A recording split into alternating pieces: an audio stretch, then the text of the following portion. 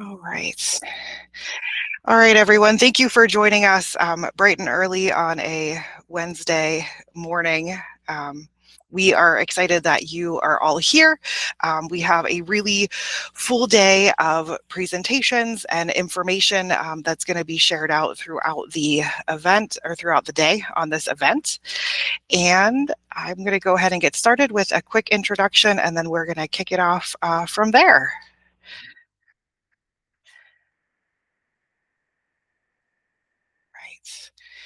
Right. I am Melissa Skiffen. I'm hosting this event with my colleague who is here with me today, Angela. Um, I will have a few other colleagues joining throughout the day to help support me with some co-hosting duties. I am with Achieva. I work at the Arc of Greater Pittsburgh, which is under the Achieva family of organizations. This is Achieva's 75th anniversary. So we have been around for a long, long time supporting people with disabilities and their families. As I said, I work for Advocacy and Family Supports. We support people within Westmoreland, Beaver, and Allegheny County, and then we also support people up in Erie with the Arc of Erie County. The Arc of Erie County came under the Achieva family of organizations a few years ago and just really extended our support on the western side of the state for advocacy. And who we are. As a part of the Achieva family of organizations, Achieva Advocacy offers free technical assistance to people with disabilities and their families on issues surrounding everything from early intervention, special education, transition to adulthood, home and community-based services. And then we also work on systemic advocacy at the local, state, and federal level. And that includes working on the waiting list for waivers, the shortage of direct support professionals, access to healthcare, and many other systemic issues. As I said, we've been around for a while with our 75th anniversary this year. Our mission and vision, Achieva advocates with, empowers, and supports people with disabilities and their families throughout their lives. And a couple of years ago, that actually said Achieva advocates for, and we switched it up, and now it says we advocate with, because that's what we want to do. We don't want to advocate for people, we want to advocate with people. And our vision is that Achieva envisions a community where all people with disabilities lead lives of personal significance. And our core values are respect, passion, ethics, change, and team. And then here's just a quick how to get in touch with Achieva Advocacy. That is our online intake form. That is the Achieva website. And you can also scan the QR code that will take you right to the Achieva Advocacy intake form as well. There is a ton of information on the Achieva website. We have, under advocacy specifically, our past webinars are on there. There's an advocacy library. The Family Trust has a ton of information. All of our supports and services are on there too, with Achieva Resource and Achieva Support. So check it out if you have interest in any of those things. But again, I want to welcome you all to the first annual virtual college fair. I am very excited for this event. I have been very excited for this event for quite some time. We have been working as a team to bring this together. And it's really been because we had a lot of students and families reaching out to us, just not knowing what post-secondary options were out there for as a student or for their student. So we kind of thought that, you know, we would kind of bring this together and try to provide as much information to people as possible. The cool thing is that you all are here, and we have all of our presenters that eagerly signed up to be here. And for as far as who will be in this space today, we have 10 universities and colleges. PaTTAN will be here. Actually, that's our first presenter. We have representation from 16 counties across Pennsylvania here. Students, will be in this space, family members, school teams. I know some schools are hosting watch parties today, which is incredibly exciting, and the community at large. We believe that people learning and getting information together in the same space is really helpful. So this wouldn't be possible without everyone here, all of our presenters, and to the amazing advocacy team who has really worked hard over the past few months to bring this to all of us. Just a quick Google Meets overview. This session is being recorded. All of the sessions are being recorded, and you will receive the recording, all slides, and additional resources in about a week via email. So there will be follow-up on that. And quickly for a quick Google Meets overview, if you go to the right side on the taskbar on the bottom of your screen, there are 4 little icons on the bottom right side. The second one from the left is it looks like a little notebook. That is the chat. The chat is open. You may enter any questions you have into the chat. We do ask that you not share anything personal about yourself or your loved one or anyone you know, because we are recording these sessions, and we just want to make sure that we're respecting everyone's privacy. If you enter a question into the chat and it doesn't get answered today, there will be follow-up for this event. You will have my contact information, and I'm happy to connect you to anybody. There will also be a quick survey that will come out next week with the recordings and the slides, and you'll be able to ask any questions on that survey too, and I can get you connected to whoever you need to be connected to. I just wanted to do a couple of quick introductions. As I said earlier, my name is Melissa Skiffen. I'm the coordinator of individual advocacy and supported decision making for the ARC of Greater Pittsburgh. I have been here for a little over 7 years. I am also the parent of a 15-year-old with an intellectual disability and autism, so this event is very personal to me, as we are hoping that Kiefer has a buffet of post-secondary options here in the next few years to see what he decides he wants to do after high school. My coworker Angela is here. I will also have another coworker, Amy, and Joanne will be here later this afternoon. There were a lot of support from the other advocacy team members behind the scene creating this event.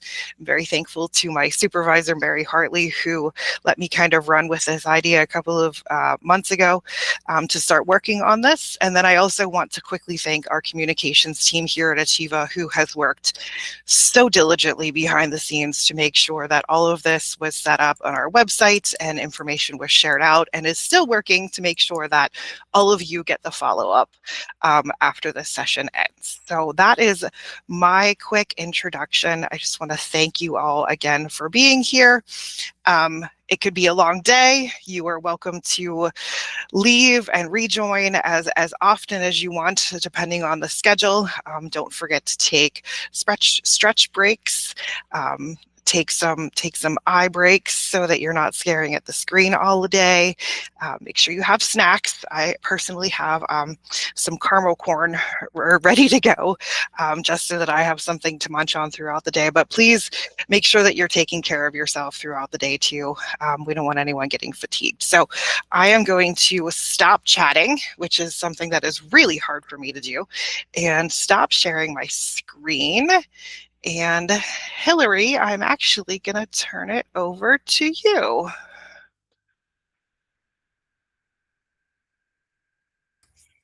Great. Just give me a second to get my screen pulled up. Take your time. I just made you a co-host, so you should be able to share your screen now. I can, yes. Google's not my natural home, so I had to make sure I was doing it correctly. That's okay. And this is a new setup for me, so I was like, please work. It looks like my screen is sharing and we're ready to go. I want to say good morning, everybody. I'm so pleased to be here with you. This is such an important topic, and I am excited to talk with everyone about it because I think the range of post-secondary education is so vast, and I don't know that everybody is aware of all the different opportunities that exist. I want to take a minute to introduce myself. My name is Hillary Mangus. I am an educational consultant with the Pennsylvania Training and Technical Assistance Network. And at PaTTAN, my role is to lead our work in secondary transition for the state. So all of the training and technical assistance that PaTTAN provides, I am in charge of coordinating and providing opportunities. I also am our designee for our Pathways to Partnership grant. That is a Disability Innovation Fund grant that was received by OVR, but I coordinate with the Office of Vocational Rehabilitation, Training and Technical Assistance to support the efforts of the grant. And I can share a little bit more information about that at the end when I go over some ways you can get additional information. So I wanted to talk today about post-secondary education goals, how you can plan for, prepare, and achieve those goals. And I will start by kind of letting people know that post-secondary education isn't just a possibility, it's a plan, and planning really needs to start early and be shaped intentionally, with the idea in mind that every student can pursue education after high school when planning is aligned, individualized, and supported. And so today, what I hope to talk with you a little bit about is how to clarify and use assessment to plan goals, understanding the different post-secondary pathways that exist, and help you identify supports and resources that will help take actionable steps in your planning process. No talk about post-secondary can be done without understanding the IDEA transition requirements. The Individuals with Disabilities Education Act requires that actually in the IDEA it's 16, but in Pennsylvania we extend down to 14. So beginning in the year that the student is turning 14, transition planning in a student's IEP must contain measurable post-secondary goals in the areas of education and training, employment, and when appropriate, independent living. And so this is our focus of the IDEA, is what are we doing to prepare students for life after high school? And those goals must be based on age-appropriate transition assessments, which include transition services and activities that'll help the student move towards their post-secondary goals. These goals also should be student-centered, with the student's preferences, interests, strengths, and needs driving the process and being updated annually in the IEP. Today, what we're going to focus on is that critical component of post-secondary education goals and pathways. And I hope to help you understand what those range of post-secondary education options are, thinking about how to set realistic and meaningful post-secondary education goals, and help you to identify steps needed to prepare and succeed, also while helping you connect your plans to available supports and services. I think it's important also to remember that this process works best when the student takes an active role in their planning and families feel that they are able to contribute their insights and expectations, and then that schools are providing instruction, experiences, and supports that align to the students' goals, and connecting students and families to the resources that will continue to be available to them after they leave school. With that foundation in mind, I want to take a look at what post-secondary education actually includes and how students and families can begin identifying the right pathway for their student. But before we get started, I'm going to ask you to take a minute to either scan the QR code and answer this question, or you can use menti.com using code 97169066 to answer the question, what do you think of when you think about post-secondary education? Or when you hear post-secondary education, what comes to mind for you?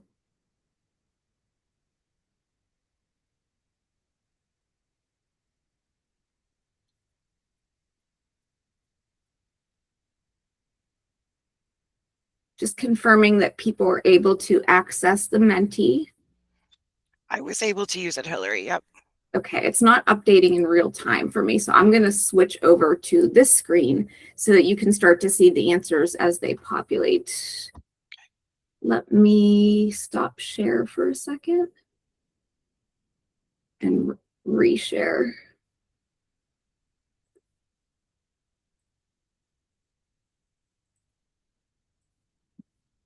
And now you should be seeing some of the answers that are popping in. So we see things like transition, possibility, success, community service, preparation. Somebody said they're not sure what they think of. Job training. I'm glad to see that on there because that is a type of post-secondary education. So I am actually glad to see that on there. College, right? So I'm surprised that I'm actually not seeing college kind of coming up as the big center.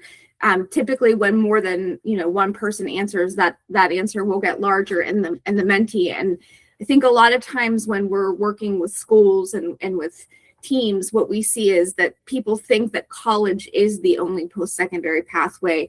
And I want to talk about a continuum of post-secondary education options that exist. So I'm going to go back to sharing the PowerPoint. Thank you for taking the time to answer those questions. So you should be back to seeing my PowerPoint. So our goals for today are going to be to help you develop the understanding of the range of post-secondary education options. Again, thinking about how to set those realistic and meaningful goals. Identify steps needed to prepare and succeed, and then connect your goals to available supports, services, and resources. So let's take a look at what post-secondary actually includes and how students and families can begin to select the right pathway. But it's also important to think about why post-secondary education matters. So what the research tells us is that when students with disabilities have access to post-secondary education, there are increased likelihood of successful employment opportunities. There's a stronger earning potential. We also find that students with disabilities who get post-secondary education display greater independence and self-determination. And then finally, and importantly, that helps to expand social and community networks and the resources that are available to students once they leave high school. Post-secondary education actually exists on a continuum, and students don't have to fit into one single type of program. What's great is that there are multiple pathways that are designed to meet the different goals and support needs and levels of independence. And I think I just want to stress that there's no one right path. It's a range of options and there's something for everyone. And the goal really should be around finding the best fit between the student's strengths, support needs, independence level, career goals, and really post-secondary planning should include exploration of multiple options early. So this continuum is really, you can think about it from the bottom up as a way to think about the amount of support needed. Towards the bottom, there may be a higher need of support. And as we move towards the top, you would be seeing maybe higher independence, or you could think about it from more structured to less structured. So some of the earlier or more structured post-secondary education and training options might be things like non-degree or certification programs for students with disabilities that may be located in a 2 or 4 year college or university. Also 13-year bridge programs, which are usually done during the last year of a student's high school or the semester or summer before beginning some type of post-secondary education. There are also vocational and technical programs in schools, life skills programs in higher education settings, apprenticeship programs, employer-provided job training, and pre-apprenticeship programs, for example, Job Corps. And then as we move up, there are 2-year college options, which can be associate's degree granting programs, non-degree certificate programs. And then we kind of go up into that next level of 4-year college or university that might be, your bachelor's level with or without registering with the Office of Disability Services, or participating in a specialized program for a bachelor's degree, and or a 4-year non-degree program with a certificate. So those are the range of continuum. And, thinking back to what we talked about, that earlier planning, this is really where students and families should be asking, what level of independence is my student working for, or am I working toward? What supports do I currently need? What do I know about the types of environments where I learn best? And what are the expectations of the different options that are available to me?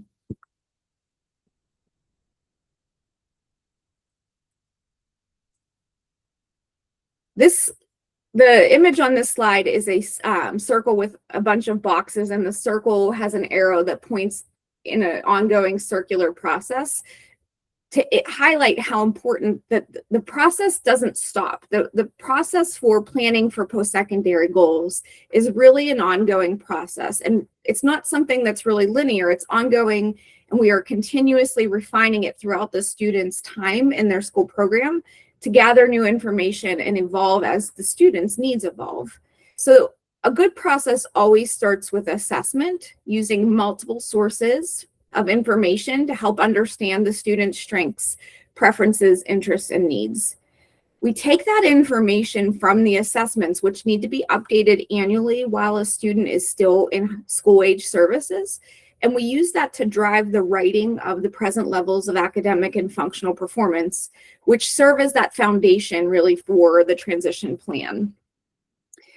We then need to consider who else needs to be invited or included besides the student family and the school team members, because there are also agency partners that can provide additional information, services, and resources to help with the student's plan.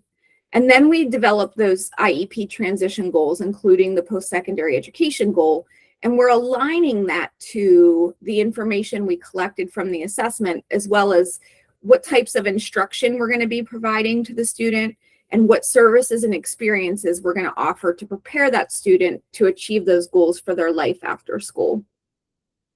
We make those goals actionable, and we help move a student closer toward their post-secondary goals by developing measurable annual goals that also translate into those things that are going to help move that student closer to their post-secondary goal. And then finally, we monitor the student's progress using ongoing data and evaluating the effectiveness while making adjustments and revisiting the earlier steps in the process as needed. Again, I want to highlight that this is not meant to be a one-time sequence or one-time process. We need to be using ongoing progress monitoring and assessment to take us back and refine our present levels, refine our goals, and update our services and activities that we provide to the student and the instruction that we provide to the student to make sure that we're continuing to be student-centered over time. So I want to talk a little bit about transition assessment because it really is the foundation of how we develop the goals for a student. And assessment really is designed to answer questions like, who am I? What are my unique talents and strengths and interests? What do I want in my life now? And what do I want from my life in the future? What are the barriers that exist that are keeping me from getting what I want? And what are my options in the school and community for helping me prepare for what I want now and in the future? And that's really the intent of assessment. And I think in the hustle and bustle of the day-to-day, we sometimes forget to have that conversation with students. Why are we doing these assessments? What are the goals of them, and how are they designed to help them? And I think if we can, make sure that our students understand that we're doing this to help plan for their future, it makes it more meaningful and makes the experience more student-centered. A really nice tool that is linked in the slides from today that I would be sharing with you all is the Transition Assessment Plan Form. What's great about this is it was developed by the Transition Coalition, and it really can help teams to organize and document the key aspects of the transition assessment process. So I'm going to pull that over and share that slide, or share that on my screen now, so that you can have an understanding as to what the transition assessment planning form really is getting at. So something to highlight on the left-hand side is that there is current and future employment. And then across the top are areas to consider, questions like, what do we already know about the student? What do we want to learn about the student? How will we get this information? Who's going to get it? And when will it be done? But as you scroll down, the other bucket areas relate to education and training and independent living. So the areas of the transition assessment plan form are really aligned with the 3 IEP goal areas. And you can see that you can start to look for different ways to assess a student's preparedness for the different domains and different topics that you might want to consider assessing. And this isn't meant that all of this needs to be done at once. It's kind of like, you have to think about, what do I know and what don't I know, and what's the most important thing to address now. So it's not to say that an assessment or that every item has to be assessed all the time. It's really meant to drive around, what do I need to know right now in order to get that student prepared for their goal. And so it's a really great tool to kind of plan for your annual transition assessments. And again, that's going to be linked for you on the PowerPoint. So I'm going to go back to the PowerPoint.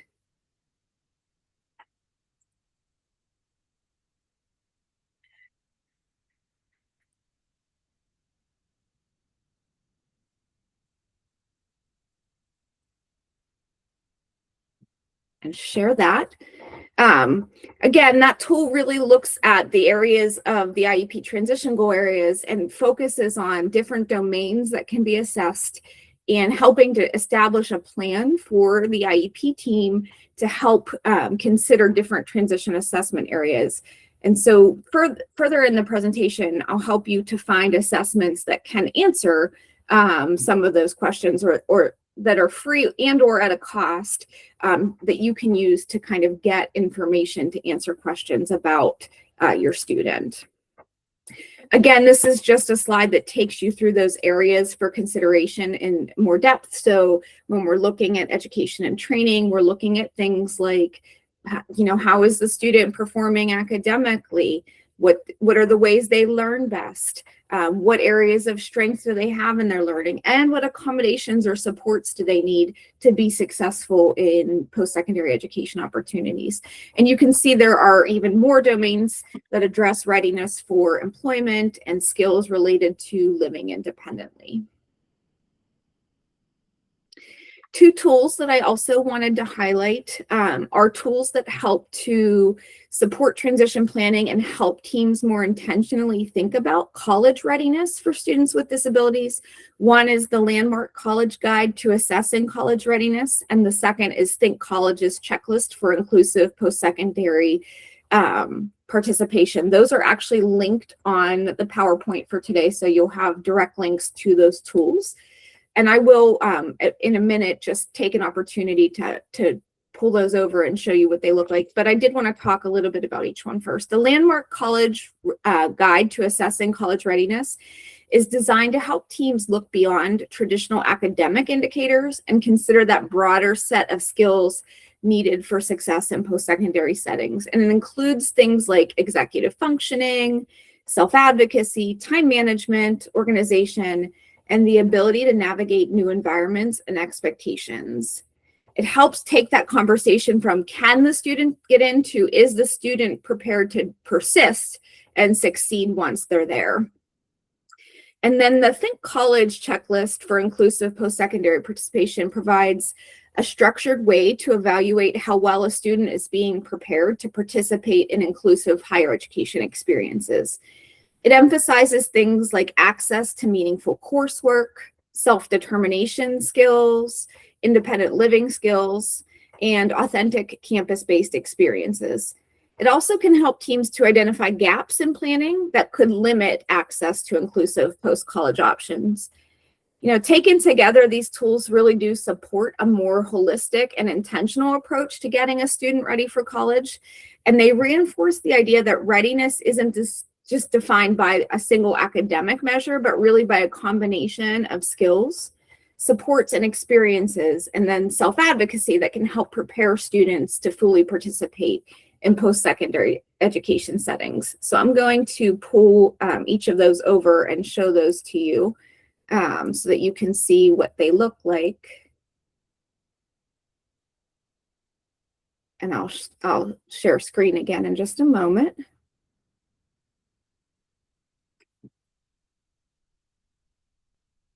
Let me start with this one. So this is the Landmark Guide to Assessing College Readiness. And you can see that there are different domains that you can answer with a check mark if the student does have, or if you have, as the student, have these different skills. Kind of use that to help you assess foundational areas that are found to be critical skills to help a student be successful in post-secondary.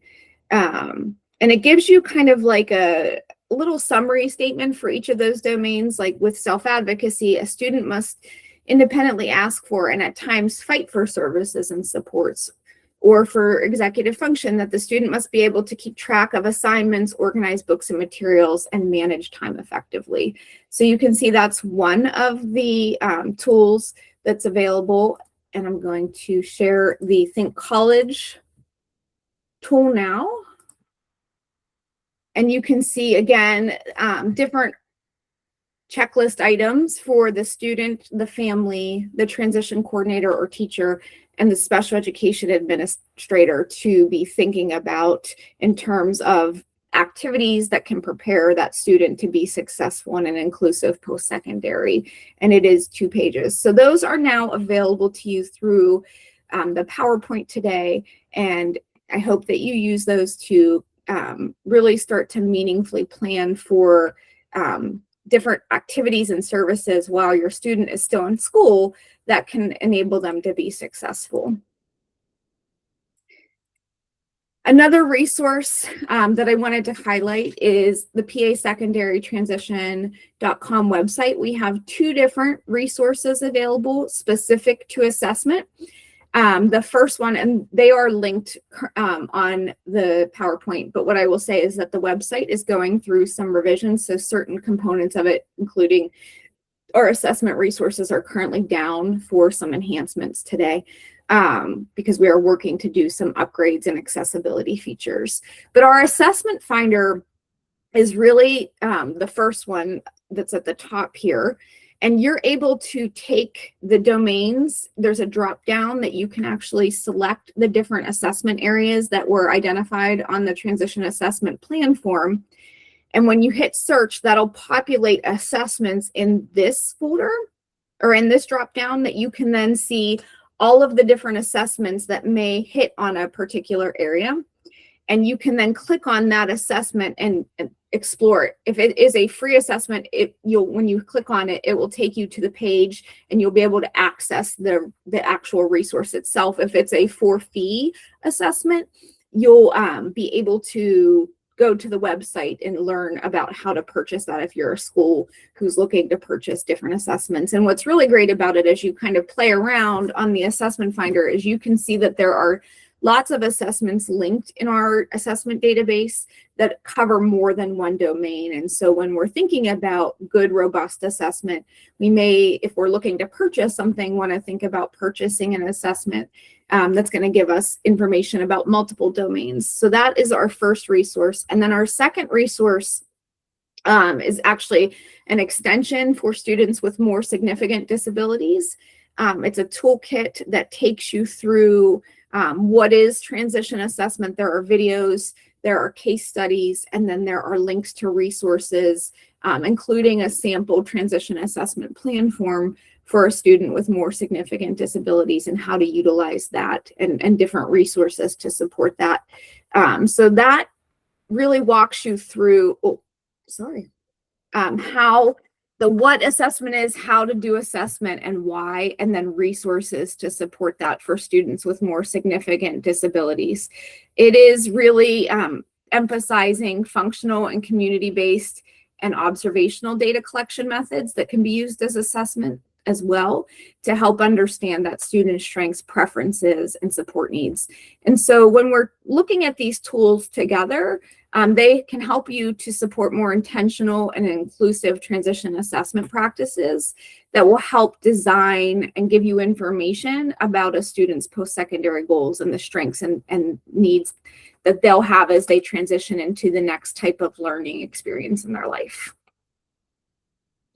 Once the assessment has been completed, that's really where we can use that information to first design measurable annual goals. And again, when I think about measurable annual goals, all of the things we're doing in the measurable annual goals should be things that help move that student or support movement towards their post-secondary goal.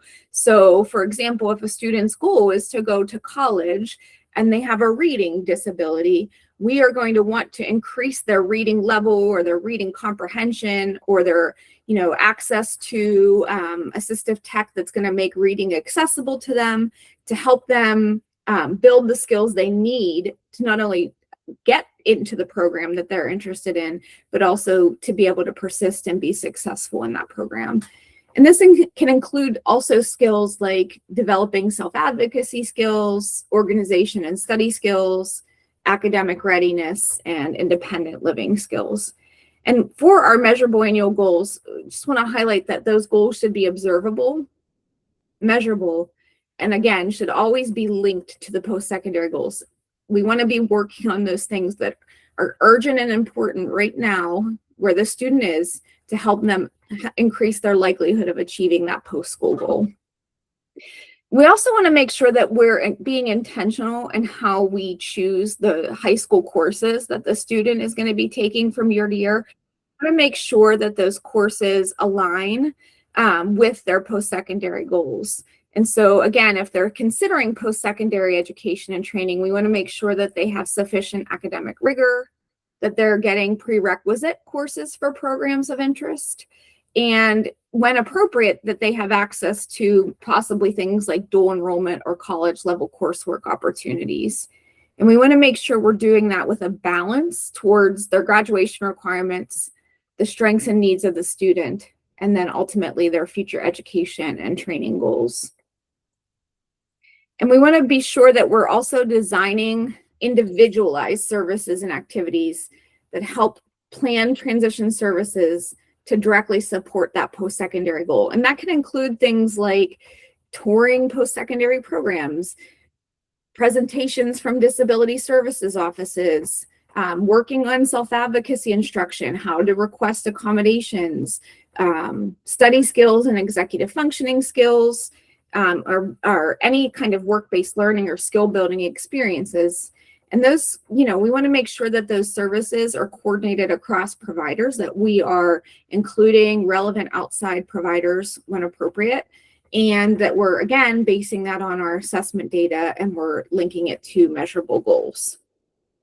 So the key takeaway is that transition assessment really should directly inform what the student's going to learn, what the student, how that student will learn it. So what are those courses that they'll take, and what different experiences will that student have access to in order to help them continue their learning. So I did want to share a few different resources to help you explore different post-secondary education opportunities related to that continuum on the slide I showed earlier. So if you're considering a 4- or 2-year college, an important resource for you within that program is going to be to talk and look at the individual college or university's disability services office and schedule some time to meet with them. Another resource that's available to you if you are considering post-secondary education and training is the Office of Vocational Rehabilitation.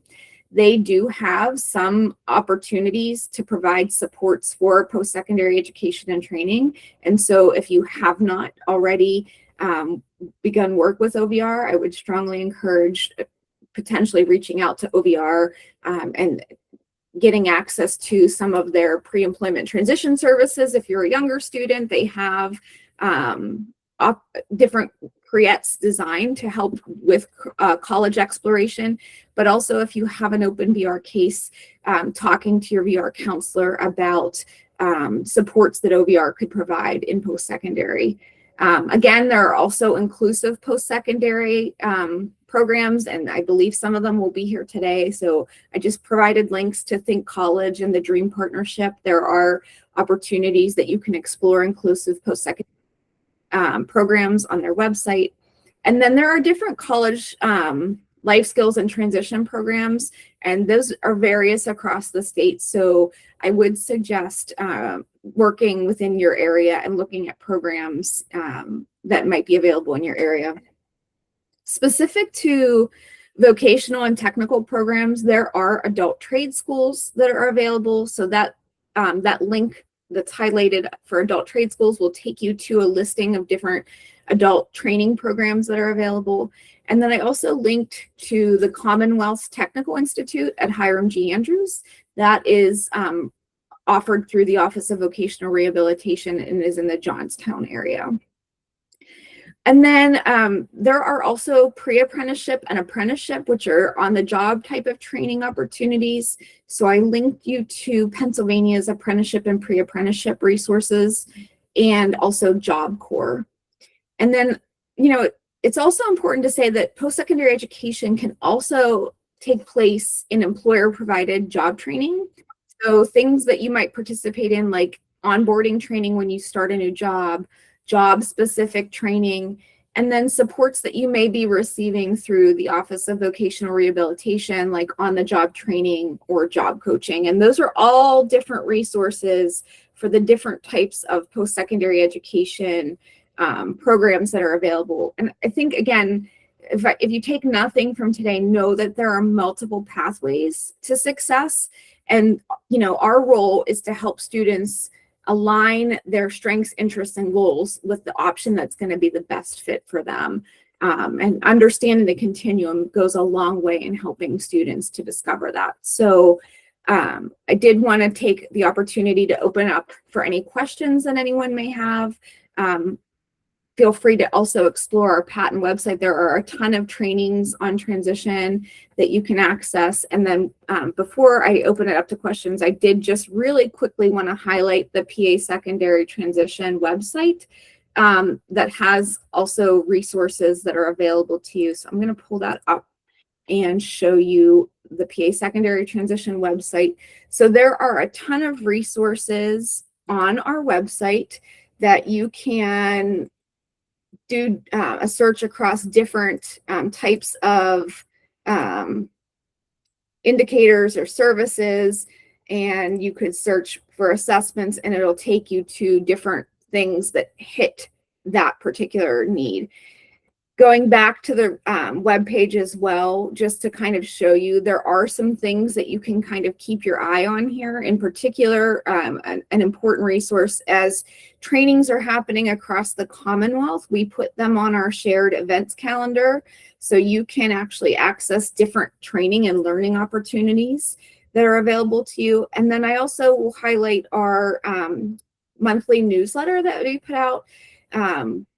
Each month has a different topical focus, but there are always new resources, partner spotlights, and different information about things happening at the state level and nationally related to transition. So I know we did one a few months ago on post-secondary education and training, and there are a ton of resources that you can access through our past issues as well. So I'm going to open that floor up to questions. Melissa, I'm not sure if there are any. Yeah, I was just checking. Nothing in the chat so far. If you missed my little Google Meets brief tutorial at the beginning, the chat is on if you go to the bottom taskbar, there are 4 icons to the right. The chat is the second one from the left. You can just click on that, and that will open up the chat if you have any questions for Hillary. And Hillary, I just want to quickly thank you. I know I asked you to be here kind of bright and early, and with your presenter face on, and these resources are really very valuable. And I think that there is a lot of opportunity, but I also appreciated when you said, this isn't a one and done thing. Like, we don't do this one time and then check a box and say, okay, we're all good to go. You know what I mean? This is something that, should be revisited and worked on as a student grows and evolves and builds skills and, I don't know, changes their mind. I talk to transition age students and young adults all the time, and, I myself was one, before I was here at Achieva in a many moons ago. I was working in a financial situation, so like it was just, people change, and Right. I think it's good to revisit those things. Yeah, absolutely. And I think it's important to stress that it wouldn't be uncommon earlier in the process for things to look a little, I would say, almost generic, right? Because the goal might look a little bit more generic as we're just starting that exploration process, maybe when a student's younger. But as that student, as you're getting ready to leave, your goal really should be very individualized based on your wants. Sure. And what you're going to do. And so that's why that ongoing assessment is really important, and making sure that students and parents are participating in the assessments and that they understand the purpose. I think that that's also like, as a parent, I know I get inundated with about 1,000 things that come home between my two kids, and focusing in on what actually needs to be done and why. If I don't know why, sometimes it like sits in the pile of I'll get to it when I get to it. But if I understood that this was being used to help design my child's plan for what they're going to do when they leave, that's really important and should be taken and really built with intentionality, that the student and family voice is included throughout that. That's really, really important, because when they leave us in school age, the parent is still the team member that's helping to support that student through their next part of their life and helping to coordinate that. So yeah, absolutely. And I think that's why transition planning is 14 through, is because it's not just something you can do in a hot minute. You know what I mean? It takes time and intentionality and all of those things to kind of figure it out and to keep working. And I think that's kind of where that whole IEP team kind of comes into play. You know what I mean? It is a team, and we need to be working together to kind of help a student figure out what it is they want to do, or at least what they want to do right now, knowing that it's okay if you don't like that, or you want to change, or you want to try something else, or, so very exciting stuff. I love these tools, and I'm glad you made them links within the PowerPoint so that we can share them out and everyone will have those handouts, myself included, so that my son is getting ready to go to the high school next year, and transition planning and high school transition planning are kind of in full force. And I would be lying if I said that, it was easy peasy and I'm not stressed about it, because it is. I am 100. He's fine, by the way. He's completely fine. Like, he knows what he's going to do, and he's excited because the high school has a pool and he'll get to swim in gym class. And, it's me that, as per usual, is stressing about the whole darn thing. So, but we do not have any questions in the chat. So if I don't want anyone to think that, it's kind of an ask now or forever hold your peace type of situation. I feel like sometimes I think of things 3 days later, or something comes up and I think of something. So don't feel like if you don't ask now, you'll never get the opportunity to. That is not the case. You can always reach out to me. As I said earlier, we'll be sharing out slides and resources and all of the information, and there's Hillary's email address. You can always reach out anytime. But Hillary, thank you again. We really appreciate you kicking off the first annual Achieva Virtual College Fair. You are welcome to stick around. Our next presenter is at 9 a.m. So we will take a short break, and then we'll see you all back here in about 10 minutes. All right. Hi, everyone. Thank you so much for having us here. My name is Jenna Doran, and I am the Career Development Specialist with Temple University's Leadership and Career Studies program, and we are located in the Institute on Disabilities at Temple, which is also housed in the College of Education and Human Development. So the mission for Leadership and Career Studies is truly to provide an authentic 4-year college experience for students with intellectual disability and autism. And we also emphasize that we want this experience to be inclusive. In our program, students have the opportunities to hone and develop academic abilities, career skills, and social maturity, all while promoting self-determination and independence so that graduates can live the life of their choosing as productive, skilled citizens in the community. The goal of our program is to provide the necessary complement of resources, supports, and opportunities so that students can continue to develop their self-awareness, academic skills, career aspirations, and social skills to lead a full and meaningful life. All right, and here is a quick introduction of our team. We have Cheryl Torsney, who's our program manager. Erin Metzinger is our academic relations coordinator and supports students with all things related to academic and classes. We have Joseph Mahoney, who's our student supports coordinator, and he supports our students and peer mentors in our program. Myself, the career development specialist, and I work with our students on internships and career development activities. And then we also have Andrea Parente, who is our graduate assistant.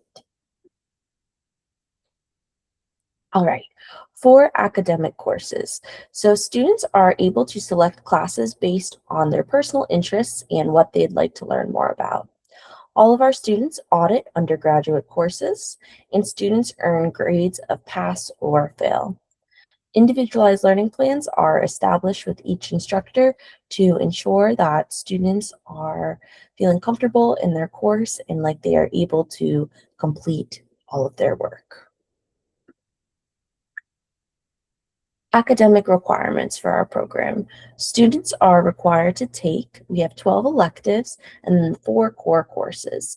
The 4 core courses that students are required to take are called Interpersonal Communication, Leadership in Organizations, Introduction to Special Education, and Understanding Urban Communities. All right.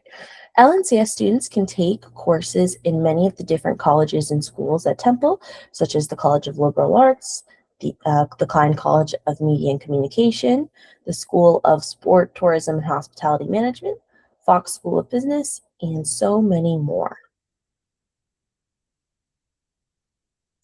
All right, an example of learning plans and how that works for our students. So for example, if a syllabus is asking for a 5-page research paper, the learning plan may elect for the student to write a 2-page summary. If the syllabus is asking for 6 reading reflections, the student may choose 3 reflections over the semester. If the syllabus is asking for the student to attend 4 off-campus events, then the learning plan may have the student attend 2 off-campus events. And then lastly, if the syllabus requires a midterm and final, then the student may be exempt from the midterm and final. For assistive technology and help using technology during courses, we have the Tech Owl, which it stands for Technology for Our Whole Lives, and they are also located on the Institute on Disabilities at Temple with us. Tech Owl is a really great resource, and students can meet with the different tech specialists to work on a plan for them and also just figuring out what devices can be of assistance to them. Next, we have another important part of our program, which is peer mentors. So all of our peer mentors are trained and supervised by professional staff, and all of our students are matched with a team of peer mentors each semester. Our peer mentors provide social and academic supports to students based on their person-centered plan. So if a student may be interested in attending an event on campus or going to a club meeting, a peer mentor can assist with that and helping that student get their foot in the door. Peer mentors also support our students in developing and following their class and extracurricular schedule. And all of the activities are determined and directed by leadership and career studies students. So our peer mentors will allow for our students to take the lead and dictate maybe different activities or different things that they want to try, all while maintaining support and being there for our students. Additionally, we really pride ourselves on social engagement within our program, and this is something that we are always emphasizing within our student and peer mentor teams. What our students and peer mentor teams do together are they balance academic and social pursuits, and they also have circle of support meetings. Circle of support meetings are when all of the students' mentors meet with the student and they catch up on what's been going on over the past 2 weeks and also what's coming up in the future. This is a really great chance for the student and their peer mentor team to meet to talk about classes, social activities, and anything else going on. These meetings are held bi-weekly and all of the students' mentors and the student attends. Student and peer mentor teams also participate in events and activities around campus. We encourage our students to check out anything that may interest them. And so far, we've seen students get involved and join some really great organizations on campus and also some great activities. One example is at Temple. There are popular bingo night events on Fridays that have some really great prizes. So we'll often see student and mentor teams going to that. And then we'll also see student and mentor teams going to different club meetings and all sorts and any kinds of activities on campus. We have many student mentor teams who like to take advantage of the campus recreation facilities we have. So maybe going to a workout class or using any of the gym facilities, or also maybe going to see a movie at the Reel, which is Temple's small movie theater on campus. So we really encourage for our student mentor teams to do anything and everything that interests them. Something else that's been really fun that we developed this year is a co-create initiative. And this is where we had students and peer mentors work together to develop an event that's open to all LNCS students and peer mentors. A really awesome one that we had in the fall semester was going to round one down in Center City, Philly at the Fashion District. This was really awesome because this was a big arcade event. So students and peer mentors could go in a big group, and then they could participate in whatever games or activities of their choosing. We got a really great participation turnout for this, and that was awesome. And we have another Co-Create Initiative event coming up in a few weeks where our students and peer mentors are going to Dave & Buster's once the semester ends. What's awesome about these events is that Joseph, our coordinator of student supports, will work directly with a student and a peer mentor, and they will take the lead on planning and executing this event. So it's also really great too because it builds confidence for our students and peer mentors and allows them to take control and decide what kind of event they'd like to host. We also supply students and peer mentors with weekly top 10 lists. This is a really great list that shows everything that's going on around campus and especially highlighting some super cool events or events that we think our students and peer mentors may be interested in. We also have monthly calendars too that give a larger glimpse of what's going on at the university. Different activities are coming up.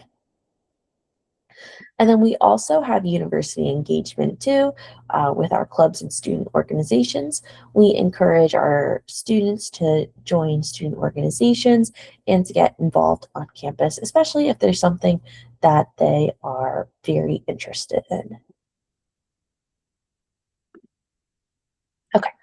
Internships and employment. So starting in their second year, students complete 4 to 5 semesters of internships.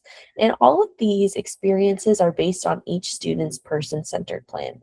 A person-centered plan is a document that basically shows a large overview of what a student likes, dislikes, what they want for their future, what they don't want, non-negotiables, and other important information. This is a document that we collaborate with students and families on when they first enter our program the summer before their freshman year, and then we update it frequently throughout the 4 years that they're in our program. These internships are designed to lead to competitive, integrative, paid employment, as we hope that all of these experiences will allow for our students to get a paid job. And paying jobs can also substitute for internships. So for example, sometimes we've had students who already have a part-time job once they join our program. And if that is the case, then those students are allowed to supplement that paying job for their internship credit, just so they are not juggling 2 jobs at the same time. Additionally, too, we try to seek as many paid opportunities as we can for students, and this semester, over half of our students were paid for their work. So this is something that we're always looking to improve upon, and we're always searching for more paid opportunities for internships. So the purpose of internships is so students can gain real work experience. They can learn about different jobs and different types of industries and begin to work so they can figure out if this is something that they like or something that they dislike. And it's also important too that students can discover how different workplaces operate, and they can see how Maybe a job at a recreation center may vary from a job at a library, and how that may vary from a job at a daycare, and so on. And they also can try out varying types of employment. Since our students do complete 4 to 5 semesters of internships, they have the opportunity to work in different fields and gain new experience each semester. And then lastly, students can also learn what they enjoy and what they may not enjoy. For example, sometimes we have some students who really want to work with children. We've had them intern at a daycare or working with children in some other capacity, and they can learn whether that's something that they'd like to do more in their future, or if it's something that they feel like maybe they're okay with for now and they want to try something else.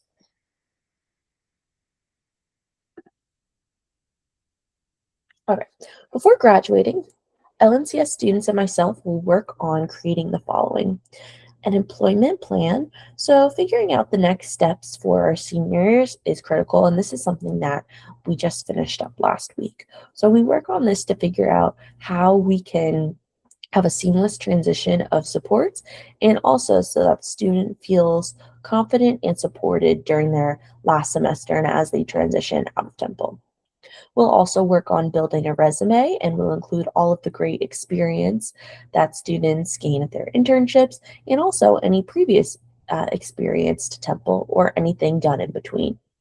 We'll also work on creating a LinkedIn account and learning about different job sites. And then something that we just completed is getting headshots for our students.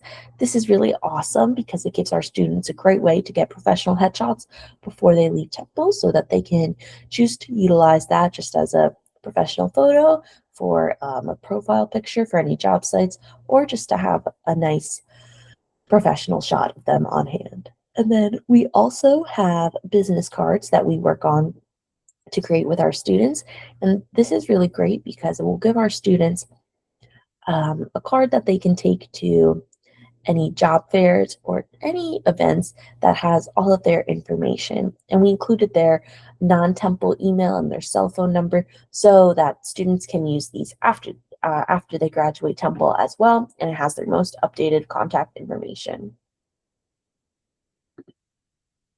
Okay, eligibility requirements for joining leadership and career studies.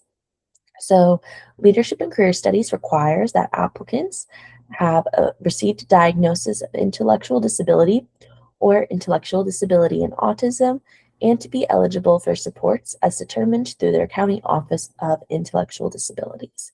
And here are the local county intellectual disability offices in the surrounding counties, Philadelphia County, and including Philadelphia County.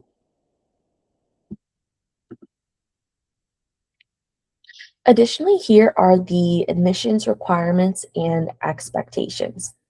So all students must be ages 18 to 26 at the time that they enter the program. If a student enters the program and, for example, they are 24 or 25 years old, that is okay. They must just be 18 to 26 by the time that they enter the program. So if they turn older than 26, that is all right, but they must be within that age range to start the program. Students must be registered for ID and OVR services and have completed the FAFSA. Students must be able to pay for classes through service funds or privately, and also have transportation to and from Temple's main campus in Philadelphia. Students have to have an operating cell phone with them during all campus activities, and they also must be able to use technology for communication, classes, and homework. Students must be able to attend day and evening classes. They must spend at least 10 hours a week with mentors. And finally, we ask that students have a desire to continue to learn and grow. Other important information about LNCS. So all students are expected to advocate on their own behalf. And because of this, students are considered adults with privacy and confidentiality protections. So staff cannot reach out to parents or legal guardians about their students' academic progress or anything else going on without the student's written and verbal consent. And students must also be able to identify their academic and social support needs to their instructors and LNCS staff. Students must also be able to manage their weekly schedule and communicate with LNCS staff, peer mentors, and instructors about any changes. So if a student is feeling under the weather, they must let LNCS staff, peer mentors, and instructors know if they're not going to be able to make it to campus that day. And unless that there is an emergency, families should not communicate with peer mentors or instructors. We try to keep everything between communication with the student. And then travel training should also be completed in advance of students joining LNCS. Okay, funding sources to assist with tuition.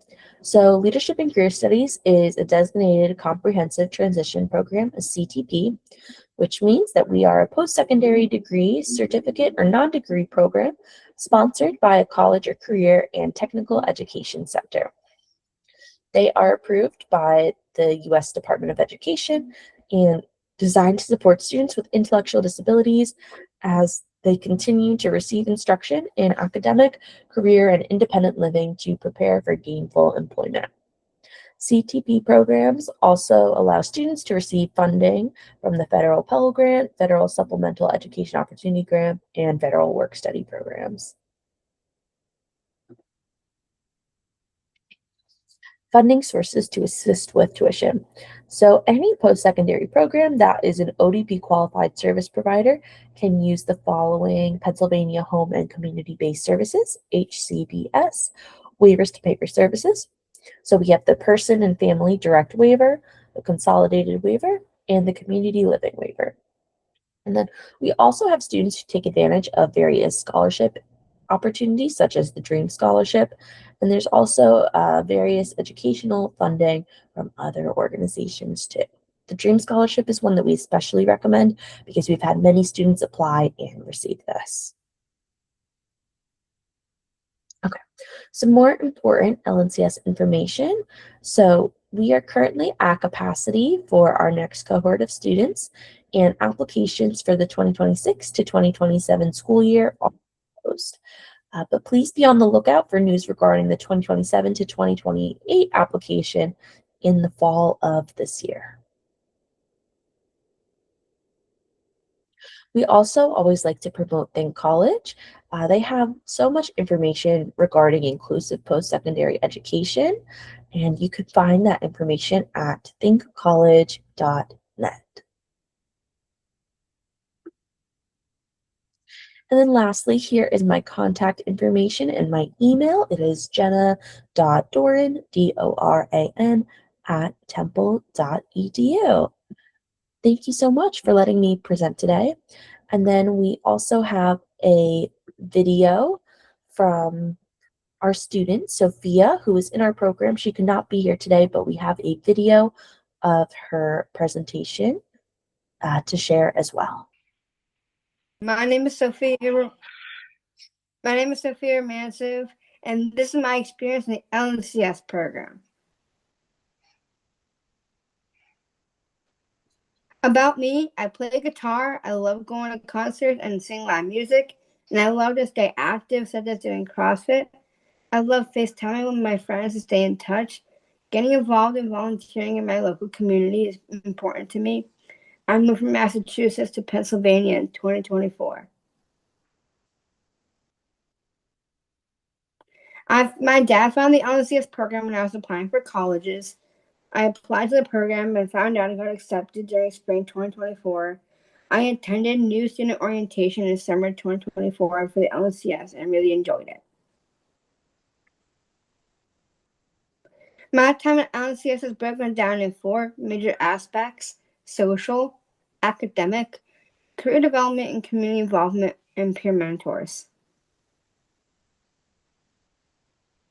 Socially, I am very involved with Best Buddies, Girl Games, and Sports Girls Club. I enjoy all 3 of my clubs because I love hanging out with friends and my buddy, and also working out and empowering women to work out in a male-dominated space.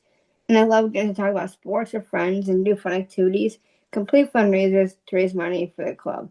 I also use FaceTime to keep in touch with my friends. Academically, the classes that I've been taking recently are Founding Philadelphia and Interpersonal Communication. I've enjoyed both my classes because my professor is very nice and funny and reminds me of my dad's dry humor, and Dr. Raish is amazing. I also love to take notes. I use my iPad to take notes with my keyboard. Also, I use an iPad to look at PowerPoints and slides to help me stay on track in class to have it in front of me.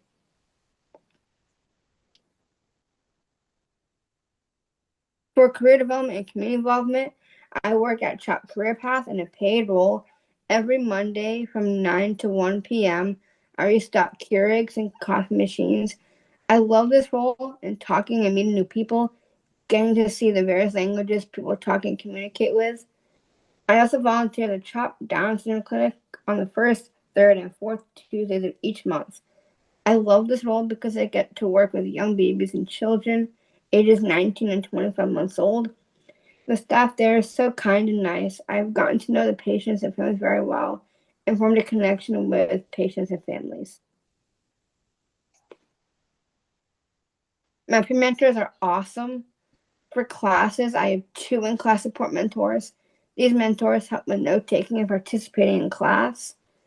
Outside of class, I have 3 mentors that assist with attending social activities, completing homework and assignments, getting involved on campus, and exploring new things. Thank you for listening.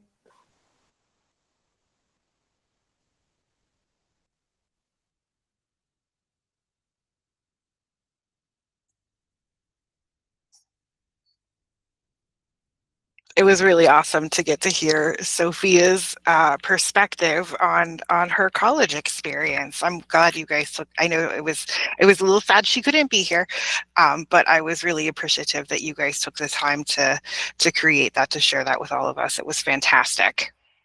Of course, and thank you so much for being flexible with us. That's all I have from myself and from Sophia. Thank you so much for letting us come and present about LNCS. This was great. Awesome. Jenna, let me check the chat real quick. If anyone has any questions, you can put it in the chat. That is the second from the left icon on the bottom of the toolbar, or taskbar at the bottom of your screen. Jenna, I just had a couple of questions, if you don't mind, and I apologize. But I was just curious about the application process and also about how many students are in each cohort. Yes, so for the application process, there is a separate application to fill out for LNCS rather than if you were applying for another undergraduate program at Temple. So it is its own application and it is all online and just asks for all the basic information that we require for our program. And so everything is filled out online and then it's sent directly to our program manager. And then what was your second question? Oh, just about how many students are in each cohort. Gotcha. So we can admit up to 10 students per cohort. Oh, great. Yes, we hear you. Yeah. Thank you so much. Thank you for having us. I'm Molly Shawn. I'm our program director here at Villanova. And my colleague Deborah Harris is here, our assistant director as well. So excited to tell you more about our program and answer any questions that you all might have. I'm just going to go ahead and share my screen here. Okay. Can you see my screen? No. We cannot see your screen. Do you have the capability to share it? I think you're probably. I think so. Molly, it says you and Deborah are co-host. There it comes. Perfect. Sometimes it just takes a minute. Okay. Can you see it? Yes. Okay. And the full screen, the United Scholars Program? Yes. Okay, perfect. All right, so our program at Villanova is called our Be United Scholars Program. There's a beautiful aerial shot of our campus. So the United Scholars Program is a residential certificate program through the College of Professional Studies, which CPS is home to a lot of different really neat programs. They have programs for paralegals, programs for women's leadership, programs for veterans, and then our personal favorite, our United Scholars Program. And our program focuses on 3 main pillars of excellence, the first of which is academic enrichment, which we'll talk about here in a second, but all the ways that our students are engaging on campus in their coursework and academically.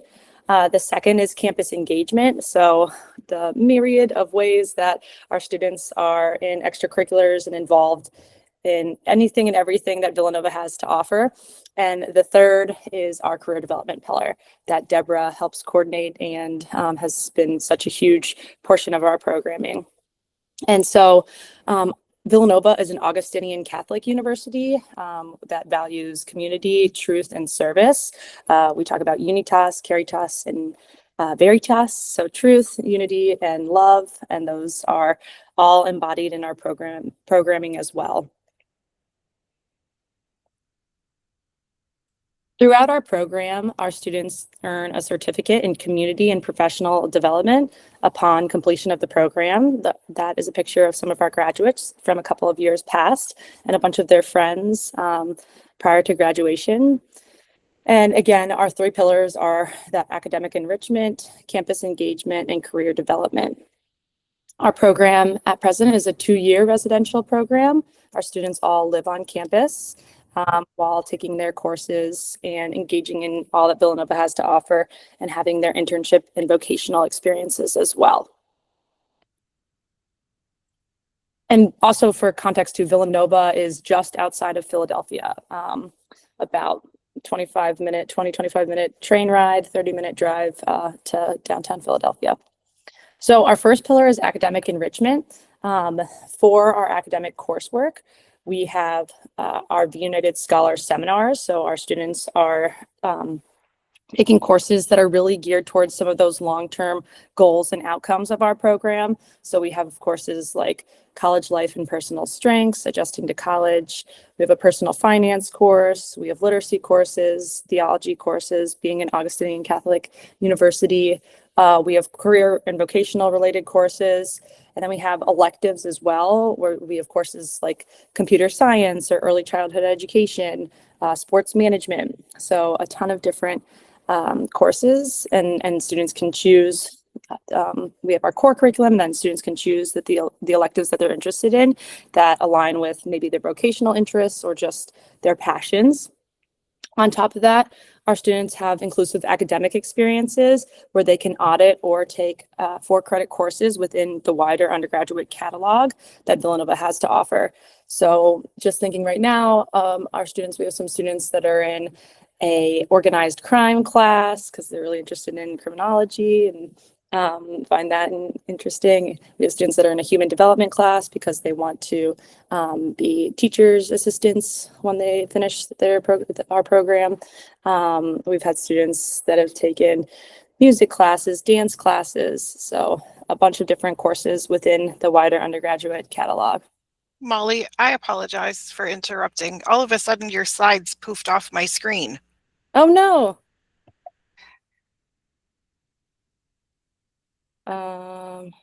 Let's see.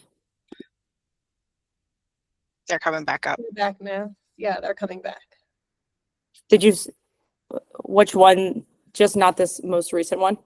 Correct. Yep, it just happens. You're good. Thank you. Okay, the academic coursework. Yep. Great.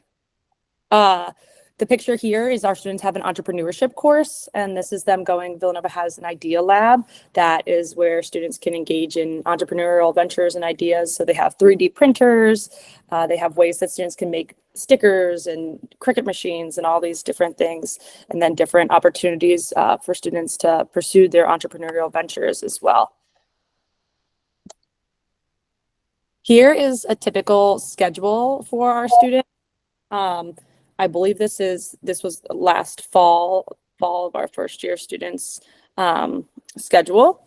So our students were in computer safety, adjusting to college life, nutrition, literacy, fitness courses, our career related courses like employment readiness, healthy relationships, public speaking, and then any of these courses with a star next to them, those are our electives where they get to choose between if they wanted to do a theater course or a video production course, if they wanted to take a theology course, intro to computer science.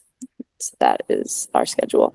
And then we also incorporate study halls, opportunities for our students to work with their peer tutors to assist with their coursework as well. Next is career development. I'm going to pass it over to Deborah to talk about the career portions of our program.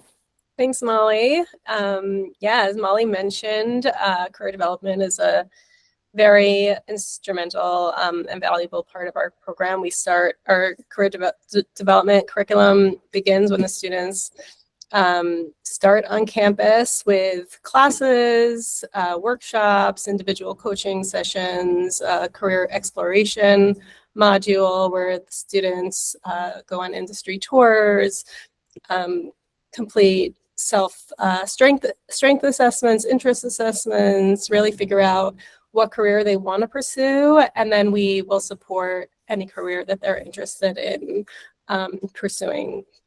So they start internships the second semester they're on campus, then they start out internships on campus, also completely in any area that's aligned with their skills, their strengths, and their interests. Our campus community has completely opened up in every department. So any area that the students are interested in pursuing, most of our students work as student workers alongside their peers from other programs at the university. So they're mostly paid on campus for their internships. And then the second year, they'll work off campus in the community, also in the gamut of industries. So from also dependent on student interest and their skills. Our students have worked for the aquarium, for the Phillies, the local baseball team, restaurants, schools, the government offices, whatnot. Really, wherever they're interested, we'll try to find them placements in that area. And we provide the transportation to and from those internships and support for them and for the site. So that's our career development in a nutshell. Happy to answer questions later if anyone has any. And then these are some of the different internship industries that our students are involved in. So hospitality and food services, media and marketing, natural sciences, business, public safety, education, video, film, sports and sports management, performing arts, and more. That's us in the athletic department at Villanova. So we have students working as managers for teams. We have students working in sports marketing, sports media, the equipment room. So a bunch of different portions of the athletic department.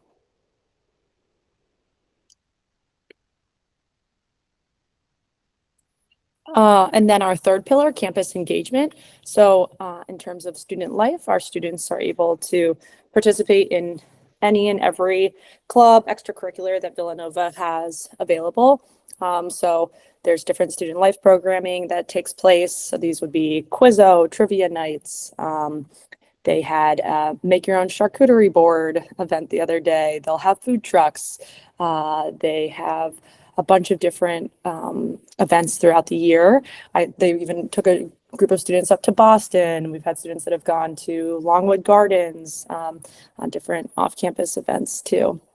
And then we have students involved in campus ministry. They have pastoral musicians that are the group that sings in the choir. They have the groups that help lead faith-related services as well. There's programming within the residence hall.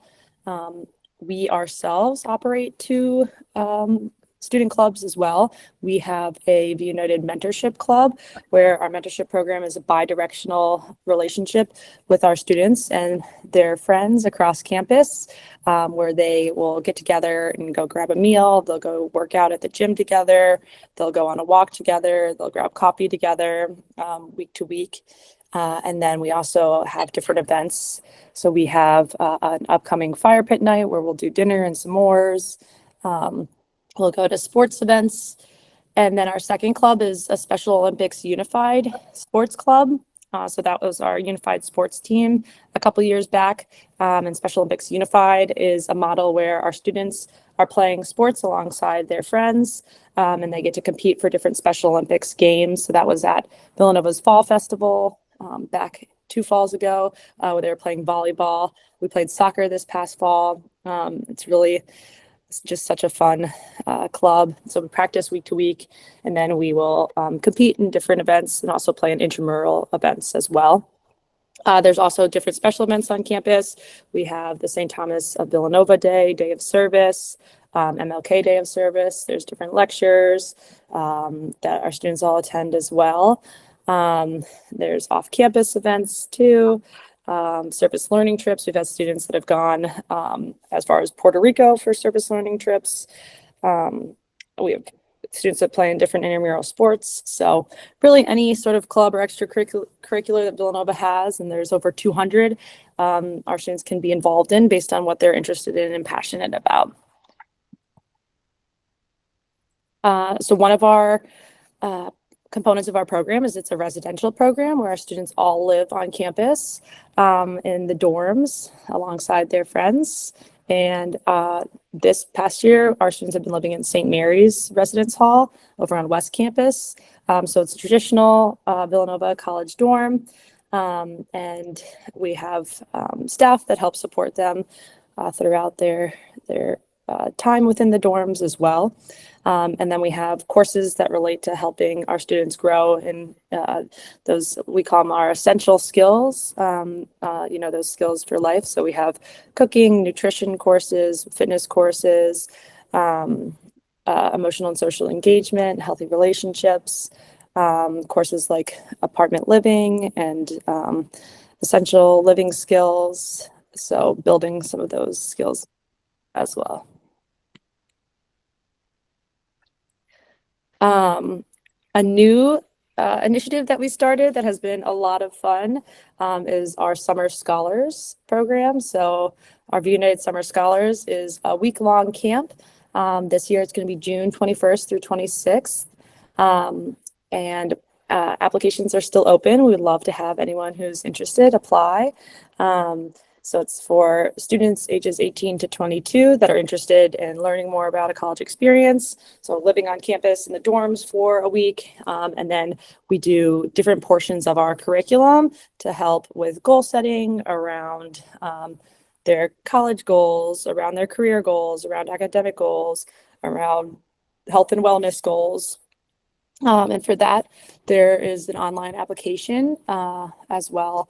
That includes a parent questionnaire, a short video that applicants provide, and then similar to our application for our residential program, our 2-year program, we require the psychoeducational evaluations, IEPs, and then an unofficial high school transcript.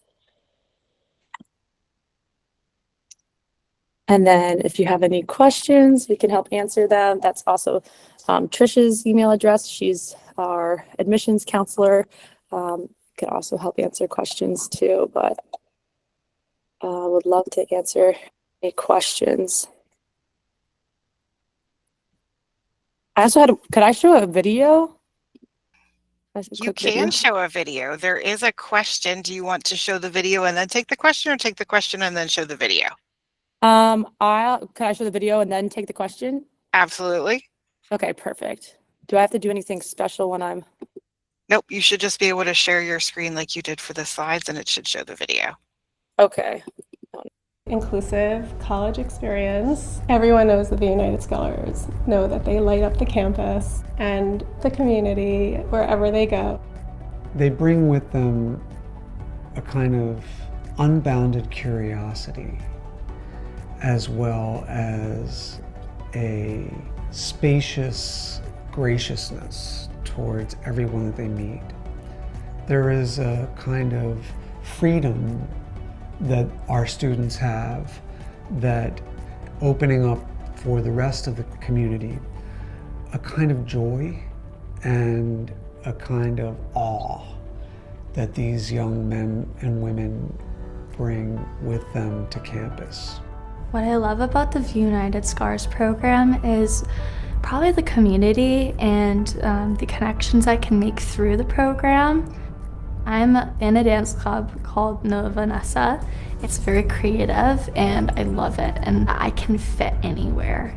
And it shows that it's okay to be a different person and still do the things you love. I became involved in the Be United program because one day I was just walking around campus and I saw Emily and I sat with her, and I have a brother with Down syndrome, so I just wanted to become best friends with her. Every day since James has come in, he's been a blast to work with, and he's always looking for the next thing to learn and grow. I enjoy getting to work here, and I enjoy all my coworkers and staff. I'm just a younger sister who has an older brother named Tommy. He was born differently and with a very rare disability called lissencephaly. Tommy's muscles are weaker, so he's non-speaking and he uses a wheelchair. So my whole life I've prayed for and wished Tommy could learn how to walk and talk. But my framework changed from wanting Tommy to walk and talk to more of maybe your role should be, how can you walk and talk for Tommy? And that led me to inclusive higher education. Our students explore their interests, their passions, their strengths, their dreams. I think I will be in an office as a therapist with special needs, and I'll tell them that it's okay and that they can rely on me and saying that I'm here for you. Because there's always been people that are there for me, so now it's my turn. It's my turn to be there for others. So being part of the V United Scholars family, I found it's just enriched my life so much. I keep expanding my community, and the more I do that, the better I am as a person and the happier I am. You have a peer mentor that then goes on to become a special educator. You have a student who is in the Villanova School of Business, and that student graduates and becomes a CEO of a company, and then they go on to hire inclusively because they got to intern with a V United Scholar. I think that's huge and immeasurable. We're like brothers and sisters, basically. We're literally like siblings. Yeah. We care for each other and we look out for one another, which is awesome. What we're trying to do is shift mindsets, not just on campus, so that anyone that interacts with any one of our students is going to leave a different person. And they realize that our students don't need to change. And that little girl praying that her brother can learn how to walk and talk, like, he doesn't need to change. It's just the framework and society needs to shift. And we're doing it here at Villanova. We've made it the norm. It is just a beautiful, beautiful part of our life at Villanova.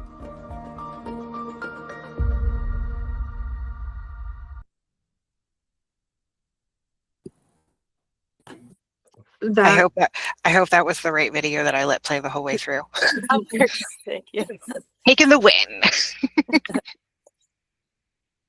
Awesome. Thank you. Yeah, any questions? Go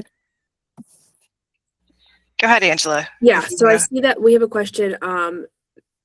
Macy, do we just unmute them? Let's see. Yep. They can answer. I got it.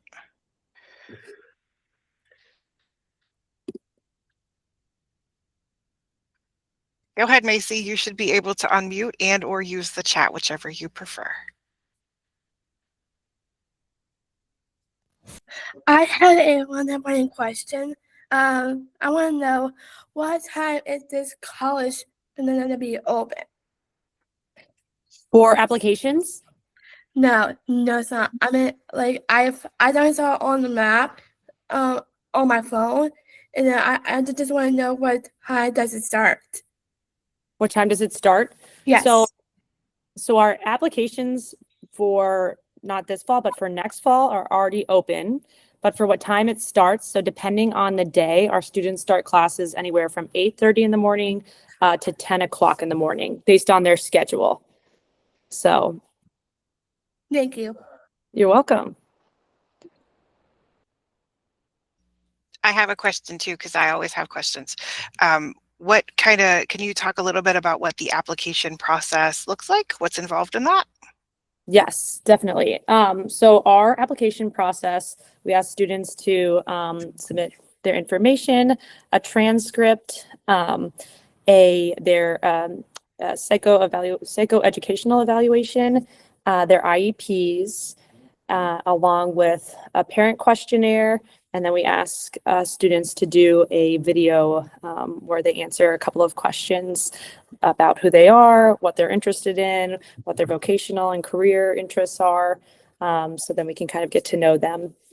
After they apply for our admissions cycle, we will go through all the applications and we will select students that we are interested in bringing to campus for an experiential interview day where students get to do some different hands-on activities, get to meet some of the other applicants, get to meet our students, have lunch with our students, and we do an interview during that day as well. And we'll interview parents as well. And yeah. And I'm excited that Villanova is here, and I'm excited to hear about all of this. And I'm going to pretend for a minute that you guys probably aren't Flyers fans, as the Penguins take on the Flyers in the finals for the first time since 2018. So we'll just not talk about that for a little bit. We'll just pretend like that's not happening. So our biggest hockey fan is in his first year, and he's from Pittsburgh. So I know he's a Penguins fan. That's right. Deborah and I don't really mind either way. I'm actually an Islanders fan, but oh my goodness, we'll just throw it all into the mix. I know James. I love it.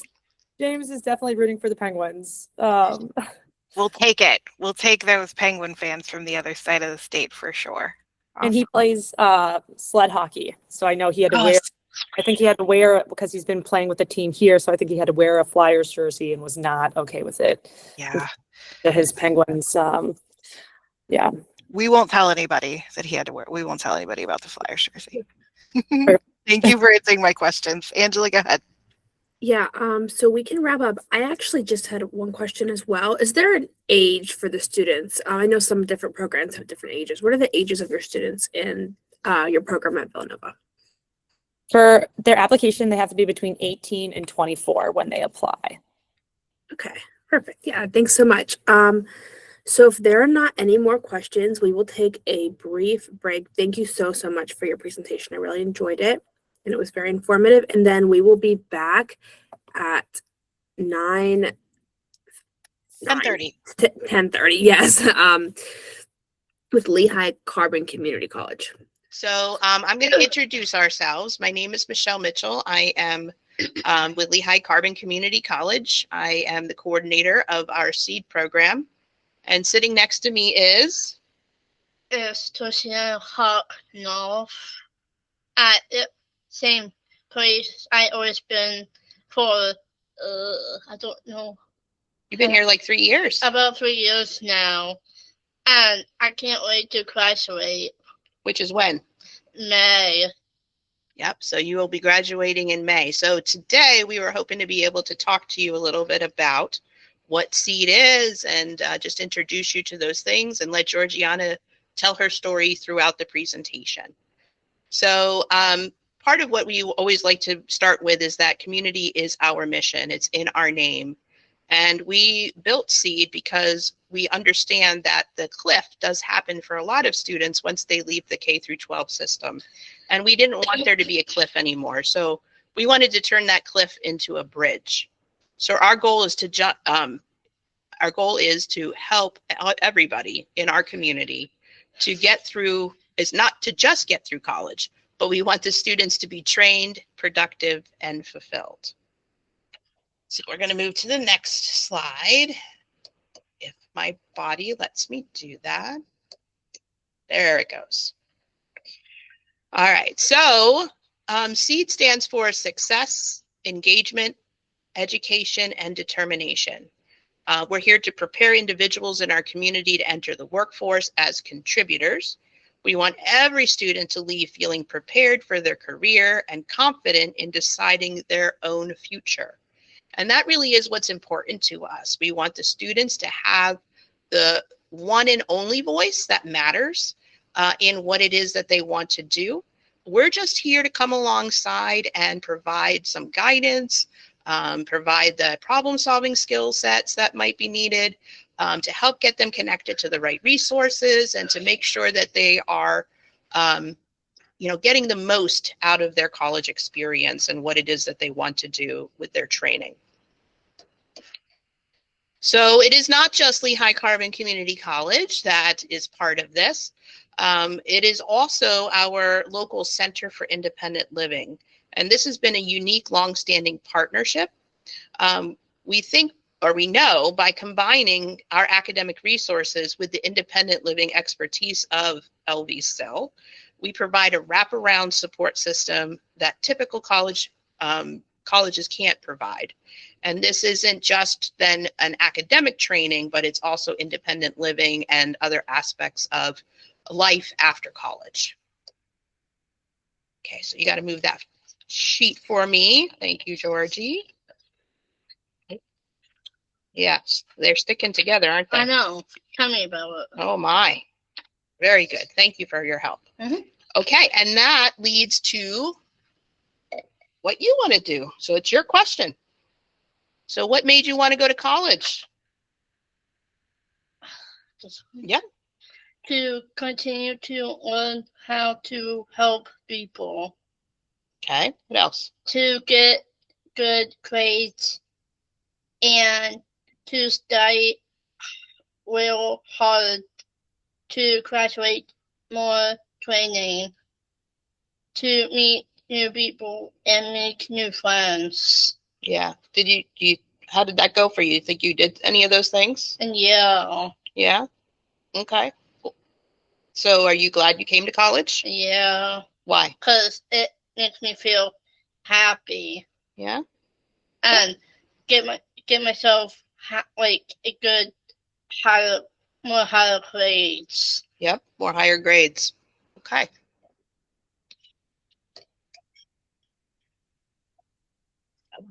There it goes. All right. So part of standard education or higher education focuses on equity. So basically giving everybody a box to stand on to be able to see over a fence, like extra time on a test. But the fence is still there. SEED focuses on liberation, removing the fence entirely so that it's no longer a barrier. And how we do this is by providing weekly coaching, focusing on life and social skills, and providing a structured study lounge, which we'll talk about a little bit more later. So what's the process if you're interested in something like this? And I would imagine you probably have heard this from other speakers today, and you will moving forward as well. But one of the first parts of the process is making sure that you learn more information about what the program is, so you know if it's something you want to even pursue. If it is, then you complete the application, and as all students that come at least to SEED have to do, you go for an interview.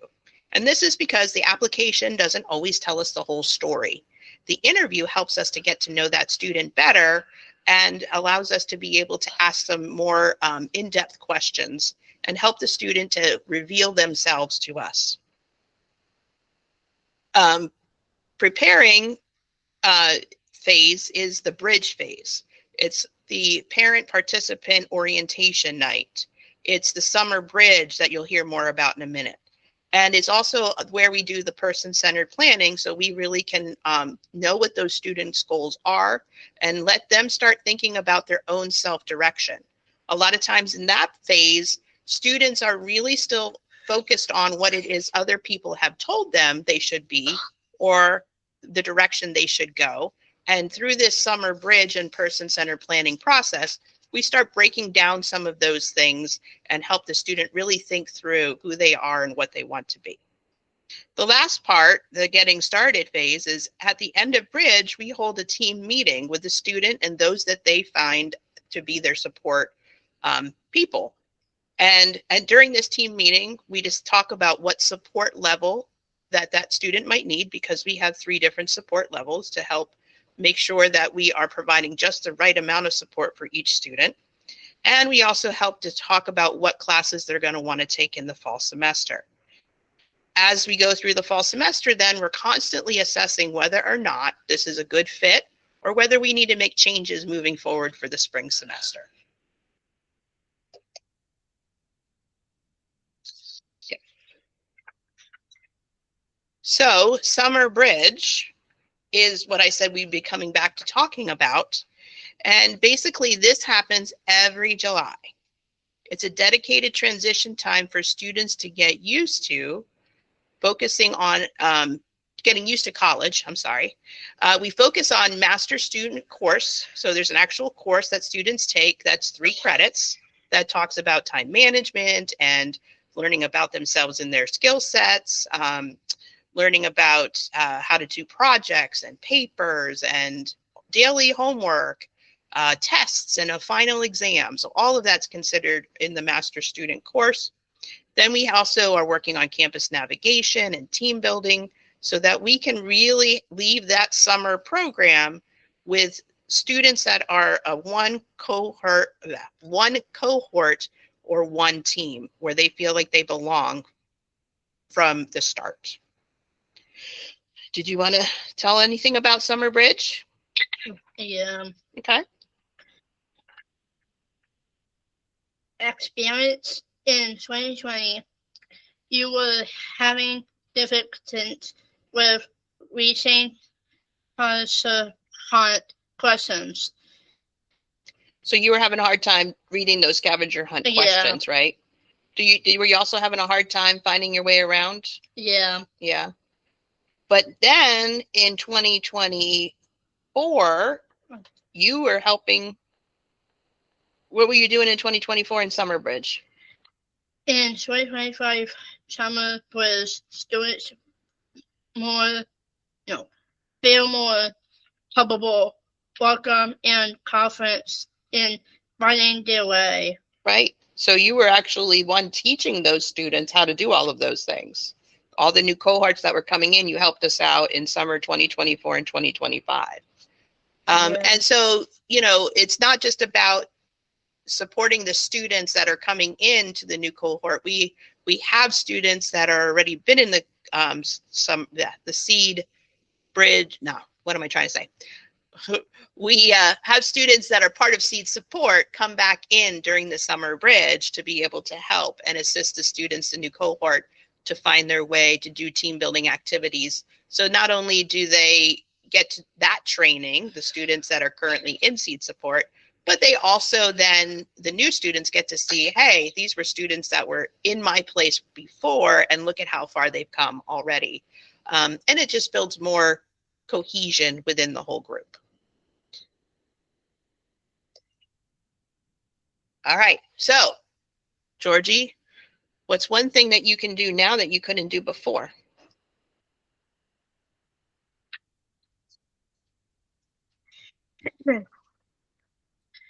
Confidence in content work tasks, working with career development. Yeah, what's your job like in career development? What do you do there? Do you know? Able to achieve around campus and help others find their way. More knowledge on continuous managed service in office process and more friends from college. Right. So what do you do for your career development job? Like, I help with people, like, to create people in and make them feel a little bit more comfortable around more. Like, it helps people, like, I create people in, like, smile, like, be perky. Yep. Because they need to be there on time, and because they make people feel like happy about it or attend, because it makes them happy who people to help with, and sometimes they need to help like eFolio, like portfolio. Yep. Because I did my eFolio and now I'm done with my eFolio now because I catch up on anything because I don't have to do it because I don't have to do it because my eFolio is done. Right. So everybody has to do an e-portfolio, and you help greet them and make them feel more comfortable when they have to come in. Plus, they have to be on time. So sometimes that's a little scary for them if they're not sure and all that. So you help them to, you know, come in there confidently and be able to do the things that they have to do. And you also show them where they need to go, right? In career development. Yeah. Because sometimes they're meeting with Miss Keisha. Sometimes they're meeting with. Sometimes they close the doors because sometimes they have policy kind of things. Right. Because I don't want to be rude and be mean about it because I know they have more space. Mm-hmm. So sometimes they have to close their office doors so that they can do work. Yeah. Yep. Okay. Thank you.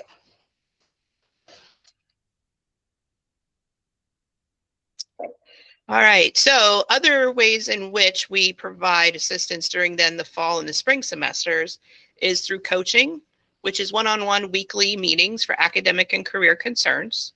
Academic support, which is coordinated meetings with professors and learning specialists. Individualized instruction, which is tailored curriculum based on the student's person-centered plan and ability level. And this can also include modifications to credited classes. If the student is taking it for audit, we can then do some of those modifications like Temple University and others had talked about to tailor it more specifically to their ability level. But still, presuming competence, which basically means that we're not going to just be like, well, you showed up in class, that's enough.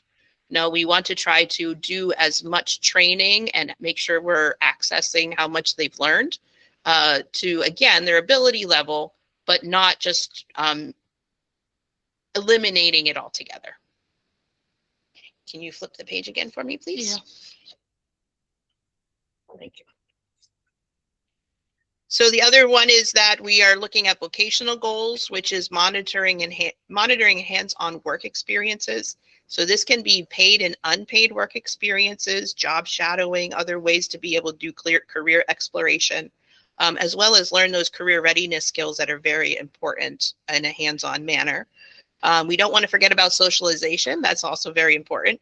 So we try to make sure that we build in through facilitated social groups and other club activities and activities available on campus at least several hours a week. And then I would say the shining element that a lot of students access every day is our structured study lounge. That's like home base for students. When they arrive in the morning, they go there typically. They have cubbies that they can put their stuff down because they're there most of the day. So just having a place to be able to set stuff down is really important. And so that's where they also get a lot of the support that they might need in completing their academic work. But they come and they go as they please. So Georgie, if you want to go to the cafeteria, do you have to ask permission or can you just go? I have to ask somebody. No, you can just go. Nobody's asked. You don't have to ask anybody.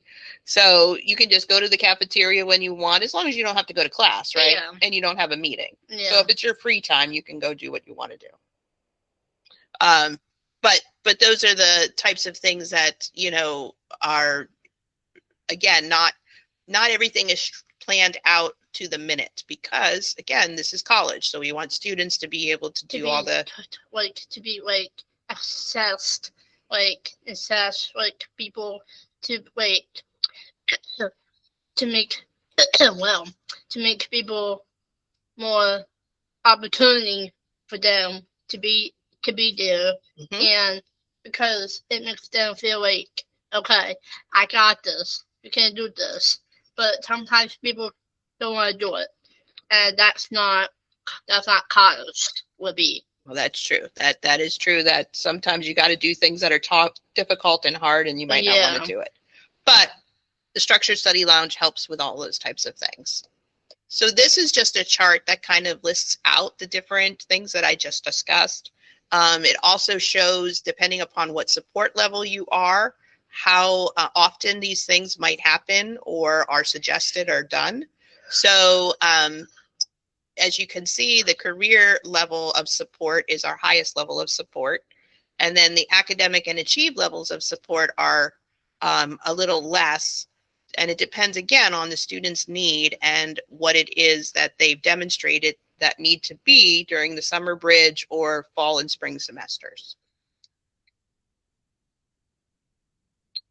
So fall and spring semesters include career training through academic pursuits. So the classes that the student takes, which are all inclusive, they're all on, we have no specialized classes. There's no special education at LTRI-C. So everything that a student does for career training is actual classes at LTRI-C. The training is hands-on. We also have hands-on training through vocational experiences like I talked about before.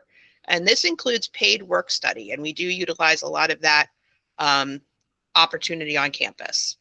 The job shadowing and other work experiences for career exploration occur both on campus and in the community. And this is just to help students really see what does a job that they're interested in look like, and if they need to make any kind of changes in their pathway. You know, some students come in thinking they want to do artistic design and production.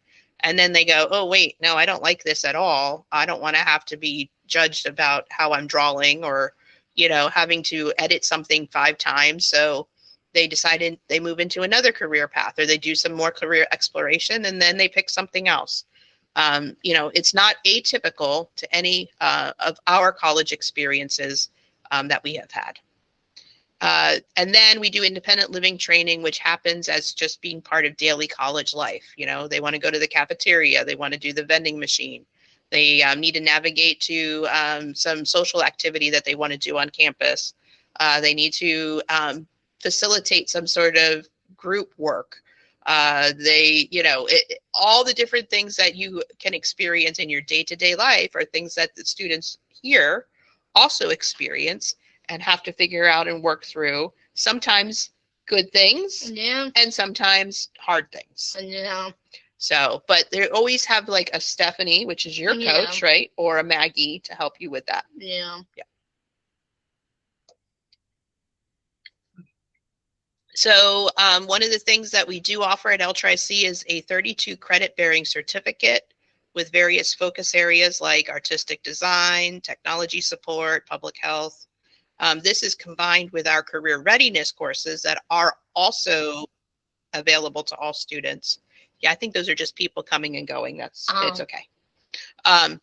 So those career readiness courses are open to all students here at LTRI-C, but they combine with those to create this cross-institutional studies certificate. It does provide a formal credential for vocational success. If students do need to audit classes and can't take them for credit, then they get a cross-institutional studies certificate through our workforce development side, which is a non-credit certificate offered through that side of the house. Can you flip my page too, please? Yeah. Thank you. So one of the things that is also unique to LTRI-C is that we do have an articulation agreement with Millersville University, and we're working on others across the state to be able to go from LTRI-C to Millersville for a 4-year certificate in integrated studies, which is their inclusive post-secondary program. So that's kind of cool.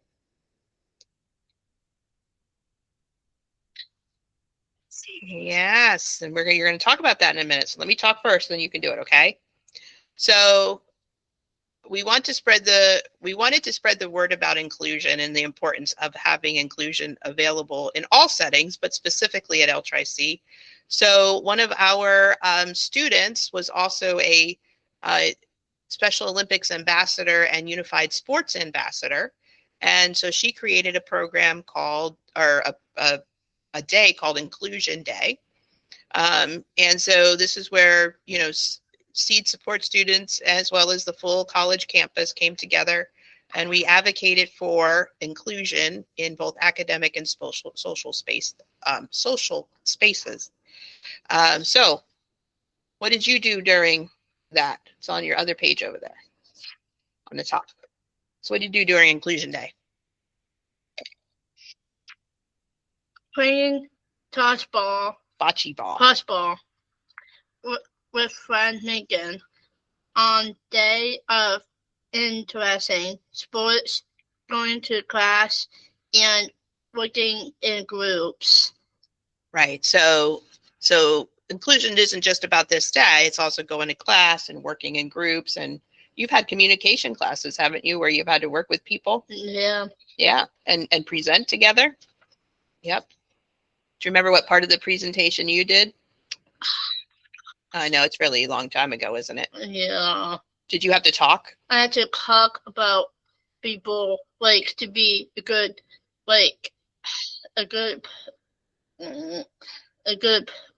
friend.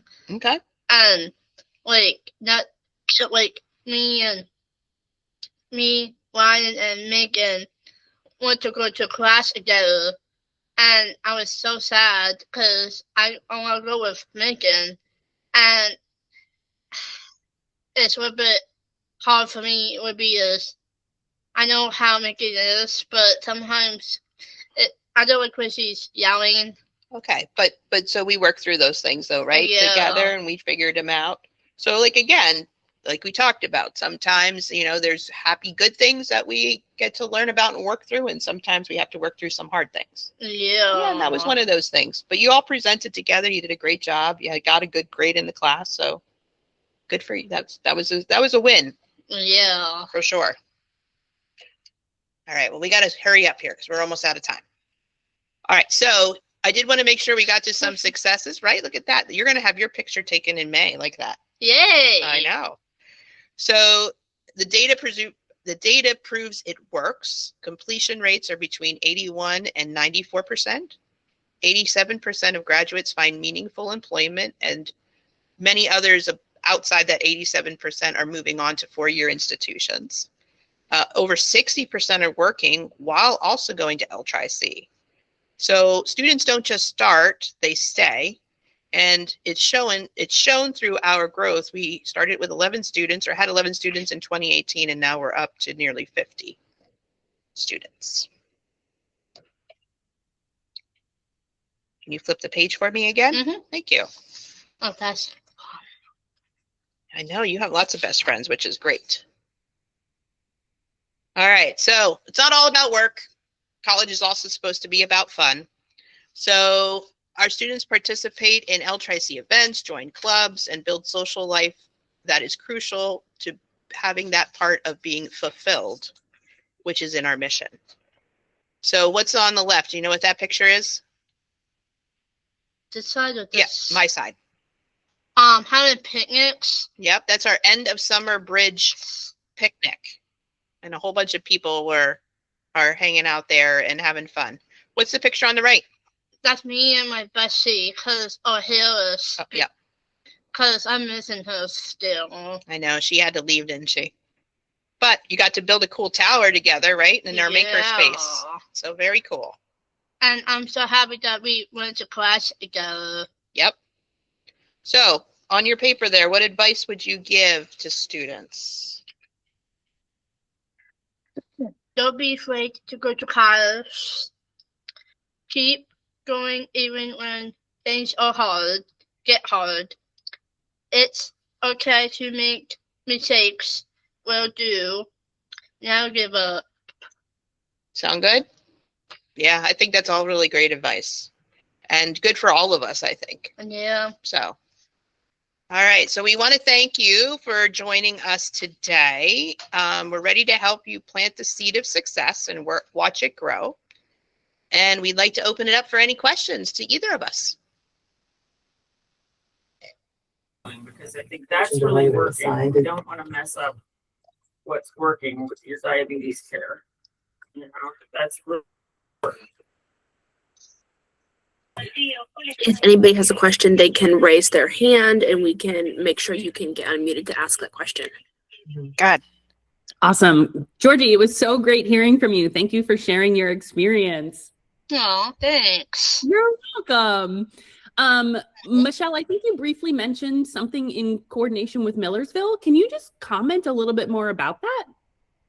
Sure. So, you know, like most colleges have we call them articulation agreements. So agreements that say, hey, student, if you finish these credits at this particular institution, you can automatically transfer into our college with those credits and start your, you know, your college time with us at year 4 or 3 and 4, rather than having to worry about 1 and 2. So that's what we did with Millersville University. Just like any matriculating typical college student, we were able to negotiate an agreement where they say, okay, we acknowledge that the student has done year 1 and 2 already at a community college, and now they are starting in year 3 and 4 here with us in our inclusive post-secondary program.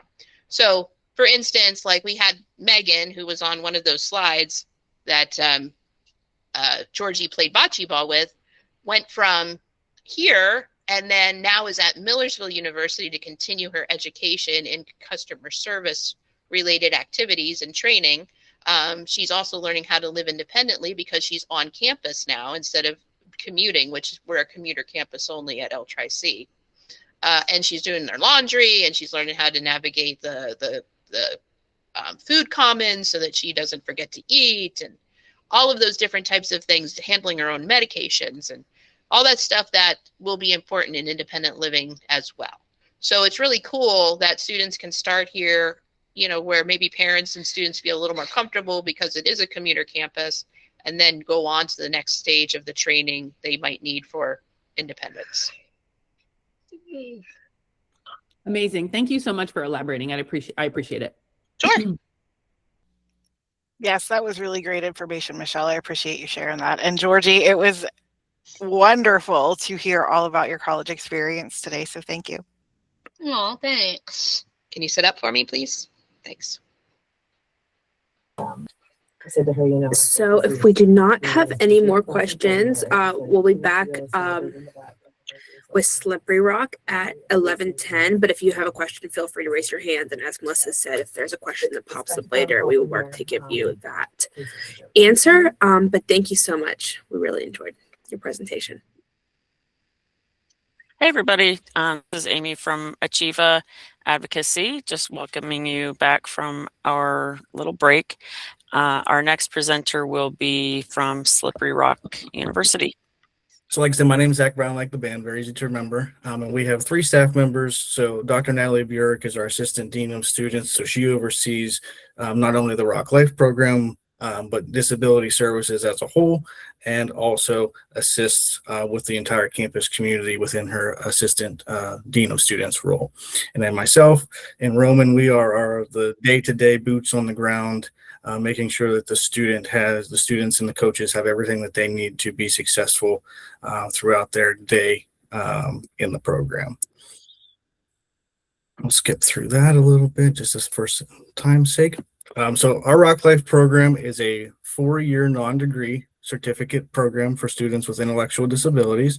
And so our goal, our charge, our mission is to provide an inclusive college experience that allows students to be on campus and be fully engaged in every aspect of our campus community. And so our students are living in the dorms. They are, auditing 2 to 3 classes per semester. So we don't have Rock Life specific courses that only our Rock Life students are in. They are in courses with their matriculating degree seeking peers. And we select those classes mainly based off of student interest. And so if a student is interested in education, special education, you name it, we try to find a class that meets those students' interests.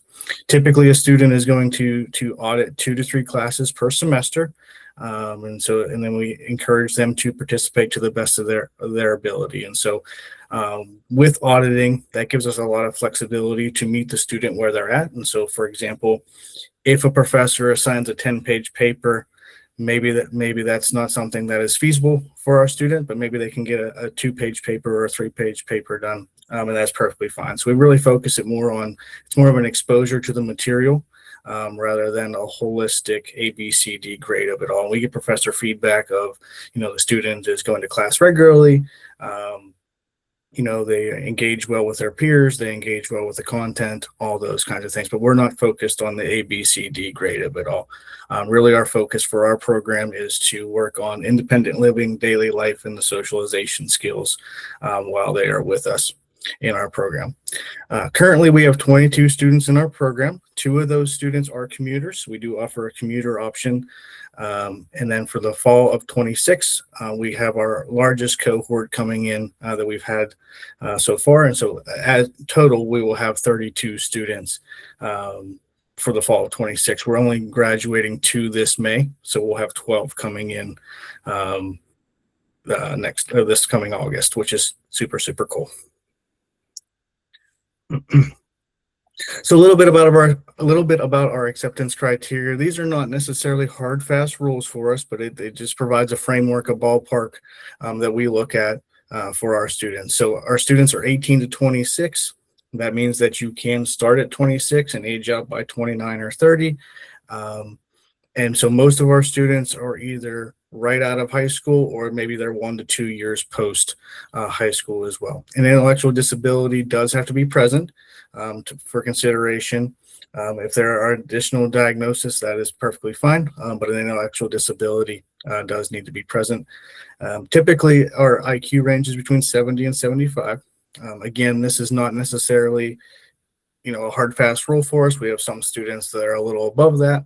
We have some students that are a little below that. So we really have developed a very thorough interview process to have students come to campus. We do Zoom interviews, and then our application is quite thorough as well. And at the end of the day, we just want to make sure that it's the best fit for everyone involved, right? At the end of the day, our families are trusting us as an institution to send their student with an intellectual disability to campus. And so we want to make sure that it is the best fit for us, the family, and the student. So our program is not 24/7 supervision.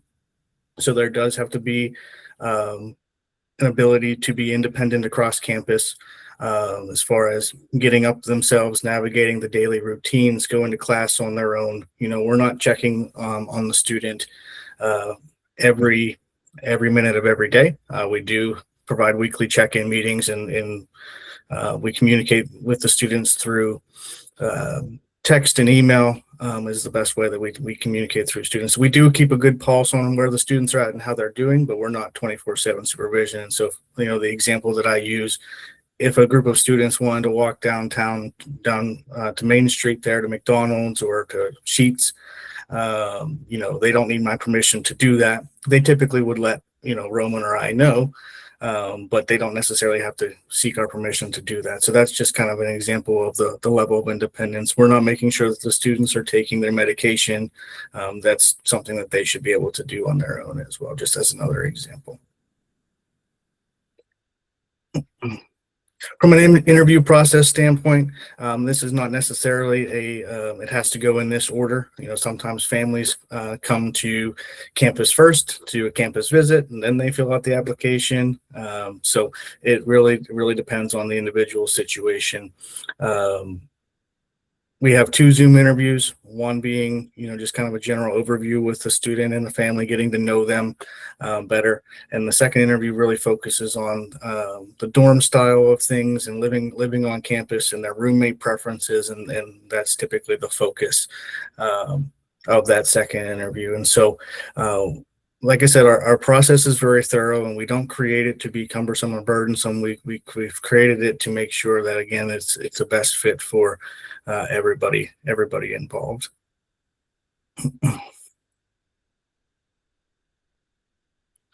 From a cost perspective, this would be, your semester cost if we didn't have any state support or outside support, OBR, the Dream Scholarship, Achieva. They help a lot of our students, navigate some of, to mitigate some of the cost for our in-state and out-of-state students. And so, but this is a breakdown if there were to be no financial assistance. So Per credit, this is based off of 9 credits, so 3 classes.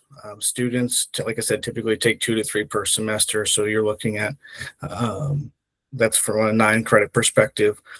We have all of our students pay the same fees as the degree seeking peers. The reason why we do that is because that allows them to have access to all the resources on campus, right? So that gives them access to the health center, that gives them access to the counseling center, the recreation center, etc. So that gives them all of the access to all the resources on campus. We are a self-sustaining program, so we do have a program fee that pays for our peer coaches, that pays for our vehicles, our staff. So each semester there is a Rock Life fee of $38.50 per semester. If you are a commuter, it is a little bit less at $2,000 per semester if it's a commuter student, because you're not on campus as much as the on-campus student. The double studio is the traditional room that most students have. We do have some variation in that, but a double studio is essentially, essentially a bed on one side of the room, a bed on the other side, and you share that bedroom space. But there is a bathroom in that space as well. So you're only sharing the bathroom with your roommate, which is really nice. It's not a communal in the sense of you're sharing it with 30 or 40 other people. You're just sharing that with your roommate. But like I said, you don't have your own individual bedroom space in the traditional double studio. You're sharing that space with one other roommate. Like I said, we do have some variation, not a ton, but we do have some variations. So we do have some arrangements to where if a student needed their own individual bedroom, we could look into that. But the majority of students would be in that traditional double setting. From a dining plan perspective, this is based off of 14 meals per week. So there's a 14 meal plan and a 19 meal plan. So 14 meals a week is essentially 2 meals per day, but it also comes with what they call as flex cash. So $350 flex cash. And that can be used we have a Starbucks on campus, a Quaker Steak and Lube, a convenience store, and those flex dollars can be used at those locations to supplement the meal plan as well. So all told, again, with no financial scholarship assistance, you're looking at about $13,380 per semester there. For our out-of-state friends, the main difference is the tuition is a little bit more. So you're looking at about $16,467 for our out-of-state students. So from a program perspective, what do we do on a daily basis? I touched on the academic piece a little bit already. But again, it's really a focus of exposure to the material, right? By being in the classroom, the students are inherently going to learn the material, obviously. And so some students, they want to participate 100% and they complete all the course assignments, and that's fantastic. And then we have some students, for example, who say, hey, I'm not going to take the quizzes, or I'm not going to take the exams, but I'm going to participate in these other ways. So we have an opportunity to be very flexible and meet the student where they're at and what that looks like. And then everything in between. We have some students that are just more the quiet observer, right? They come to class, they take their notes, and that's their way of participating as well. And so I think it's really important to, like I said, meet the student where they're at and make sure that we can walk alongside them and assist them. The academic piece is a very important piece, but at the same time, I don't want that to be the ultimate stressor for our students. We want them to be engaged in having fun across campus, and getting involved across campus is our main focus. From a wellness perspective, this is lifelong health and wellness, right? And so that's whether that be going to our recreation center and signing up for a personal trainer on a first come first serve basis. That we offer a variety of different activities such as yoga, spinning, swimming, those kinds of things. But even looking at it from a mental health wellness perspective as well, all students have access to our counseling center and then our health center as well. All students have access to that. As part of the peer coach role, which Roman will explain when we get to that slide, but we do have the peer coaches do a weekly workout with the students, and that could be simply, it doesn't necessarily mean you have to pick up heavy things and set heavy things down. That could be let's just walk around campus. If you've never been to Slippery Rock's campus, it is uphill both ways, it seems like. So it is very, has quite the interesting terrain, I'll put it that way. So for some students, that's simply, let's just do a walk and talk and get some exercise that way. For others, they're going to go to the recreation center and work out that way too. So a lot of different ways to go about it. From a social perspective, this is where, Roman and I, we do a lot of program facilitation where we focus on the independent living, the daily life, and the socialization pieces. But also, this is where we want the students to be involved across campus, right? So Slippery Rock University has 150 clubs and organizations that students can sign up for. And at the second week of every semester, students can go to our clubs and organizations fair, and they can sign up for any club or activity that they would like. We do want them to be involved in at least one club or organization to start. And if they want to add more as they go, that's perfectly fine. But our goal is to, like I said, have them experience all that Slippery Rock has to offer, whether that means going to the basketball games in the spring semester, going to the football games in the fall semester, and everything in between.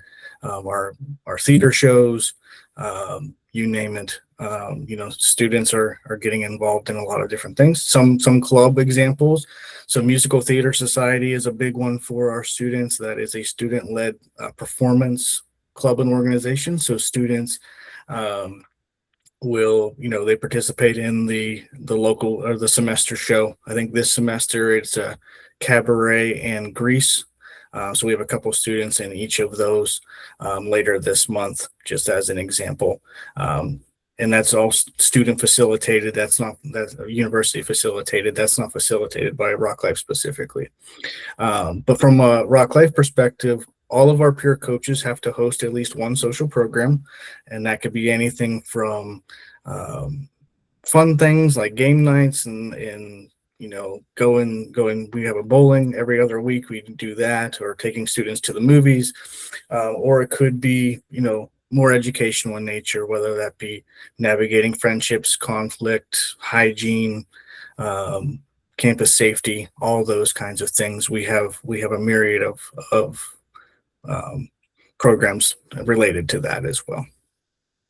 And then from a vocational standpoint, so we want our students to work while they're here on campus. And so typically we would start that in the second year of their program. Again, that can be flexible based on the student, but the reason why we typically wait till the second year is because it's a lot of new when students first get here, right? And so we really want them to feel like they are comfortable and acclimated to campus before we add too much to their plate. And so we have students working on campus in a variety of different locations, whether that be our bookstore, our recreation center, our child care center on campus. We have some students assisting there. We've had students working at the equestrian center. So we have a lot of campus partners across campus to give students that on-campus vocational experience as well. Okay, just some quick programming examples. Resume, cover letter at the beginning there. So there would be a few social activities that are required throughout the semester. Resume, cover letter creation, or that would be an example. The reason being, if I don't make that required, most students aren't going to show up to that on their own free will, right? So there are certain things that we want to make sure that students get that information. So there will be a half dozen to a dozen required programs per semester. The rest of the social programs are voluntary in nature. We try not to make everything required. We want to give students the autonomy to make their choice as well. But to that point, the student's going to get as much out of the program as they're willing to put into it. Okay, I'll skip that one a little bit just to save time. From a financial perspective, so we are recognized as a certified transition program, so that does make us Pell Grant eligible. That would be the one federal funding that we are able to accept. So we're not able to accept any other federal funding for the program, so no student loans for our program. But we do accept, like I said, we are a certified transition program, so it is worthwhile for our families to complete the FAFSA to see if they qualify for the Pell Grant. We accept 529 college savings plans. OVR is a big partner for us. That's typically per semester what they're able to provide, case by case for every student and family. PA-able accounts, if you happen to have those, and then waivers. PA waivers are a big resource for most of our families as well. All of these are facilitated by the families. We can help walk alongside you in that and get you connected. But this is something that we encourage families to set up on the front end if they're able to. I know it's working with the state. It's a bit of a wait list right now, but it's important to get these things rolling as soon as you possibly can. Even if that were to delay your start with us by a year, I would rather the families have a less out-of-pocket cost than joining us without these funding sources. Ruby's Rainbow is a scholarship for students with Down syndrome. That is a great resource for us.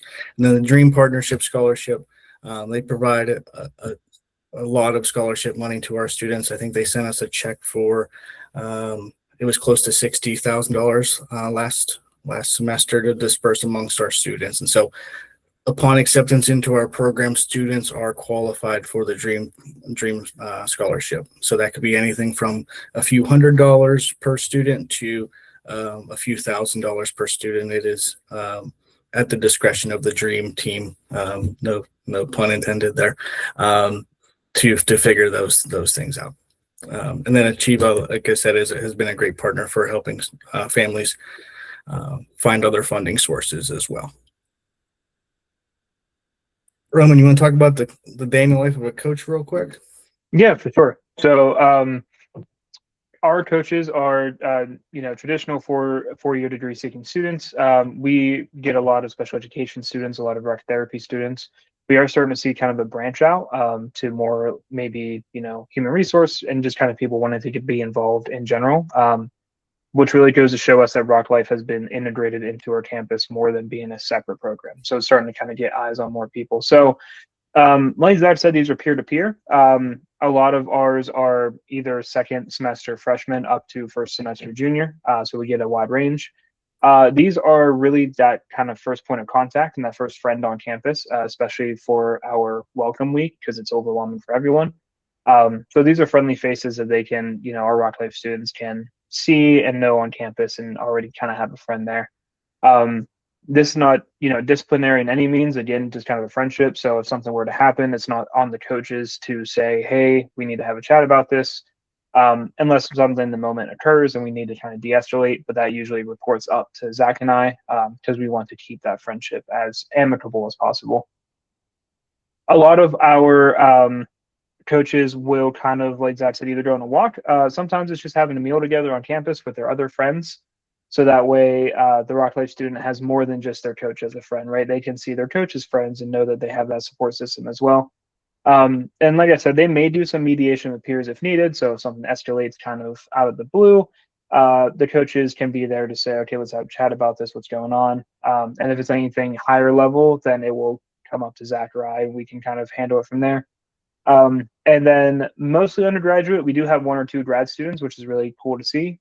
But we ask for 5 hours minimum of student contact a week. And like I said, that's a lot of going to lunch, going on a walk.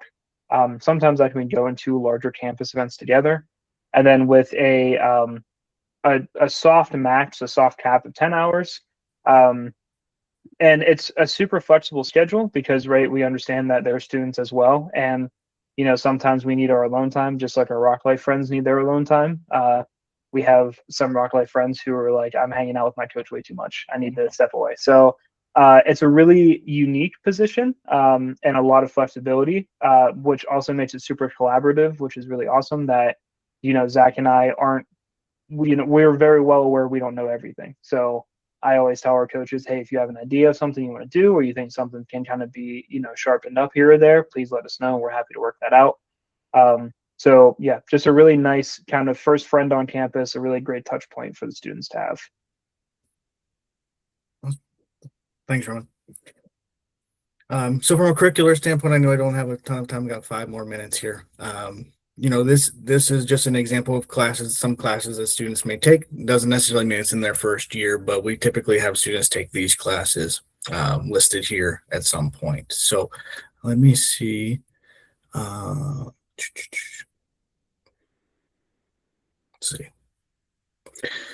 So I will open it up for questions. If I got about 5 minutes left here, happy to answer any questions. We do meet with the students weekly, so Roman and I split the caseload. So we meet with all of our students weekly just to check in, and then as needed. And then as the assistant director, I am kind of that person that is always on call. So the students can reach out to me, give me a call, shoot me a text anytime that they needed something, even after hours. If it's after the traditional 8 to 4:30, we encourage that they touch base with their peer coach or touch base with the community assistant in the residence hall. But if it's a larger emergency related issue, they're welcome to contact me as well. So we do, like I said, we're not 24/7 supervision, but we do keep a very good pulse on where the students are at and how they're doing. So I know I only have a few more minutes, so I didn't know if there was any questions.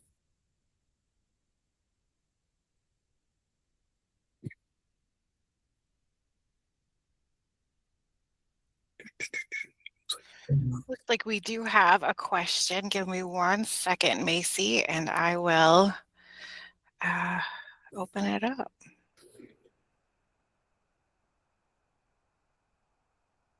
All right, Macy, go ahead. You should be able to unmute yourself and ask your question.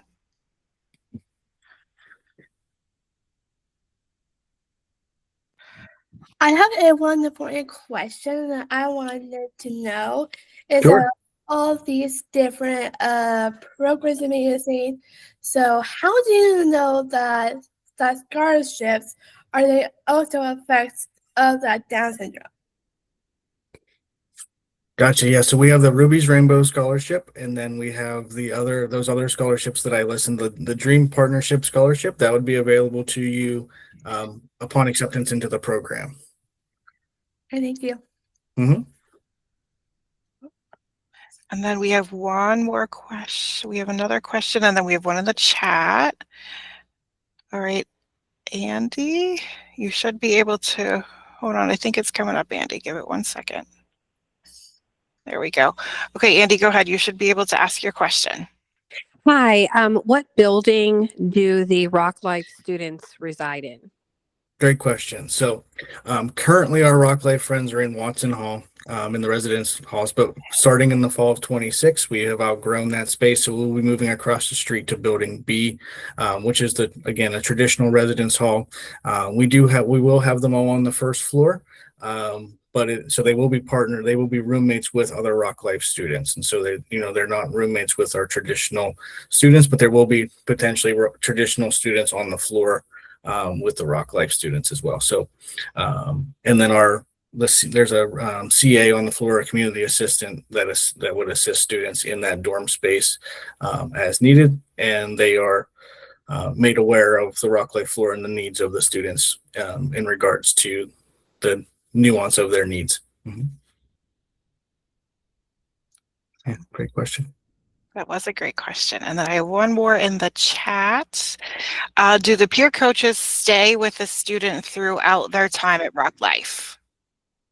Yeah, great question. So I'm a very big proponent of, a lot of our students are very big on routine and consistency, and I'm very big on helping them with that the best that we can. So as long as it is working with the student and the coach, and the coach is willing to return semester over semester, we keep the coach relationship as consistent as we can throughout that process. So typically a coach may come to us, let's just say, in their sophomore year, maybe at the start of senior year, they're going into field work. So that coach, would be with them from sophomore year to junior year for them. And then, so we try to keep it as consistent as we can. Awesome. Awesome. And I don't know how you timed that perfectly, but it is 11:40 on the dot. I should have got prizes ready for different things like that today. Like, does the technology work? And, you know, are we on time? And all of that stuff. But thank you both for being here. This was really great information. We appreciate that Slippery Rock was a part of this first event today. So thank you. Yeah, our pleasure. And like I said, if you had any specific questions for us, rocklife@sru.edu would be the best way to get a hold of us. And we are having a program open house 1 week from today if anybody wants to come to campus to see more about our program. Fantastic. And if anyone reaches out after the fact, I'll make sure that I get that information over to them so that they can connect with Rock Life too. So thank you so much. It is 11:40. Our next presentation starts at 11:50, and that is St. Vincent College. So sit tight for about 10 minutes, take a stretch break, get a drink, rest your eyes, make sure you're taking care of yourselves and doing what you need to stay comfortable, and we'll see you back here in a few minutes. Okay, everybody, welcome back from our break. I'd like to introduce now the St. Vincent Bearcat B.E.S.T transition program. Welcome. Hi, thank you for having me, Ms. Guthrie. To audience out there, welcome. My name is Philip Pizzoni. I am one of the teachers here at the Bearcat B.E.S.T program at St. Vincent College. We are a transition age program for students with disabilities, ages 18 to 22, with intellectual disabilities, developmental delays, and learning disabilities. And so what we try to do is we try to provide a college experience as close to as we possibly can for students with disabilities who are, trying to do so. And so trying to get my presentation fired up here. I'm on a different computer than what I'm typically used to, so it's asking some questions here that I might not be necessarily ready for. Are you guys able to see the presentation there? You're good. Okay, wonderful. I just wanted to also introduce a student that is also going to be helping me out a little bit, just speaking a little bit about what Bearcat B.E.S.T does. We have, he just got in from class actually. So this is Travis Pittman, and he is one of our Bearcat B.E.S.T students. It's his first year here at Bearcat B.E.S.T, but I'll give Travis kind of a chance to speak a little bit about the program in a little bit as well too.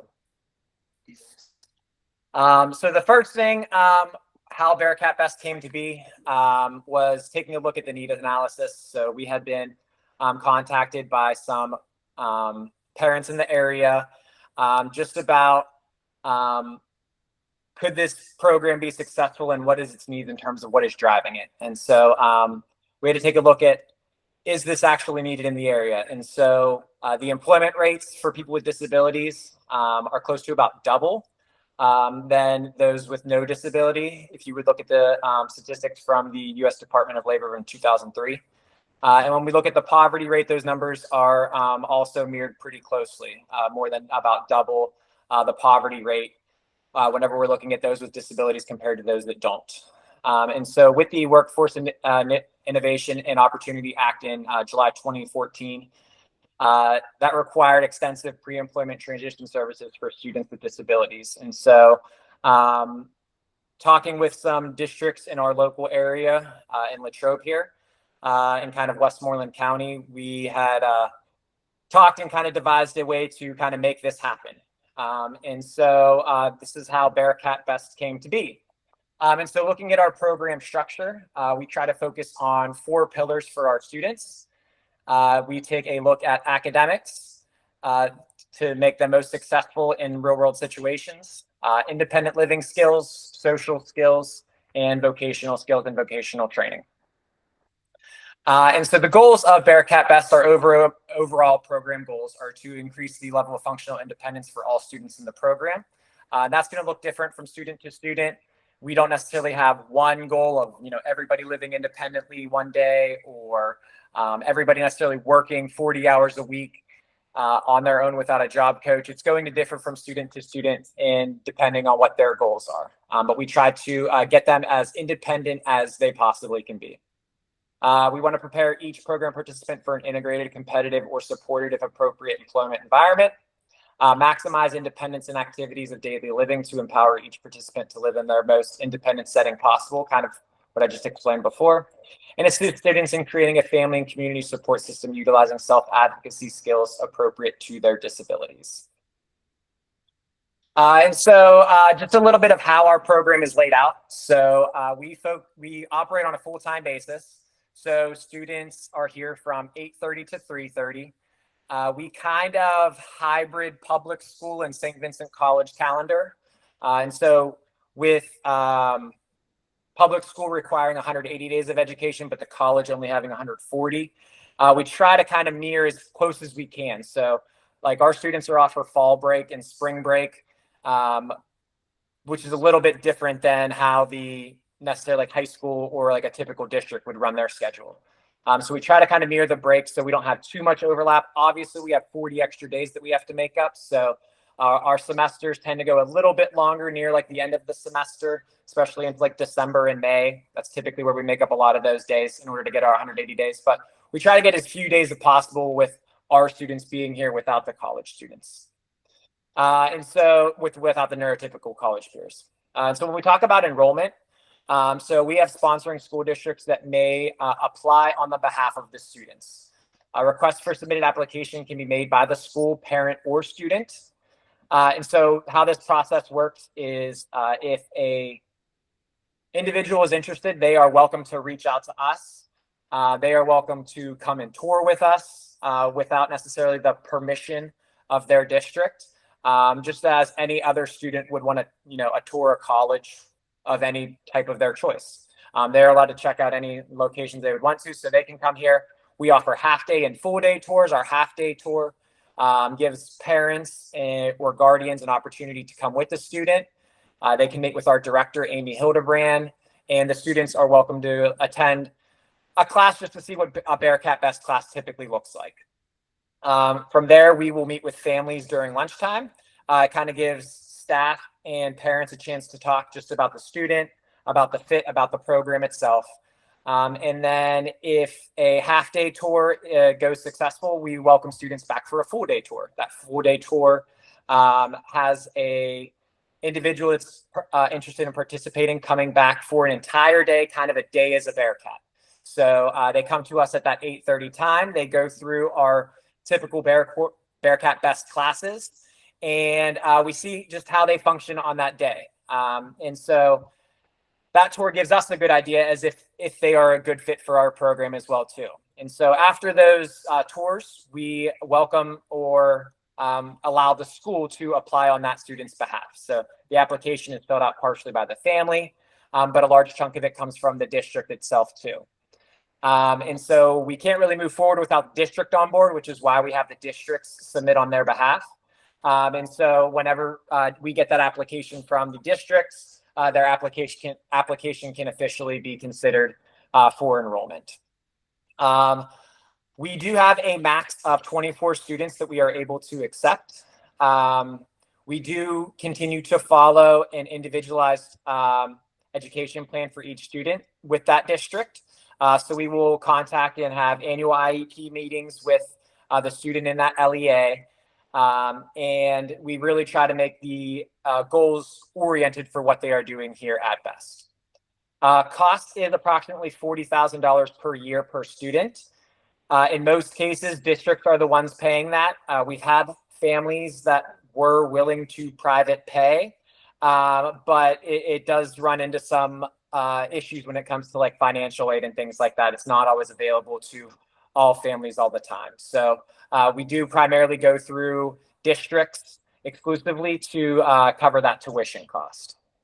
And tuition covers everything from the classes themselves to health fees, club fees, everything like that. So just they have access to everything here that, a neurotypical St. Vincent student would have as well too. The only thing that it does not cover would be meals, which is a separate cost to students.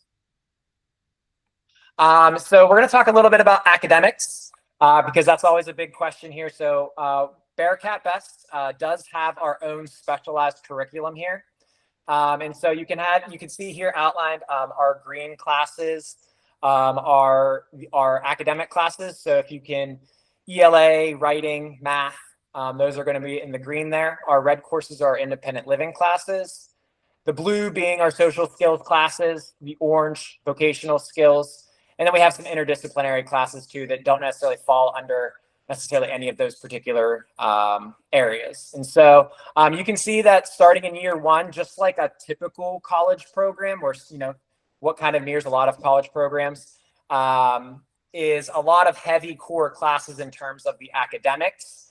So no matter what year they are in, year one, year two, year three, every student will have at least a ELA, a math, a social skills, and independent living skills, and a vocational skills.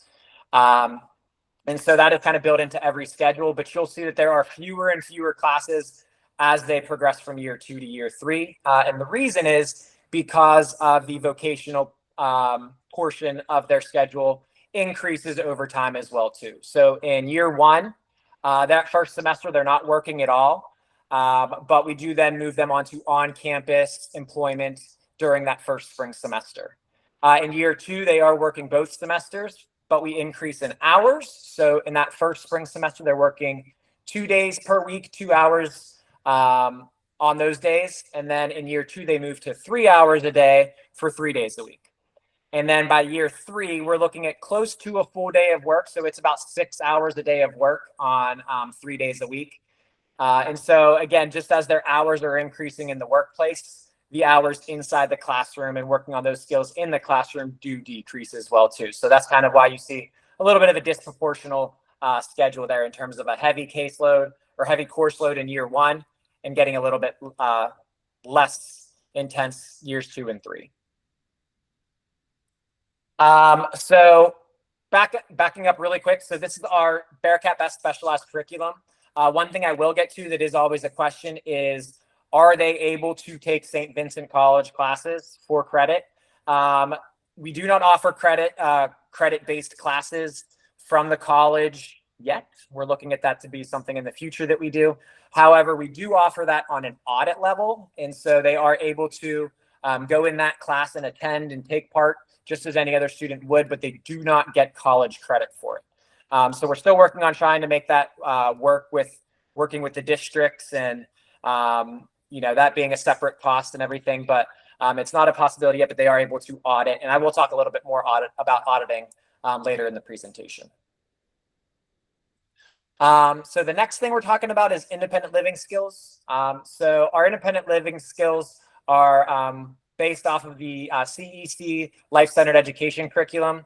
I know Life-Centered Education just recently moved to 2.0, so we do utilize that curriculum. And so what we try to do is try to get every student as independent as possible. And again, as I mentioned before, that looks a little bit different student to student.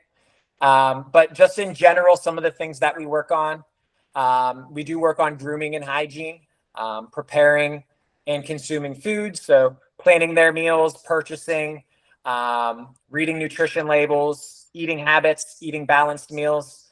I know recently the FDA has moved from the MyPlate. However, it is something that we still utilize here at B.E.S.T just because visually it's really a good tool for a lot of our students just to have kind of those visual cues on the MyPlate. So that is something that we continue to use.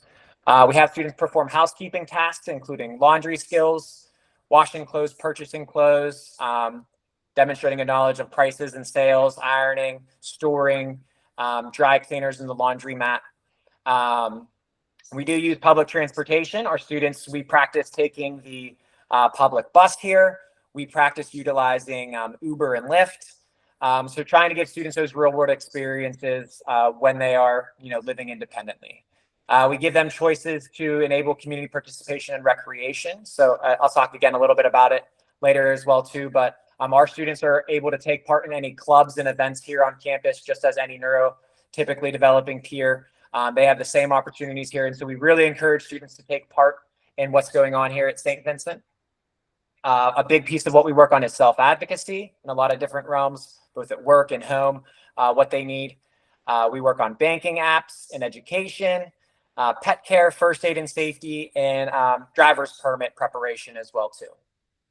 So that's just kind of a overview into some of the things that we do here in terms of our independent living, but the list obviously continues to grow with student need.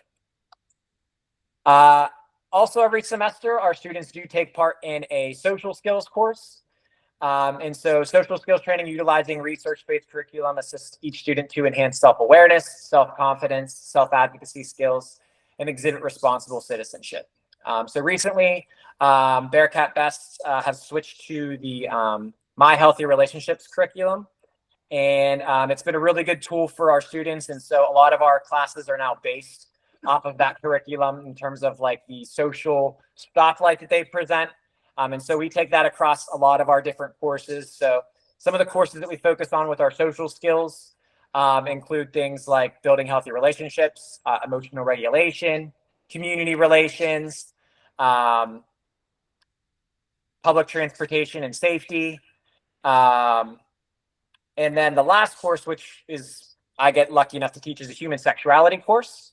And so one of the needs that we have found since the start of the program is the need for individuals with disabilities to be able to express their sexuality in a positive and a responsible way. And so that's a very important class that we saved for their last semester here, just because a lot of them do want to move on and start their own family and be in relationships and possibly get married. And so it's important that we are addressing those kind of things as well too. And here you can see like our students get to work out in the fitness center that's here on campus, just like any other student would be able to. There on the right, we do annually attend a Pittsburgh Pirates game. We got a cool shot here of some of our students with just some students they met downtown that they were just enjoying the ball game with. So again, we try to embrace our students' social needs, but also work on those social skills while they are here. And then a really big piece of what we do too is the vocational training here on campus. As I mentioned before, they do not have a job here on their very first semester here on campus, but we do start on their soft skills training at that point. And so for those that don't know, the soft skills are the skills kind of needed in any workplace. And so each semester we do have a vocational skills class. And then for 5 of their 6 semesters, they are working either here on campus or off campus in our local community on an externship. So our vocational training is directed toward the goal of competitive employment for all participants to enable students to explore occupational possibilities, select and plan their choices when it comes to work, exhibit appropriate work habits and behavior, and seek and secure and maintain employment. So as mentioned before, students will have 5 internships, 3 of those being on campus and 2 off campus during their time. And so what we do is we've partnered with many people here on campus for those first and second year students to try to get them as many fields as we can of things they might be interested in. Now, obviously being on a college campus, we don't have every vocational opportunity here on campus, but we try to find things that students are interested in. And so we have things like the bookstore, the library, food prep in our cafeterias. We've worked with many different offices, including like public relations, our McKenna business office, the career services office. We've worked with on grounds. We've worked in custodial with our FMO services here. So we've had some students work on computers, things like that. And so really whatever students are really interested in working on, we try to get them something as close as we can on campus. But where we can really branch off is when we go off into our local community. So for those that might be familiar with St. Vincent, we are located in Latrobe, PA. And those off-campus externships, we try to keep them to at least about a half-hour driving distance from Latrobe. So we've gone into like Ligonier, Derry, Greensburg, parts of Mount Pleasant into Unity. And so we really try to, just depending on what that student's interest is, finding them something off campus in the community is really what we try to do. So whether a student wants to work with animals or in food, in communication or digital media, transportation, we really try to get them matched with some of our local partnerships here. That does require a lot of work on our employment specialist here to try to find positions that are open. That also requires employers in the area to say yes, which can sometimes be the difficult part, is just convincing people to take on our students. And so a big piece of how we can kind of convince or work with some of our local people is to, we do pay their wages here as part of their tuition fee here. So our students do get paid from us. So it is essentially like a free employer for that, off-campus externship. They're essentially getting an employee for free that, they are getting paid through the college here. With all of our vocational on and off campus internships, all of those students do get job coaches as well too. Here at B.E.S.T, we provide those job coaches. In many of the cases, they are undergrad students from here on campus. So we'll go out and we talk to, people. Most of them do end up being education majors just because it is, in the special education field. But really, we welcome all students to be job coaches here. We go to the biology department, psychology, history, whatever it might be. So we have kind of students from everywhere involved in terms of some of the job coaching that we have. So all of our students do have job coaches in their work placements. And it's really been a great partnership too, to also have the undergrad students provide those job coaching services to our students. We've had relationships build from there in terms of the students getting to know each other, even outside of kind of that professional relationship between, job coach and an employee there. Next, just talking a little bit about our inclusive opportunities. So here at B.E.S.T, students access the same opportunities as their neurotypical peers here on campus, including things like the fitness center, game rooms, on-campus dining, sporting events, the activities planning board activities, clubs, dances, campus events, access to the library, tutors, whatever it might be. We also do require our students to present at the academic conference here, which is held every year. Held annually. And they also take part in commencement with the rest of the college as well too. Our students do receive a certificate of completion and are recognized on stage just as their St. Vincent peers are. With the academic opportunities, as mentioned before, we do not have the opportunity for students to take part in courses for credit yet, but they are able to participate in undergraduate classes on an audit non-credit basis. This participation is supported by our neurotypical St. Vincent student, who will kind of play the role as like a peer mentor, just making sure that like our students with disabilities might be, following along as a lecture is going on. They're at the right point in a PowerPoint.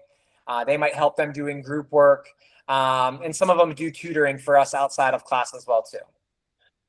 Just a very short list of some of the classes that we've audited. We've taken children's literature, astronomy, introduction to engineering, biology, accounting, intro to mass media, U.S. history. Travis is in a digital media class now. And so really whatever, again, the students are interested in, we really try to find a way to make it work. Where we do have some limitations are if students are looking for a class that is outside of that 8:30 to 3:30 time. If they're not willing to come back to campus at night for that, there are some limitations when it comes to that. And the last thing is we do offer the opportunity for students to complete some study abroad component as well too. So we've had now 4 students that have taken part in a study abroad. And so it is not like a full semester abroad, but some of our classes do offer a 1 to 2 week trip over spring break that would be part of that course's requirements. So we've had 2 students go to Ireland and we've had 2 students go to Scotland. And so the first 2 students that had gone to Ireland, we had gone in 2023 and 2024 and 2025 to Ireland, and they were studying an Irish folklore class. And then we had 2 students this year go to Scotland that was more of a biology-based Scotland medicine. I'm not exactly sure of the exact course that it was. I wasn't really involved with that trip myself, but all the students had a great time. It was really a great opportunity for them. it gives us an opportunity as well too to give them a chance to really show what they've learned in a lot of our classes as well too when it comes to showing that independence. For some parents, it can be a hard pill to swallow to let your student with a disability travel abroad, but we do send a staff member from Bearcat B.E.S.T with all of those students just as an extra hand of support. But really that staff there is just support as needed. We really try to let the students socialize with those peers and their opportunities and give them those opportunities so that they can be, as close to a typical college student as they can with their neurotypical same age peers. And so the outcomes, through a system of classroom instruction, supervised practice, coach field experiences in various sites on campus, and ultimately placement in a supervised externship in an off-campus setting, students are prepared to exit the program to seek competitive employment and maximal adult independence with meaningful participation in their local communities. And so really, we are just trying to get our students to be as independent as possible. It is really working with a lot of the families as well too, to making sure that they give their students, their sons or daughters an opportunity to be as independent as possible. We recently just had our first student actually fully move out of their parents' home and living completely independently without any supports. I mean, they have, mom and dad checking in on them from time to time, but they got their own apartment. And the students super excited. They were sending us pictures, afterwards, just showing off their apartment. And it was just really cool to, see our students get to that point in time. As of last we heard, I believe our employment numbers were at about 96% in terms of the students once they graduate having competitive employment. Some of that that number was at 100%, but then after COVID, we had some limitations and kind of slow getting back into the work field. And so we've kind of tried to work with families even after graduation, getting those students back into work and things like that. And I'll talk a little bit about, what we do with students after graduation as well too. But, that our ultimate outcome is to get students employment and to just have them living as independently as possible. And so we do continuously do ongoing and assessment. So a variety of assessments are used to evaluate outcomes of the Bearcat B.E.S.T program on an ongoing basis. So we provide both, that research while they are here, and then also after they graduate, just to keep up with our alumni as well too. So we provide alumni our Facebook page and access to, events on campus that alumni are welcome to, and also just to kind of keep open communication with those families. Once a quarter, we have something that we call here skills refreshers, that we invite any of our alumni and our current students to come back and engage as kind of like a review or a seminar, focusing on maybe like one of our pillars, or something that some of our families may see as like something that is a need even after they graduate. So we've brought in like the SSI office here to talk to students about what that might look like after graduation for our alumni. We've done like self-defense classes. We've met with financial advisors, whatever it might be, in order to kind of keep that connection alive, but also to help parents kind of navigate what life after graduation looks like too. We do send out yearly parent surveys just to maintain accurate information about employment, independent living, and all of those outcomes, and make sure that they are still happening the way we do want them to. So I did want to give Travis at least a couple minutes to talk just about his experience here at Bearcat B.E.S.T. Again, Travis is a first-year student here.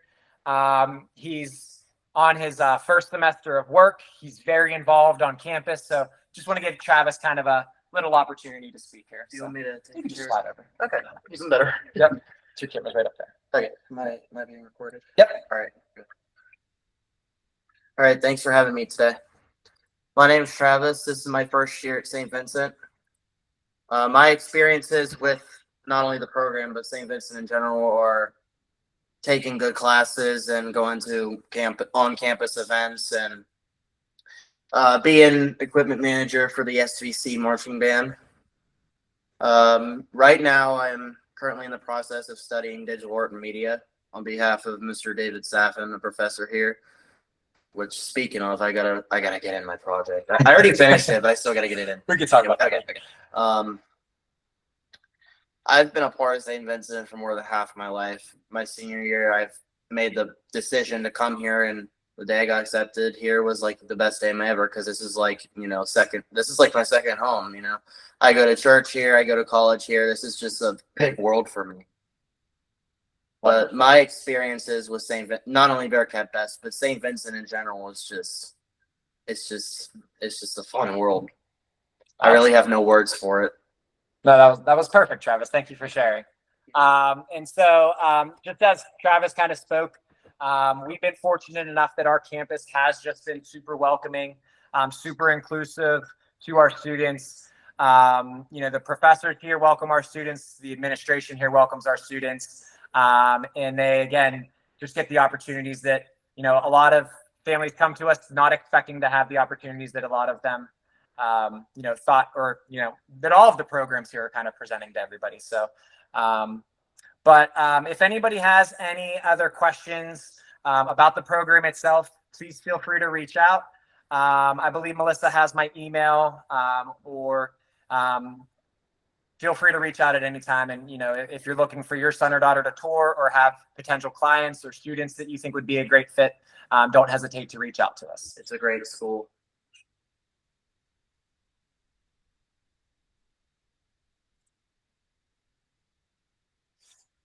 Thank you so much. That was really impressive. Thank you. Thank you. And also, I did just want to just thank Travis once again. I also, one thing I did want to mention, if I'm allowed to backtrack something, another experience I had with St. Vincent, and this is going on until the beginning of May, is working on campus. You see, I work upstairs in the Anselm Hall in the food prep room where the park. I can't talk today. I work upstairs in Anselm. I have an on-campus job. I work upstairs in Anselm in the food prep room, the cafeteria food prep room, to prep food for the calf. It's very fun. Another one, I forgot to mention this. Another good experience I've had at St. Vincent so far. Awesome. Thanks for sharing, Travis. You're welcome. Great But job. again, if anybody would have any questions or any more insight, please feel free to reach out. But thank you again for letting us present. All right, everyone. Hello. As I said hours ago, if you were here, I am Melissa Skiffin. I am the coordinator for individual advocacy and supported decision making here at Achieva, the ARC of Greater Pittsburgh. If you weren't here, then I just gave you my introduction. A little bit about me. I have been with Achieva for about 7.5 years now. And I am also the parent of a 15-year-old with an intellectual disability and autism.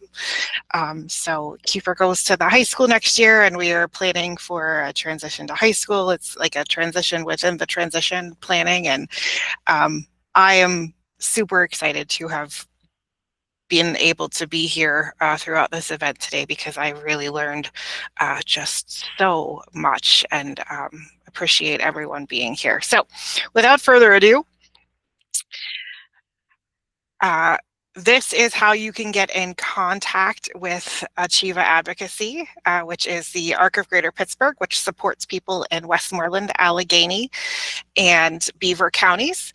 We are also connected to the ARC of Erie County, and we support people up in Erie County as well.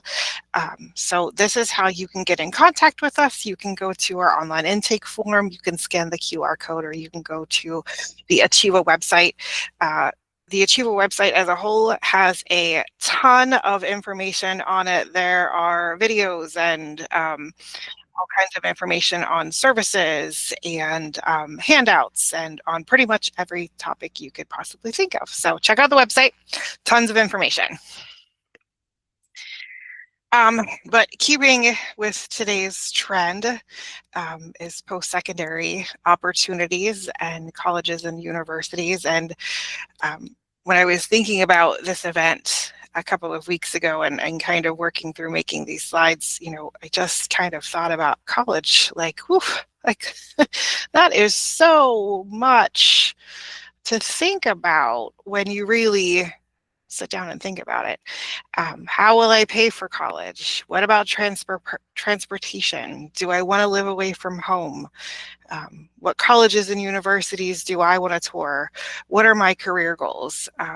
There's just a lot to think about. And I think it's also important to note, and we kind of talked about this a little bit earlier too, just early on, that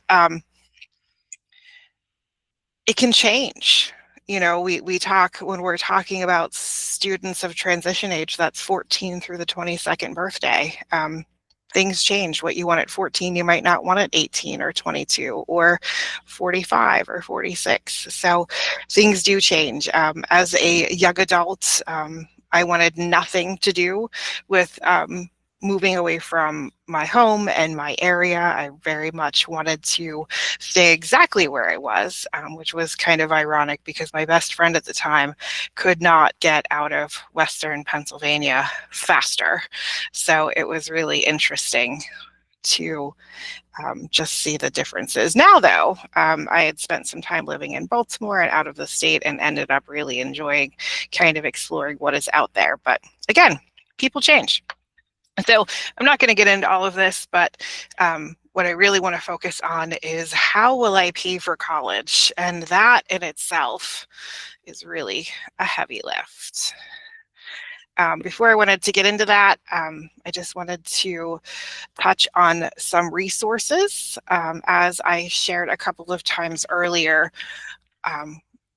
sometime next week, all of the registered attendees will receive all of the handouts from today, all of the slides, all of the additional resources that are being shared, and all of the videos will be emailed out to you so that you will have recordings of all of this. And those recordings are also going to go onto our website and our YouTube channel. So check that out.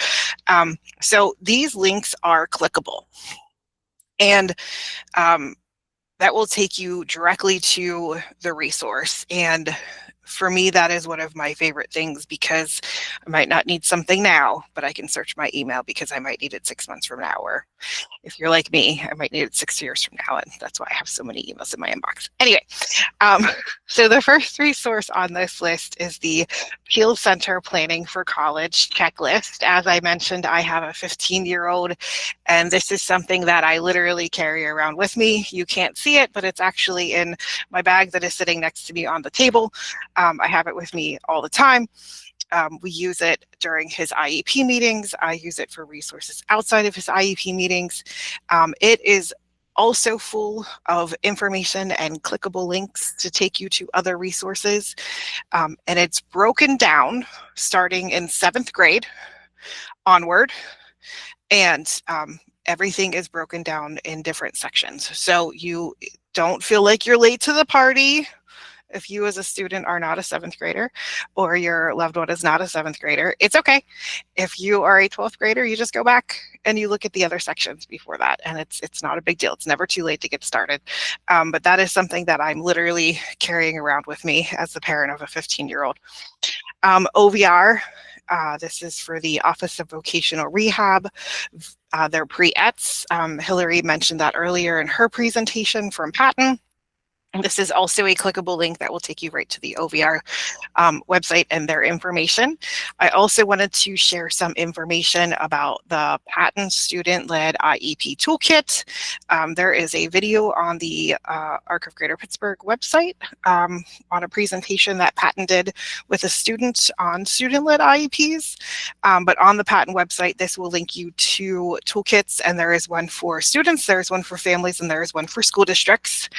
And for about, I don't know how many times today, but I think every presenter has pretty much shared information about Think College, and I didn't want to be left out of the party, so I also shared information on Think College. So check out their website. There's a ton of information on there. And those were just some key resources I wanted to make sure that I shared out with everyone.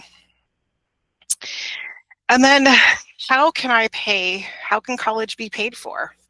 And I just wanted to share that, you know, we've already heard from 5 colleges and universities, and each one is a little bit different, not only in what they have to offer and what their setup is and their geographic location, but also in how they can be paid for. Every student is different in how in their experience and how their college will be paid for.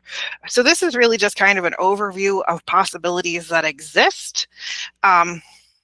If you wanted to talk more about your specific situation, you can go right back here and you can reach out to us, and one of our advocacy team members would be happy to talk with you about transition planning in general, but also the specifics of your situation about paying for college. And this is just an overview, and all the links are live, so you can go right to the resource. Okay, 1 second, let me go ahead and embed this person. All right. Okay, so the first thing I just wanted to share, and again, all these links are live, and it's just a very broad view of information. We wanted to try to include information that any student could possibly need about paying for college. So these are live links to the federal financial aid, loans, grants, and work study. And then also for Pennsylvania specific, this is a link to PA student aid that is specific. There are eligibility requirements with the PA aid. And in addition to just the residential component of the eligibility, but that outlines all of the PA aid that exists. So I didn't want to get too deep into that, but I wanted to make sure I was sharing that. And then I'm going to touch quickly on Medicaid waivers. We could probably do 3 trainings just on Medicaid waivers themselves. But in Pennsylvania, people with an intellectual disability and autism, assuming deemed eligible for support coordination and waivers, could also access a waiver to pay for college. Now, the trick with that is that there is a waiting list across the state of Pennsylvania and has been for some time, but it is improving some, but there is a waiting list for waiver. So I don't want anyone to put all of their eggs in one basket, as they say, and think that this is going to kind of solve it all. But there are all 3 waivers: the person family directed waiver, PFDS, as some people call it, most people call it, the community living waiver, and the consolidated waiver. All 3 can be used to cover college expenses. It can pay for tuition fees. It cannot pay for room and board or books. And again, the waiver waiting list. And that is tricky. That is something that I know a lot of people are facing, not just for educational expenses, but other things too. So that is just one possible way that college tuition and fees could be paid for. And again, if you want to get into the specifics of your situation or the situation with your loved one or your community partner or a school district that had questions, we will be happy to talk to you offline about a specific situation for a person. One of the key ways, and if you were here for the Slippery Rock presentation 2 presentations ago, Rock Life also brought up the Office of Vocational Rehab, otherwise known as OVR. OVR can provide some funding for college programs and classes and courses. One person must be deemed eligible for OVR services first. Classes or course of study must be related to an employment career goal and credit competitive employment in the individualized plan for employment, which is the IPE, which should not be confused with the IEP or the ISP. Yes, too many acronyms. And this can pay for a portion of tuition, fees, books, supplies, on or off campus room and board, transportation allowances. And for this situation, all funds would be paid directly to the college or university. So if a person is not connected with OVR, it would be a really great idea to get connected to OVR as soon as possible. As Hillary mentioned earlier, there is pre-ETS, which is for younger transition age students, to look for different supports and services. In addition to college, OVR can also help with like paid work experiences, for example, or can help with driver's education, for example. So there are different things out there. It really just depends on each person's situation, but this is a great place to get connected with, and we encourage people to get connected sooner rather than later. You do not have to wait for a referral. A person or their family can make that referral themselves. And again, the link is clickable. So if you need to reach out to OVR, you can just click the link and get the information to do so. There is also school district collaboration. There is the option of dual enrollment, which is under the Dual Enrollment Innovation Grant. Again, that link is clickable, but that needs to be discussed with the school district. Each school district has different plans that they have in place with the Pennsylvania Department of Education around that grant program. So you would need to check that out with your individual school district. But then there's also, college-based transition programs. Some school districts, in some situations, will cover different programs on a college campus, but it really comes down to being an IEP team decision. And again, I'm going to mention, Hillary, who was talking about this earlier, really working through the IEP process to make sure that the things are in the IEP to support what the student wants, what their career goals are. And then this would be another option. So if you're going to look for your school district to cover some part of college, it's probably a good idea to start that conversation with your IEP team sooner rather than later. And again, we are always happy to help navigate that conversation, but that is an IEP team decision. And then the third link on this page is the post-secondary guide, and it is just a ton of information on the differences and opportunities that are out there post-secondary wise. There are, everything from two-year colleges to four-year colleges to transition programs to VOTEC type of programs. So it was a really comprehensive guide. It has a lot of great information, and I wanted to make sure I shared it.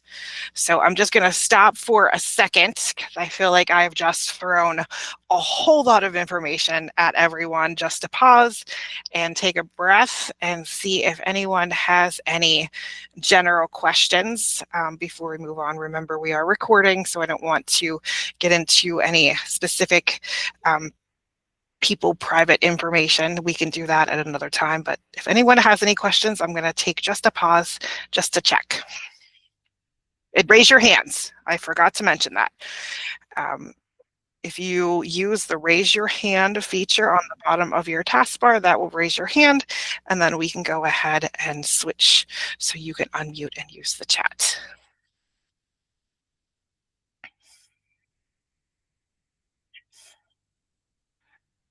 All right, I'm going to keep going. I also wanted to share about PA Assistive Technology Foundation, or PATF, again, another acronym. PA Assistive Technology Foundation provides financial loans for assistive technology, information and assistance about assistive technology, funding resources and vendors, and financial education for people with disabilities. So it's a really great place to check out. They have a ton of information, especially their financial education information is a really great little toolkit that helps work through and learn about different financial options that are out there. But they also have various loan options. I believe some are 0%, some are no interest, and that really can look around assistive technology. I know a lot of students use assistive technology to support them through their education. And assistive technology is not just a communication device. Assistive technology can be a lot of different things, from apps for text leveling, or for example, my son uses an app called Snapchat, and it takes a picture of any it can take a picture of paper that he needs to do for one of his classes, turns it into a PDF, a fillable PDF, and he's able to do that on his laptop or his Chromebook. And it's been a really great piece of assistive technology. So I just wanted to share that as far as PATF. And again, that link is clickable, so you can go right to their website and see what all information they have. I also wanted to share quickly about ABLE accounts. My family and I had the incredible fortune years ago when Kiefer was little. He was 6, and we were actually in Harrisburg when the first ABLE account was opened, and it was an incredibly historical day, and one that we will all remember forever. And seeing Kiefer sit in some of the cool chairs at the Capitol was a really great, fun memory. But PA ABLE accounts accounts can be used for college expenses. And ABLE accounts do not affect a person's eligibility for SSI, SSDI, Medicaid, or any other public benefits. So that is the link to PA ABLE that will give you all the details on the ABLE accounts. It outlines, what ABLE can be used to be paid for, when it cannot be used to be paid for. It can be used for college expenses, but there's a whole other list of information that it can be used to be covered too. So ABLE accounts can definitely be something that helps. I also wanted to share about Social Security Administration. When a person turns 18, they may be eligible for Social Security benefits. There is an application process. It can be done online. It can be done in person at the Social Security office, but you do need to make an appointment. And if somebody is eligible, those monthly award benefits could be applied to college expenses. So that is definitely something to check into. I know a young person who made the decision to apply all of her Social Security benefits towards her college, and it has really worked out for her in that situation. So again, it really just depends on each person and their situation and their family situation, but this is definitely something to consider. Scholarships are another one. I know several presenters this morning talked about the DREAM Scholarship. That can cover different funds. And then for students with Down syndrome, there's the Ruby Rainbow Scholarship, but I really just didn't want to limit that. So the Big Future Scholarship Directory is a really comprehensive place that you can search pretty much every scholarship category out there. When I was building these slides, I was playing around with the directory a little bit, and it really was, it was a full list. I'll be honest. Technology has come a long, long way since I was getting ready to graduate high school. And then again, Think College. Also, if you go to this link on my slides, the Think College has a really long and comprehensive list of possible scholarships specifically relating to students with disabilities. So those two links are really about scholarships. They're searchable. And I will also say that on the Think College website, there's a ton of fact sheets and resource pages on paying for college, ideas about transition planning, what college opportunities are out there. As I said, my son Kiefer is 15. And Think College, I won't tell you how many, but if you go to Think College and you search for Pennsylvania, there's a large number of college opportunities on that website. And I've been watching it grow, and hopefully by next year and the years to come, it will continue to grow. But when my son was 2, there were only 4 college opportunities in the state of Pennsylvania for students with intellectual and developmental disabilities. So it has grown leaps and bounds in 13 years, and I truly hope it continues to grow even further. If you've talked to me before, you've probably heard me say that my dream for him is for him to have a buffet of options, and I want as many options on his post-secondary buffet as possible. Special Needs Trust. I will not get too deep into the whole trust situation. That is not my favorite area, just because I find them really complex to talk about, and there are better people to talk about them than me. The Achieva Family Trust is incredibly knowledgeable. I have talked to them many times about my son, our family situation, and also have connected people that I support with the Achieva Family Trust.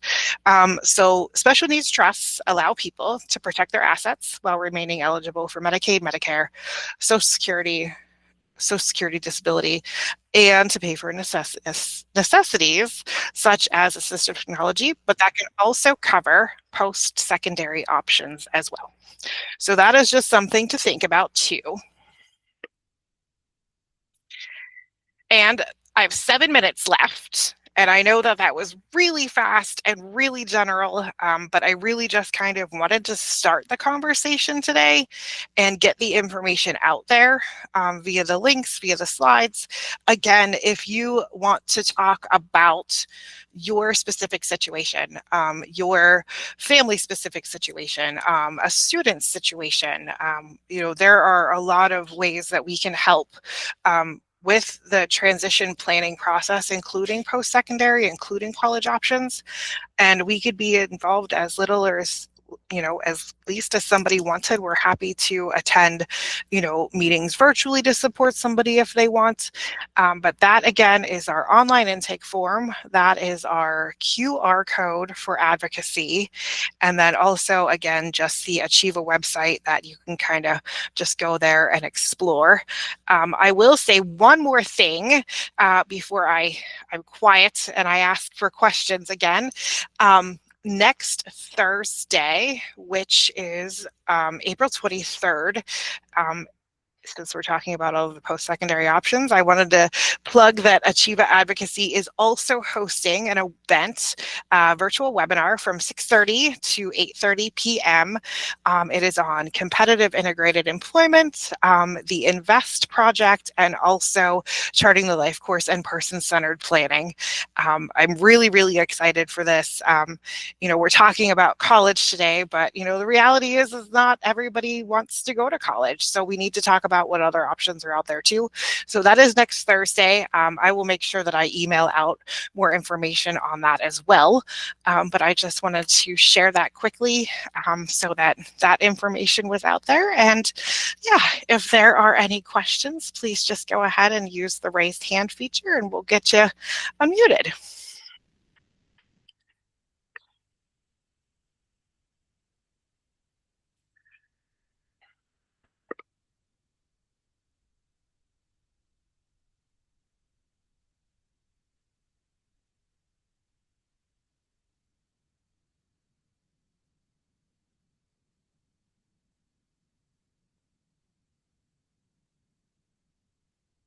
All right. Well, I don't see any questions in the chat, and I probably sound like a broken record, but I'm going to say it now, and I'm probably going to say it 20 more times before the end of the day today. But if you don't have any questions now, that is okay.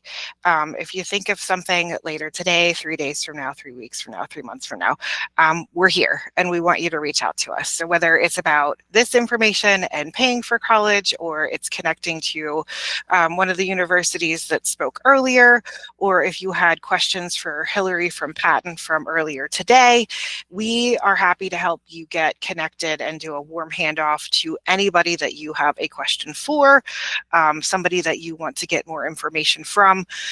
We really just want to, kind of be the informational bridge and make sure that everyone has what they need to get connected and to feel comfortable, because this is a lot. And I can do this professionally because it's just, it's not so personal. But if I shift my thinking and it's about my son, then it is personal and it feels like a lot. And I know that I have benefited from asking specifically our advocacy team and many others at Achieva, for help and guidance on a specific situation. So thank you for letting me share this information with you today, and I appreciate it.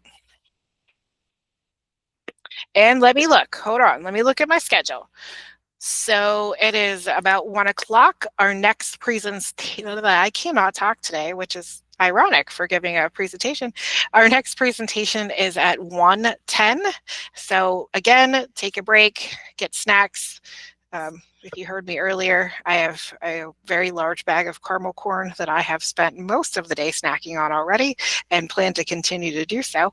But yes, break, snack, stretch, rest your eyes, make sure you're taking care of yourselves, and we'll see you back here at 10:10. Thanks, Melissa. Thank you, Amy. Hello again, everyone. I want to welcome you back from our brief break. I'm going to go ahead and stop sharing my screen, and we would like to welcome Ryan from Mercyhurst University at this time. And Ryan, I made you a co-host, so you should be able to share your screen whenever you're ready. Let me know if there's any hiccups. Awesome. Yeah, I will work on that now. Thank you. No problem. Thanks so much for the chance to be here. I really, truly appreciate it. This is a wonderful event. It's fantastic that you all at Achieva are taking the time to put this together, and I commend everyone who is taking the time out of your day to be here and learn a little bit more about all of these amazing programs. Melissa, can you give me a confirmation you can see my screen that I'm sharing? Yes, you are good to go. Okay, perfect. Yeah, again, thanks so much for the opportunity to be here and present. My name is Ryan. I am the executive director of the Brad McGarry Center for Neurodiversity at Mercyhurst University, located in Erie, Pennsylvania. That's a mouthful. Hopefully you can also see it on the screen. I have the privilege of leading this center that is home to one of the country's largest and oldest support programs for neurodivergent students enrolled at our university. I'm going to give you a lot of information in our short time together today. I strongly encourage, please feel free to reach out anytime with any questions you might have. If you are a prospective student, a family member of a prospective student, a guidance counselor, high school counselor, consultant, service provider, whatever, I love connecting with people to talk about the journey into and through college for neurodivergent students. So please, please, please feel free to reach out. So if you're unfamiliar, Mercyhurst University is a beautiful Catholic liberal arts university located in Erie, Pennsylvania. Erie is about 2 hours north of Pittsburgh. We're right on beautiful Lake Erie. If I look out my office window, I can see the lake. It's a wonderful setting. We have about 2,700 students on our campus, the vast majority of whom live on the campus. We are what you would describe as a highly residential campus. Our campus has about 75 acres. We are truly a campus. We're not downtown. We are not a series of buildings on a bunch of different city blocks. We are a campus. Our students love to talk about our campus's resemblance to Hogwarts from Harry Potter. Perhaps you can see some of that in the photo on the screen. It's a big enough campus that you can wander around and find fun things to do, but it's also not so big that you're going to get lost and confused. You can traditionally walk from one end to the campus to the other in maybe 8 minutes, maybe a little bit less if it's a cold, windy day and you're trying to go swiftly. Mercyhurst will turn 100 years old this fall. We're very excited about that, and we look forward to a year long of celebrations and also thinking about the next 100 years and what that has in store for our students. I could easily spend our entire time together talking about Mercyhurst, but I promise I won't do that. When we get started, I wanted to make a note that Mercyhurst, as I mentioned, has had one of the oldest support programs for neurodivergent students. It was founded, as you'll see in a moment, as a support program for students with an autism diagnosis. While many of the students in our support programming still do have an autism diagnosis, we do not require that specific diagnosis as part of a student's neurological profile in order to provide support. So we're open to a broader array of neurodivergence, if you will. And again, I'm happy to have that one-on-one conversation with families as you're trying to determine if Mercyhurst is a good fit for a student's support needs. I should make a note that all of our programming that I'm going to describe is intended for a student interested in a degree-seeking program. So all of our supports at Mercyhurst are intended to try and get a student into a degree-seeking program, whether that's an associate's degree or a bachelor's degree. And we also have some students in our programming who are pursuing graduate degrees as well. So just wanted to throw that out there as well. We are really proud of our history in being one of really the very first programs of its kind to be created back in 2008. So we're in year 17 of dedicated support programming for neurodivergent learners. But really our start goes even further back, as you can see outlined on the screen. We had one of the state's first offices dedicated to supporting students who learn differently in our Learning Differences office back in 1986, which was before the Americans with Disabilities Act, before many colleges and universities were required to provide such support. We were doing it before it was required. And then we've grown that support through the years.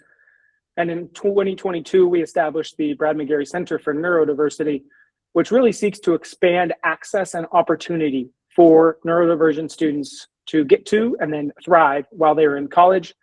with a very keen focus on what comes after college as well.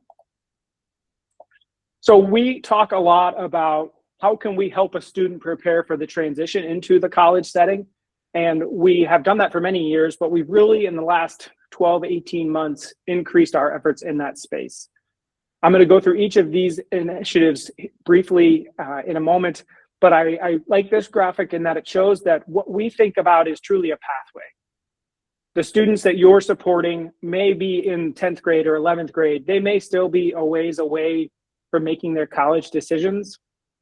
And yet the programming that we offer is really intended to try and help that student prepare for the transition into the college setting. It's a big transition, no doubt, going off to college. It's even more stressful at times for our neurodivergent friends. And so we really work hard to create programming that seeks to ease that transition, to build those key skills leading into the first day of the freshman year of college. The more we can do up front, we find the better chances the student has to succeed. Over all of our programming, we use this as our guide, so to speak. We believe that these are the 5 areas that are essential for success in college, but also in preparation for what comes after college. We call these our ACE-V domains, and we talk about them all the time with our students. I often say that some of our students probably have 1 or 2 of these categories where they have more strengths. And then they probably have 1 or 2, sometimes 3, where they have a stronger support need. So if a student is thriving academically, we're probably not going to spend a great deal of our effort focused in that category. Instead, we're going to think of where does that particular student have specific support needs that we can be there and helping them. So it's a rubric, it's a guide, but by no means is it a checklist that every single student has to participate in every activity you see on this screen. So now I'm going to tell you just a little bit about each of the individual programs I showcased on that pathway. I think it's important to note each of these pathway markers, these programs, can stand on their own independently, meaning a student is welcome to participate in either of the summer program or the dual enrollment program, regardless of whether they decide to choose Mercyhurst as their final landing place when they become a college student. We will often have students who approach us and say, I plan on going to XYZ university out of state, but I would still like to do your summer program. Is that okay? And the answer is absolutely. I tend to warn students and their families that they may actually fall in love with Mercyhurst and change their mind, as one of our current sophomores did 2 summers ago when she came for a summer program. But we welcome folks from, regardless of what their future plans might be. We have 2 different summer programs that I'll talk about briefly.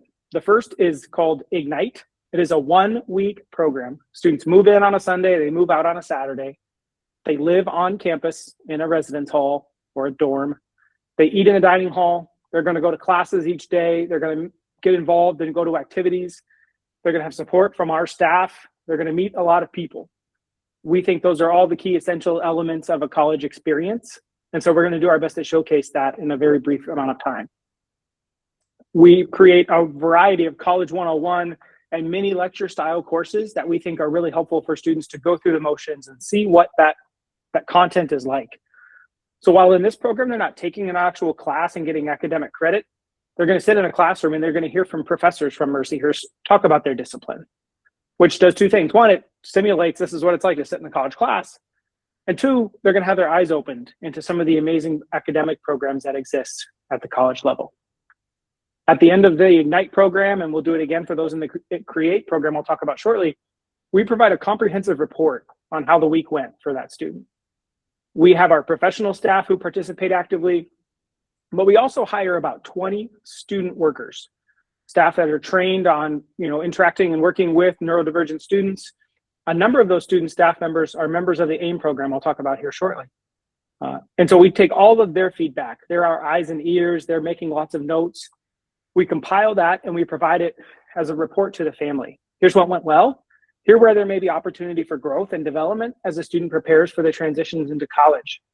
We want to provide tangible feedback so that in between the time that a student participates in a summer program and they may enroll in a college program, they figured out what do I need to be working on and how can I practice those key skills to help me succeed in college. The 1-week Ignite program is really open for any student beyond their freshman year of high school.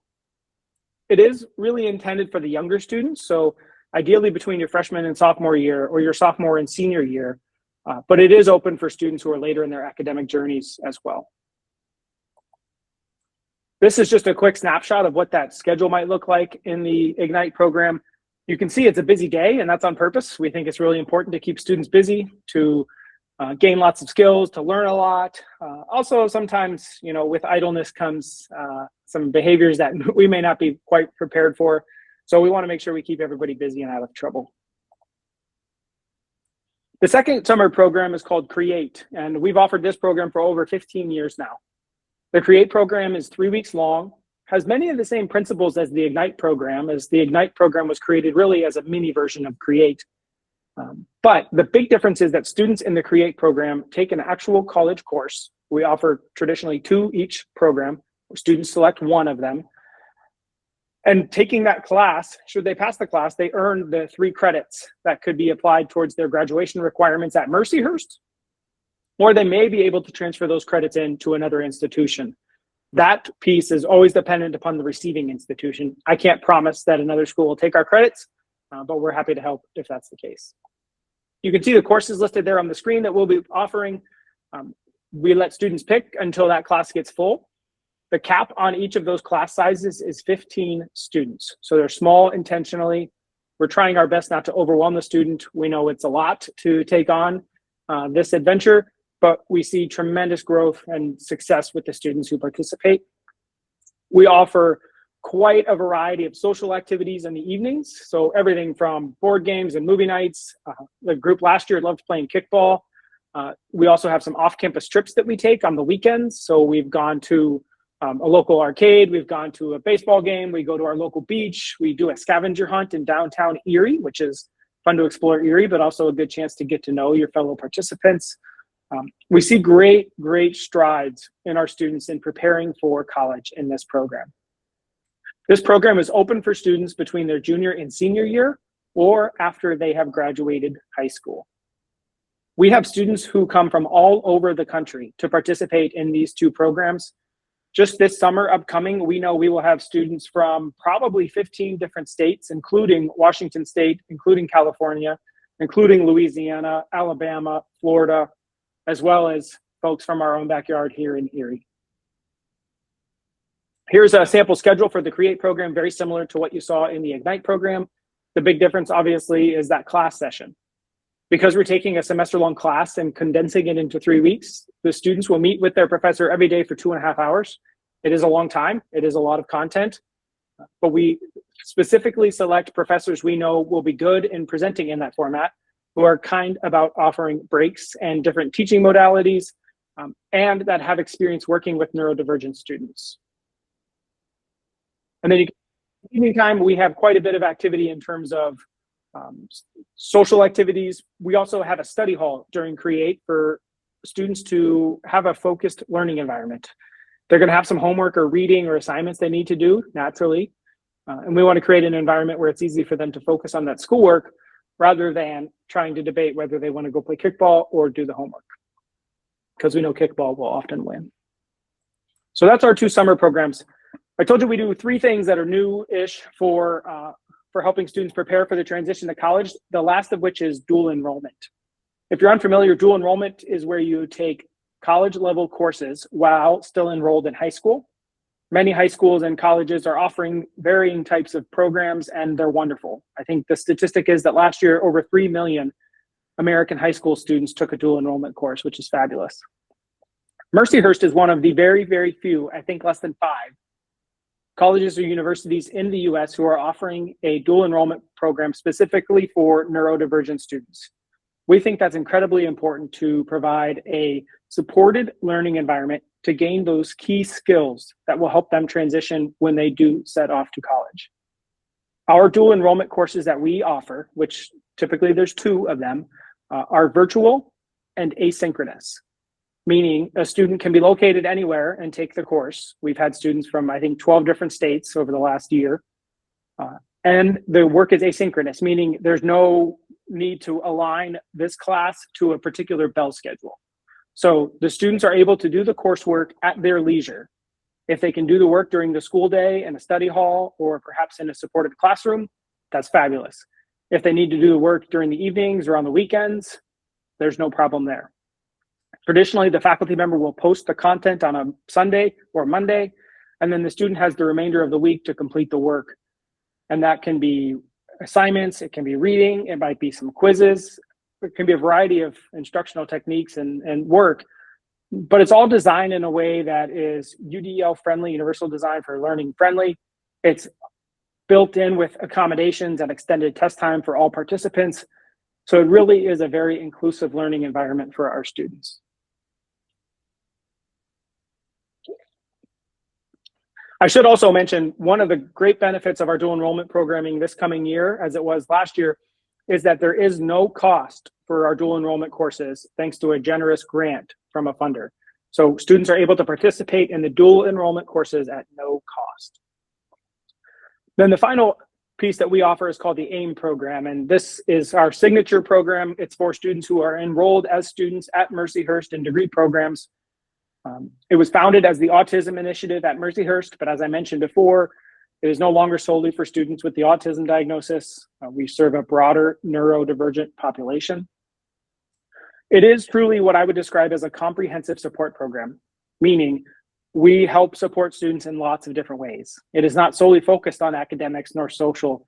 Instead, we go back to those 5 key areas I talked about earlier: academics, independent living, social, emotional, and vocational, as being those key pillars that we think are essential for success in college. The pillar of this program is a weekly one-on-one meeting for 1 hour long with the student's assigned support member. So each student is assigned a professional staff member from our team. We have 7 or 8 full-time people, and they will meet with that person each week for an hour. And it's same time, same place. Consistency is always good in our world. And they're just going to check in. How are things going? What's going well? Maybe what's not? Where can we help support that student? For some of our students, it's academic focused. For some, it's helping to make friends on the campus, to get involved. For a lot of our students, there's a good deal of executive functioning support woven in. We know that many of our students may not be the best at organizing their lives and turning in assignments on time and keeping up with all their priorities. And so we're there as a resource to help them plan their week, to plan their month, to think about what in what order do these assignments need to be done based on deadlines. We help them build the key skills so that they can start managing all that work on their own. We're not going to do it for them as kind of a secretary necessarily. We want to be there to help them grow and build that level of independence and self-sufficiency. We also offer anywhere between 3 to 5, sometimes 7 different social activities each week, meaning our staff plans and often executes those events. So on a Monday night, for example, we will have a cooking program where we are going to get together with the students. One of our staff members leads it, and we're going to make tacos. So, somebody's going to help brown the ground meat. Somebody's going to chop the tomatoes. Somebody's going to cut up the lettuce. Somebody's setting the table, getting the tortillas ready. And then once the meal is ready, the group sits around the table and eats together. And they talk about their day. They talk about their gaming. They talk about their classes. They talk about their spring break plans, whatever it might be. So we're doing 2 things there. We're building those independent living skills, which are really important, but we're also creating the social connectivity that quite honestly doesn't come naturally for many of our students. So by having all of these social events, I'll show you in a moment, we think we give a great chance for students to find what interests them, what fits in their profile as to what they'd like to do with their free time, and creates lots of opportunity for repetition and practice. We also offer a very strong career path program. We know the statistics are not favorable for neurodivergent college graduates, so we work very closely with our students on resumes, cover letters, LinkedIn profiles. What does it mean to be networking? We do mock interviewing. We go on trips and visit employers. We bring in guest speakers. We do a lot to try and help a student be prepared for that next big transition point that comes once they graduate college. You can see the costs listed there on the screen. The costs for our AIM program, as well as the CREATE, and I believe soon to be approved for the IGNITE program, have historically been supported by Office of Vocational Rehabilitation, OVR, here in Pennsylvania. We are an approved provider. So we certainly encourage families who have an interest in our support programming to chat with their OVR counselors about receiving support. A little bit extra about our program. So we have so many great things that we do. We go on trips. We are gearing up to take a trip to Maine here in a few weeks. Last year, we took a group to Ireland. You can see pictured there. We've taken groups to Columbus and Cleveland, Ohio, Washington, D.C., New York City, Philadelphia, Nashville. We love taking students on trips to see new things, try new foods, meet with employers, try some hard things along the way. Usually when we go to a city, we take public transportation several times. We want students to see what it's like to live in a big metro area. You're probably not going to Uber everywhere. You're going to have to get used to riding a subway train. And so let's practice that. We also have created a variety of career opportunities through our Neuro Launch program, which are helping our students gain meaningful access, meaning they have internship opportunities. They are getting real world shadowing opportunities. They're getting the chance to be active in their field of choice through opportunities that we are setting up through our Center for Neurodiversity. Our program admissions look like this. We require students to complete an application. If they are looking at the AIM program, there's also the application for Mercyhurst, but for the summer programs and the dual enrollment, that is not necessary. Students and their families fill out the application. They provide some information such as a neuropsychological evaluation, an IEP or 504. They will provide us with some academic materials and some questions about why do you want to participate in this program and what are you excited about? We review those materials, and if we think a student might be a good fit, we will reach out to the family and invite the student and the family to participate in interviews. Interviews is a very formal word. I think they're more like conversations, but it's a chance for us to get to know that student, for that student to get to know us, and to make sure that what they're looking for from a support program aligns with what we provide. I often use the example, if a student is looking for a support program that will knock on their door and wake them up every day to tell them to go to class, that's not the types of support that we provide in our program. So we want to have that conversation early in the process, not have somebody join us and get in the program and then realize that we may not be the right fit from a support perspective. So that's what that interview does. Gets us a chance to make sure we're well aligned in terms of what we're looking for. This process can take some time, so I encourage those who are interested to act sooner rather than later in the year process. So, if you're looking to go to college in the fall of 2027, starting this process in the fall of 2026 is a very good idea. This will share a little bit about our student profile. We have students from all over the country. You can see some of the more popular majors that they're participating in. Students tend to stay with our AIM program all 4 years while they're here on campus. And we have several, as you can see, who've elected to stay for a graduate program as well. This is a sample overview of some of the many activities that we host during the week. It's a really great environment.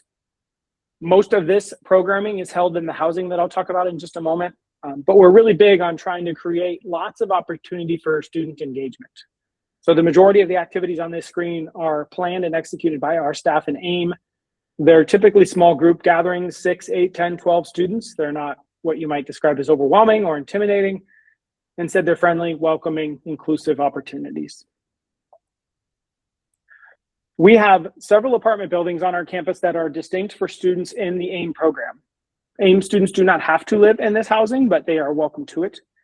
What is unique about this housing is that students have their own bedroom. You can see the bedroom pictured in the bottom left on the screen. 1 bed, 1 dresser, 1 desk. Students have their own bedroom.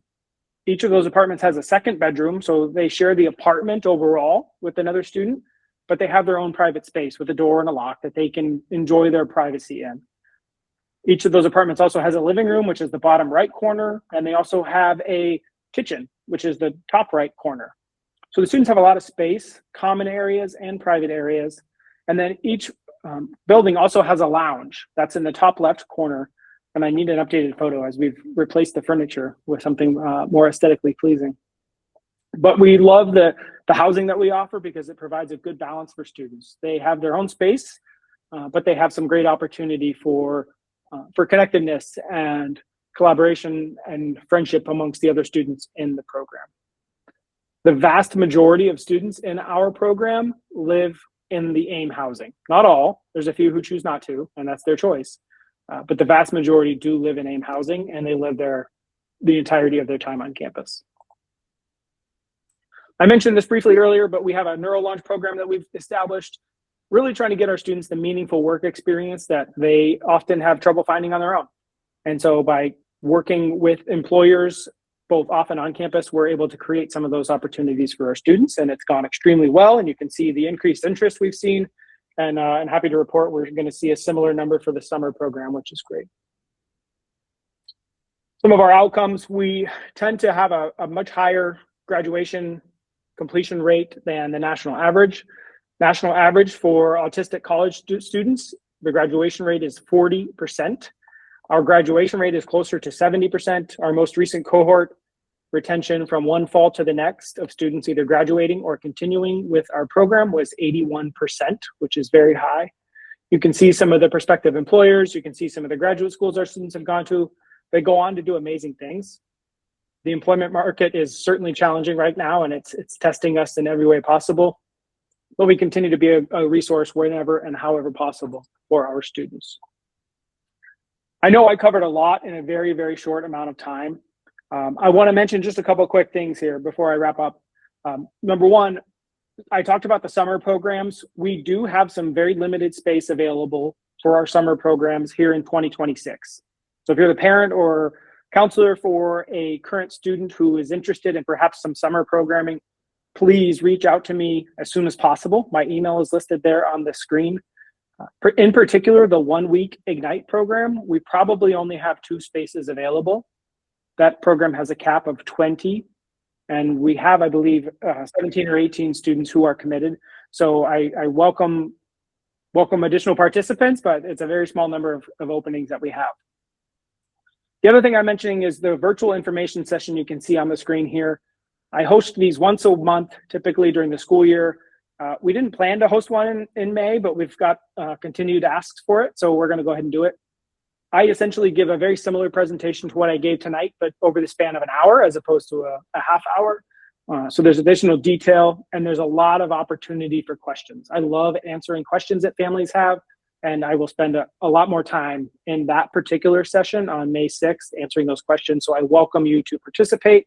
If you scan that code, it should take you to a registration link. You do need to register to get the link to join the meeting. It's a Microsoft Teams meeting. So you must register in advance to get that link, or else you obviously won't get logged in. And then finally, my email is listed there. Again, I truly welcome the opportunity to connect with anyone, prospective students, their families, counselors, support personnel. I know there are many, many people in this ecosystem who are helping support young people as they think about their transition after high school. Anything, truly anything that I can do to help any of you, I please reach out. And if I don't have an answer or I don't know what the answer is, I will certainly be happy to help connect you to someone who might. We're a really passionate group of people on our team. We love the work that we get to do. We have a university who is incredibly supportive of this program and wants to see it grow and find other ways of continuing to help support students. And so I'm hopeful if we're having the same conversation 1 year from now, I'm going to have some other new things to tell you about. Because I think that the need remains out there, and we want to do everything we can to help support this amazing community of learners who are thinking about what comes next. So that's all I have prepared. I'm not entirely positive if questions are possible, but I'm certainly happy to take them with any time that is remaining.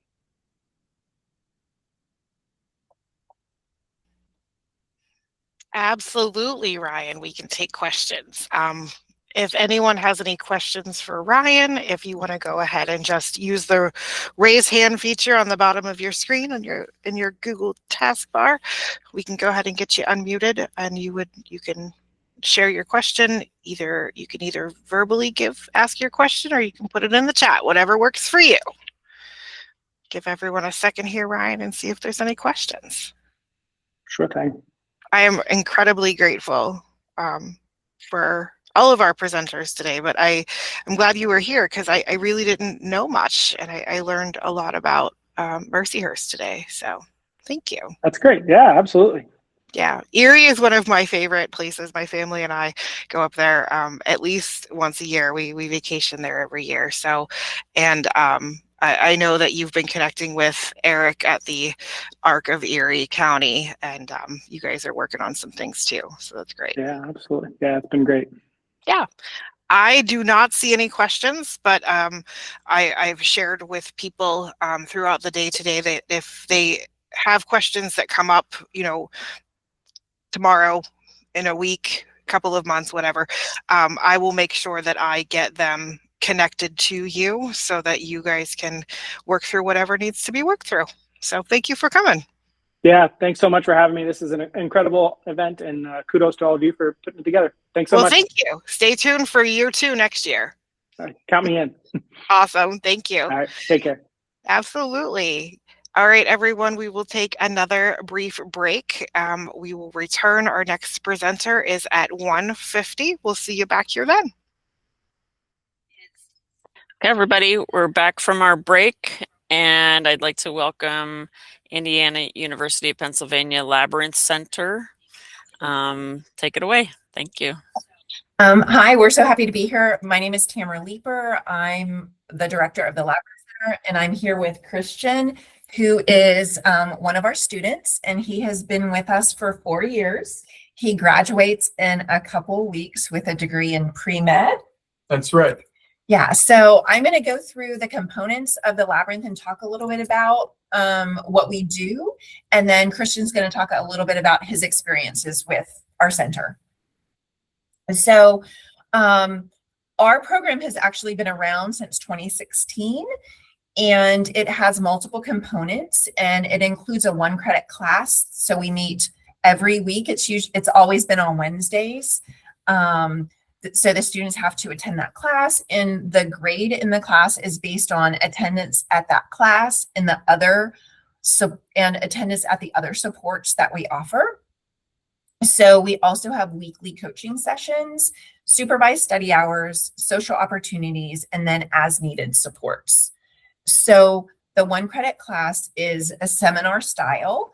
We always get student input on class topics. The research in the field of autism shows that programming for people with autism or autistic people, which I use interchangeably because my students don't have a set preference.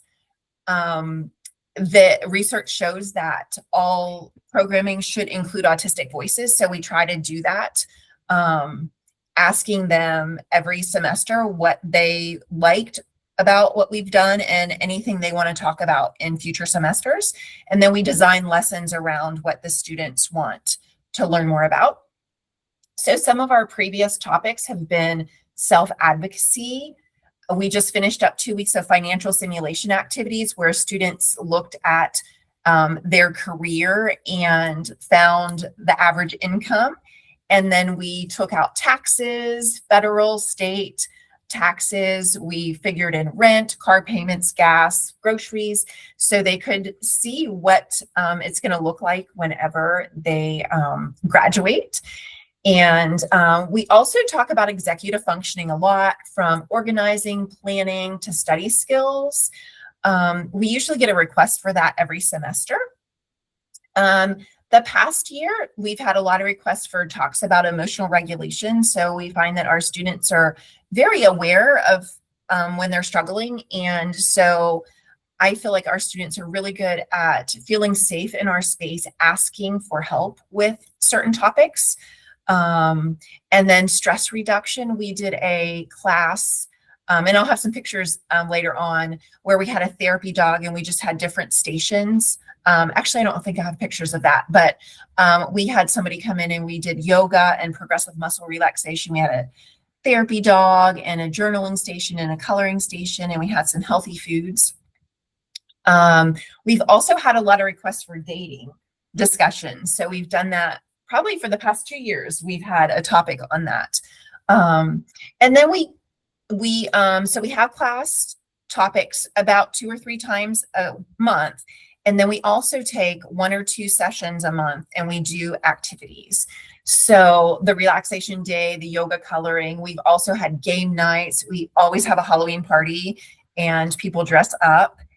We have graduation parties. We often have pizza night, movie night, and we go on outings as well.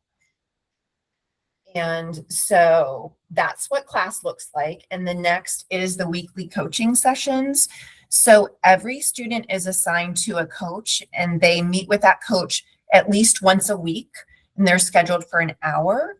If a student is struggling, we have increased that to twice a week. And we have drop-in hours as well if they need extra support. So our weekly coaching sessions focus on helping the student organize their current week and the next week, and plan what they're going to do. We look at their syllabi and when they have tests or assignments due to help them get ahead of those. We also check in with grades a couple times a semester just to make sure that if any grades need to be addressed or a professor needs to be visited during office hours, again, we try to stay ahead of that. And then I feel like our coaches also are mentors and help them with other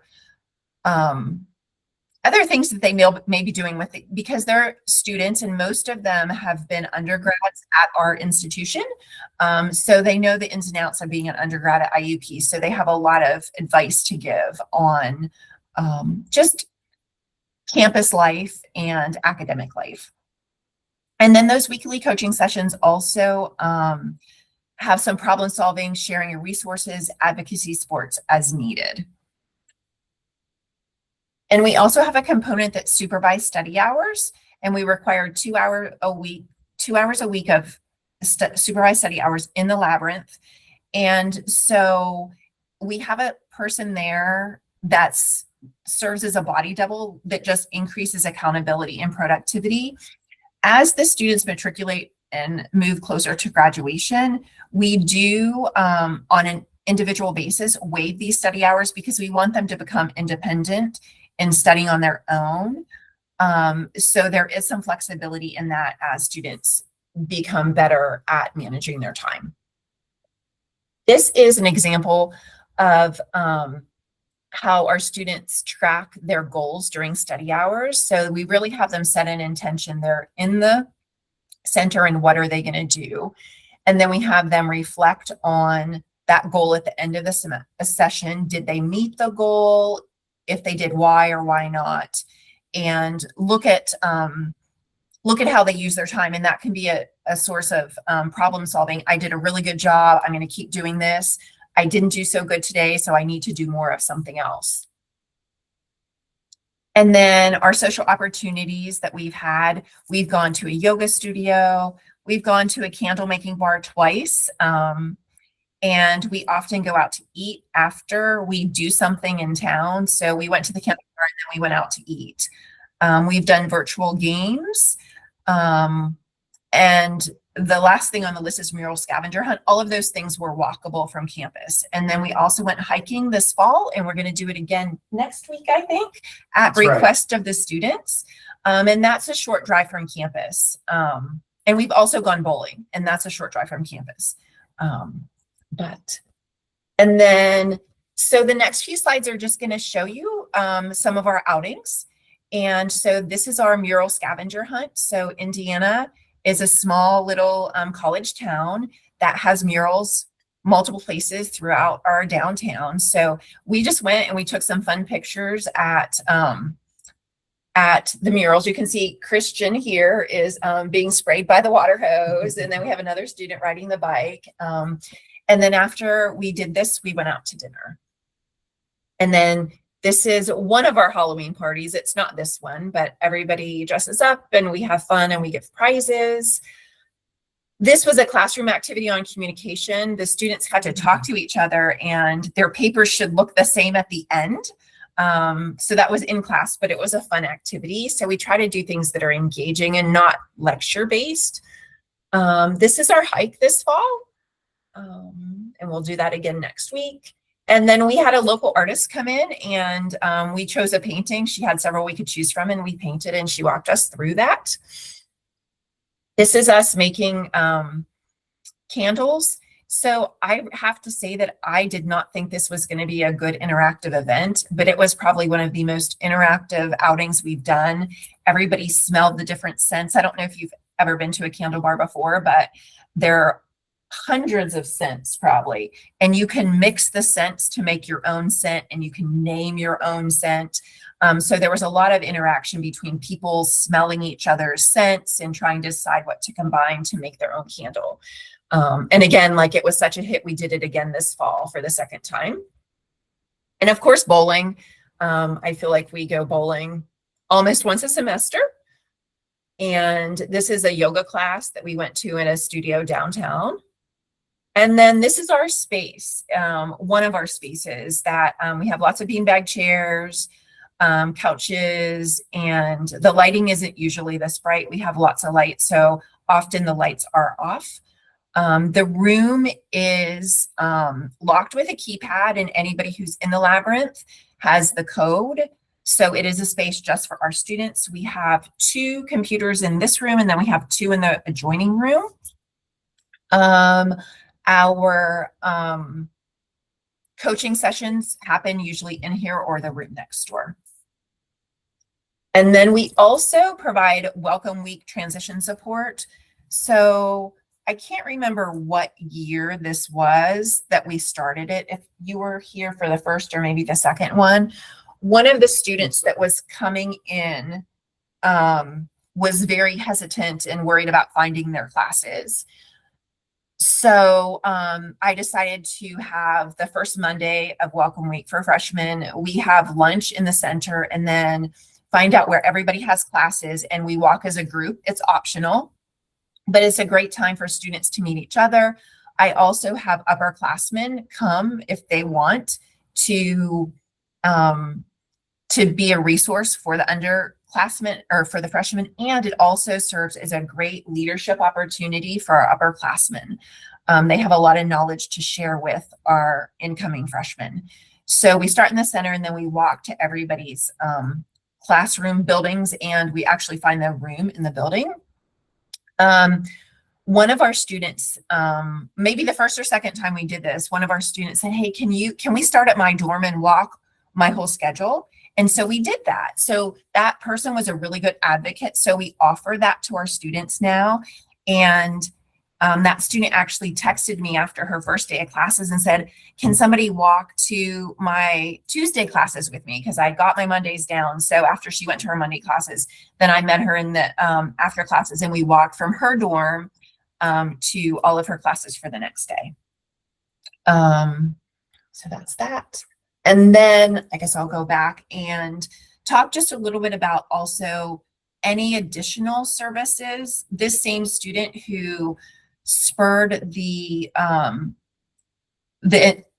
implementation of the Welcome Week transition lunch and then campus tour was very nervous when she had to meet her advisor for the first time because she had never been to that building. So we had a graduate student who is one of our coaches walk with her there. She also then had to go to which is our convention center, and she had to attend IUP Day, which has all the clubs for IUP showcasing themselves there. And so we had a coach go with her there, and that turned into every year since a group of students who want to go to that meet in the Labyrinth and they walk together, so they don't have to go to this place by themselves. And it's always better to go with people you know as well. So anytime a student has a need, and if they're able to advocate for themselves and share it with us, and we can make it happen and support that need, we're more than happy to. So Christian, before I go into my next slides, are just some comments that students have made over the years. Would you like to share like your experience? And if you want to sit here, so you're like, yeah, of course, closer to the computer.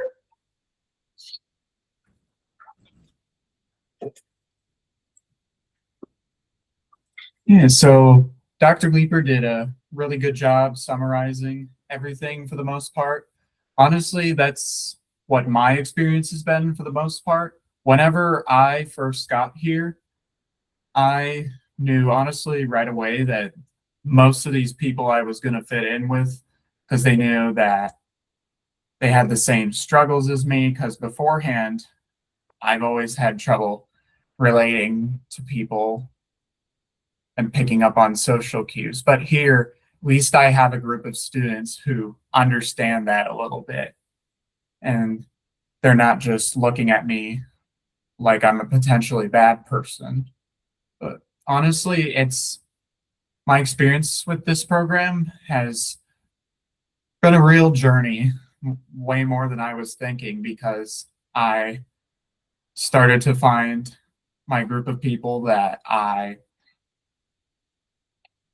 really fit in with, that I enjoyed talking to, and I made a good friend there a couple years ago, and I'm hoping we can keep that going for a long time. Yeah. And I would say my only struggle that I've had with this course so far is just sometimes, again, relating to other people and stuff like that, especially because whenever I am a part of a conversation, but I don't have much to contribute to it, it can be a bit frustrating. But honestly, some of the lessons that Dr. Lieber has provided students like me, including the emotional regulation and all that, it's made me a lot more confident there. Yeah. And so also you mentioned your friend, you really have developed one super authentic friend, and after class, most weeks you go out to dinner, right? Yes. Yeah. So we've seen a lot of those friendships form. The students really care about each other. And if somebody's hurting or struggling, there's really a rallying around that person. And I've often gotten texts like, oh, so-and-so is having a hard day, you should check on them. That's rare, but they really do support each other. And Christian has also been part of hosting social hours. Our schedule this fall or this spring hasn't been as conducive to as many people attending, but at IUP on Fridays, Mondays, Wednesdays, and Fridays, there's a time block that is called the Common Hour. There are no classes scheduled then. There are labs scheduled then.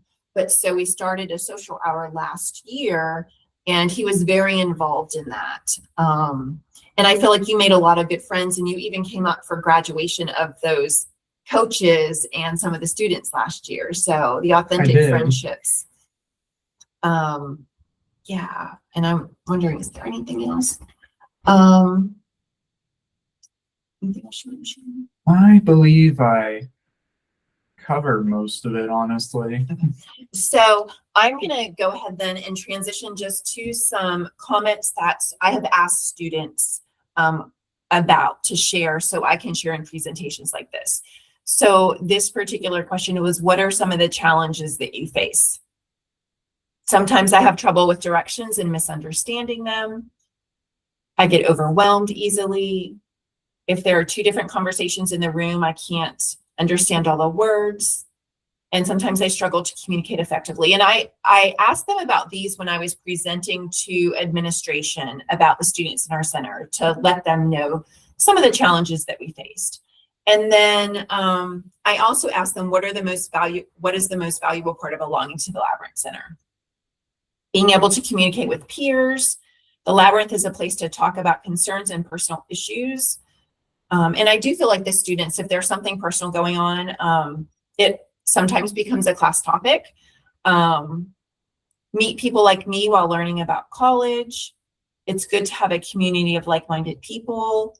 And then the coaching. So I think community is a theme through these comments that people really find that. And that I like to be able to discuss topics that are related to our age group. I met more people like me and I don't feel alone. Labyrinth has helped me stay on top of my schoolwork. One thing that I enjoy about Labyrinth is having access to a room where I can quietly work on assignments without distractions. And our room, people do come throughout the day. You're allowed to be there from the time the building opens until 10 p.m. when the building is locked. We do have a refrigerator that is usually stocked with cold water, and we have snacks that are requested so students can munch on things while they're studying and they don't have to leave. We do have students who bring their lunch there because it's less stimulating than going to the dining hall. So that's also an option. And then this person said they like the social aspect, I wouldn't have any friends without the Labyrinth. And then these are more about that. This person likes class, a space to learn and improve.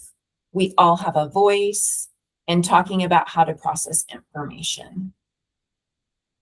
And then I think something that everybody's probably interested in is what is the cost? Due to the OBR changes, last semester, the funding for students has significantly decreased.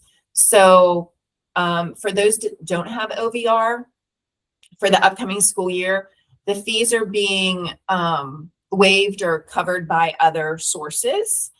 There will be a new fee structure in fall of 27. We are going to try to prioritize scholarships and funding the fee for people in need, because our goal is to serve as many students. So for those who no longer qualify for OVR, and OVR used to qualify, everybody qualified with a diagnosis of autism regardless of income. That's no longer the case. So we're doing our best to find other ways to cover those costs for those students. So that's all we have. Does anybody have any questions?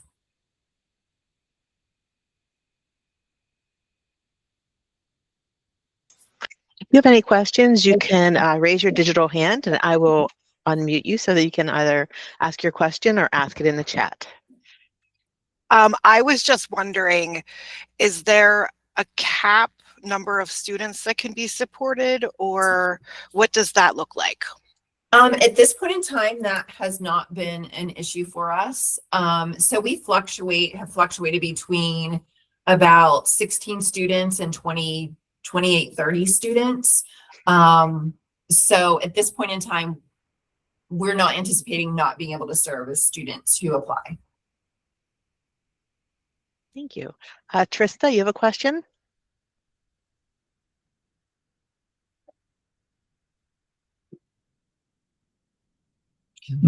You're welcome. Welcome.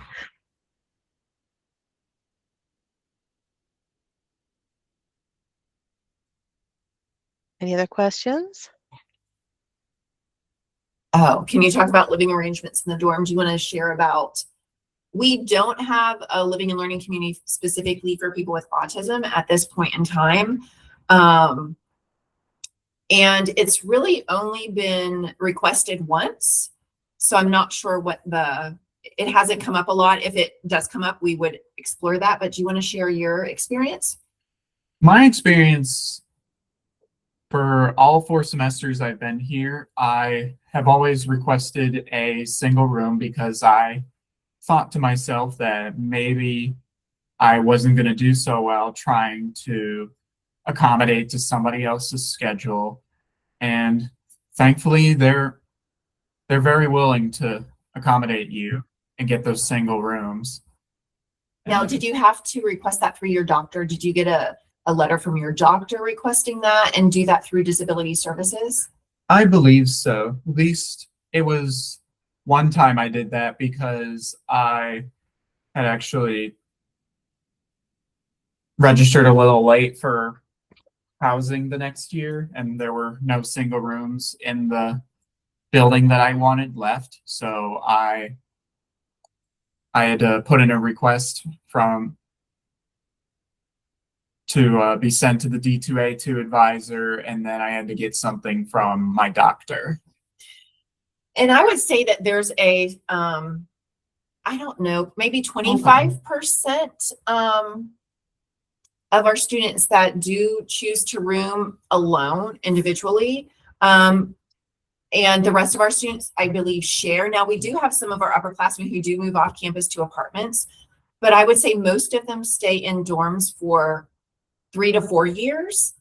And a lot of our dorms have suites. So you have your own bedroom and you might share a common area and a bathroom. So I think there are a variety of setups that you can choose.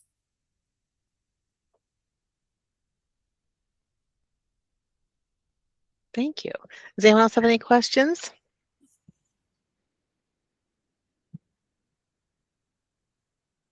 I don't see any other questions at this time. I'd like to thank you both for being here, Dr. Leeper and Christian. I learned a lot. It was very interesting. So thank you. Sure, thank you. You're welcome. Thanks If for you- having us.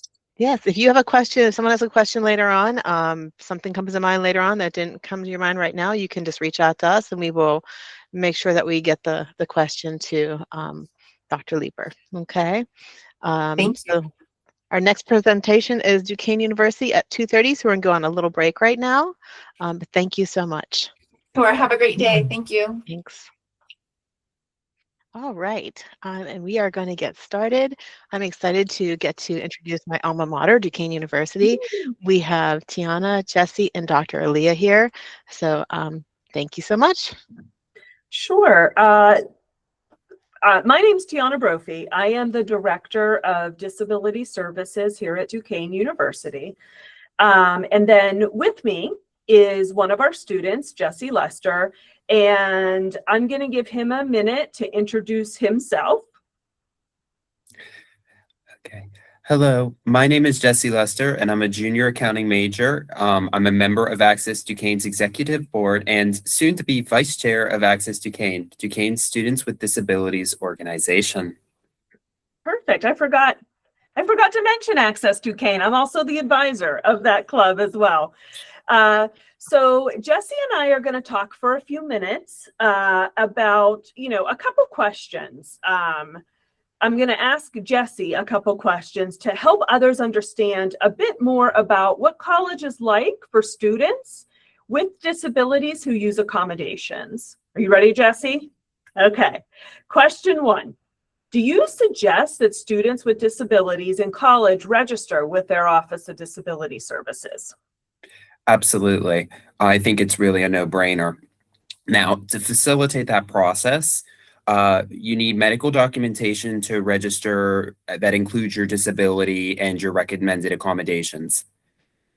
Students' IEP or 504 actually will not transfer from high school to college, so unfortunately, you have to go back and get documentation.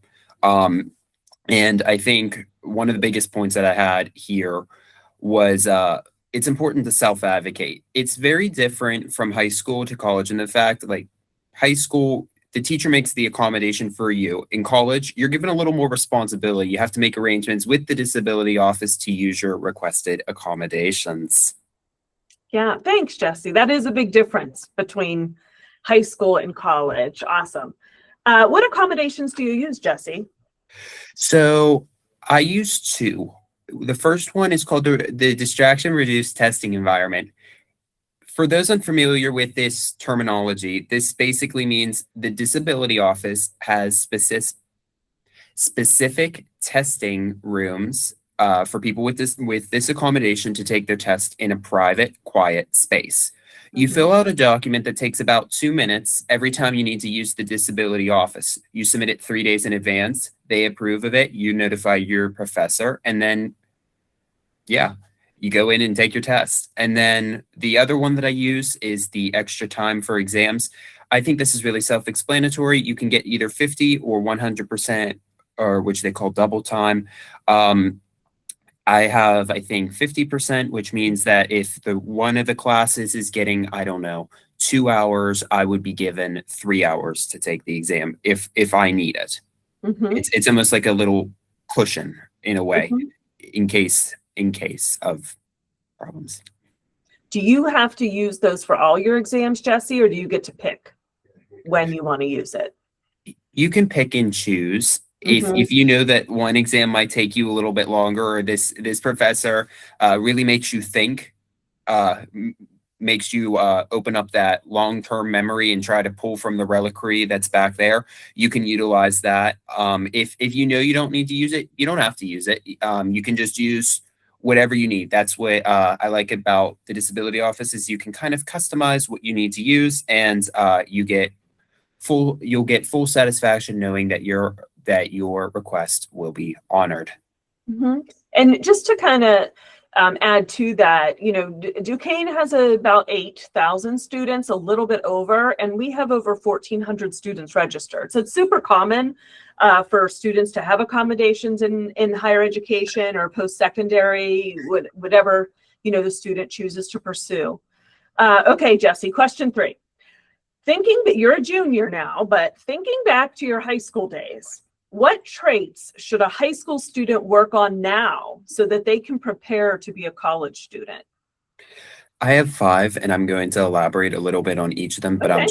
I'm just gonna set the stage for what I'm about to say. The first one that I'm going to say is be eager to learn. The second one is time management. The third is packing your positivity. The fourth is resilience, and the fifth is about becoming involved here on campus. So let's go back to the first one, the being eager to learn aspect. Nothing shows more initiative than being eager to learn. In some classes, there was even a grade to participate in class. Don't worry so much about being wrong. There's no shame in clarifying some concept that you might be troubling you. The second one is time management skills. College is an amazing time.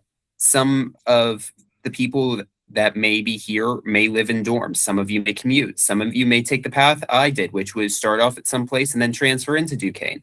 No matter what your means of residing or commuting at college, time is of the essence. Don't waste an entire semester just focusing on your grades at the expense of your social life. You're not going to get that time back. You will form bonds with people that are going to stand the test of time. Cherish that. The third one is called pack your positivity. This is now one of my favorite sayings. I'm going to throw a little bit of my high school days in there.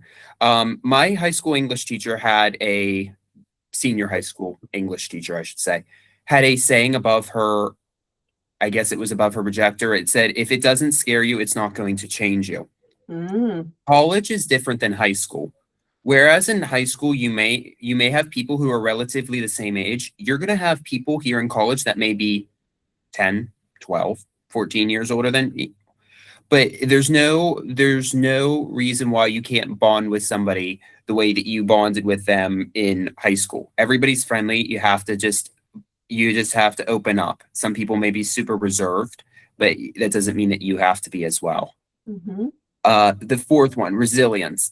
It isn't easy to ask for help. I've been in those positions where I was contemplating going and asking for help, but tutoring is free and there's no shame in doing so. And if it's free, I actually have a saying, it's if life throws you a curveball, the way that you respond is what makes you. People want to see you succeed. Your professors, tutors, yourself, maybe even your parents. Why not utilize the help if it's there?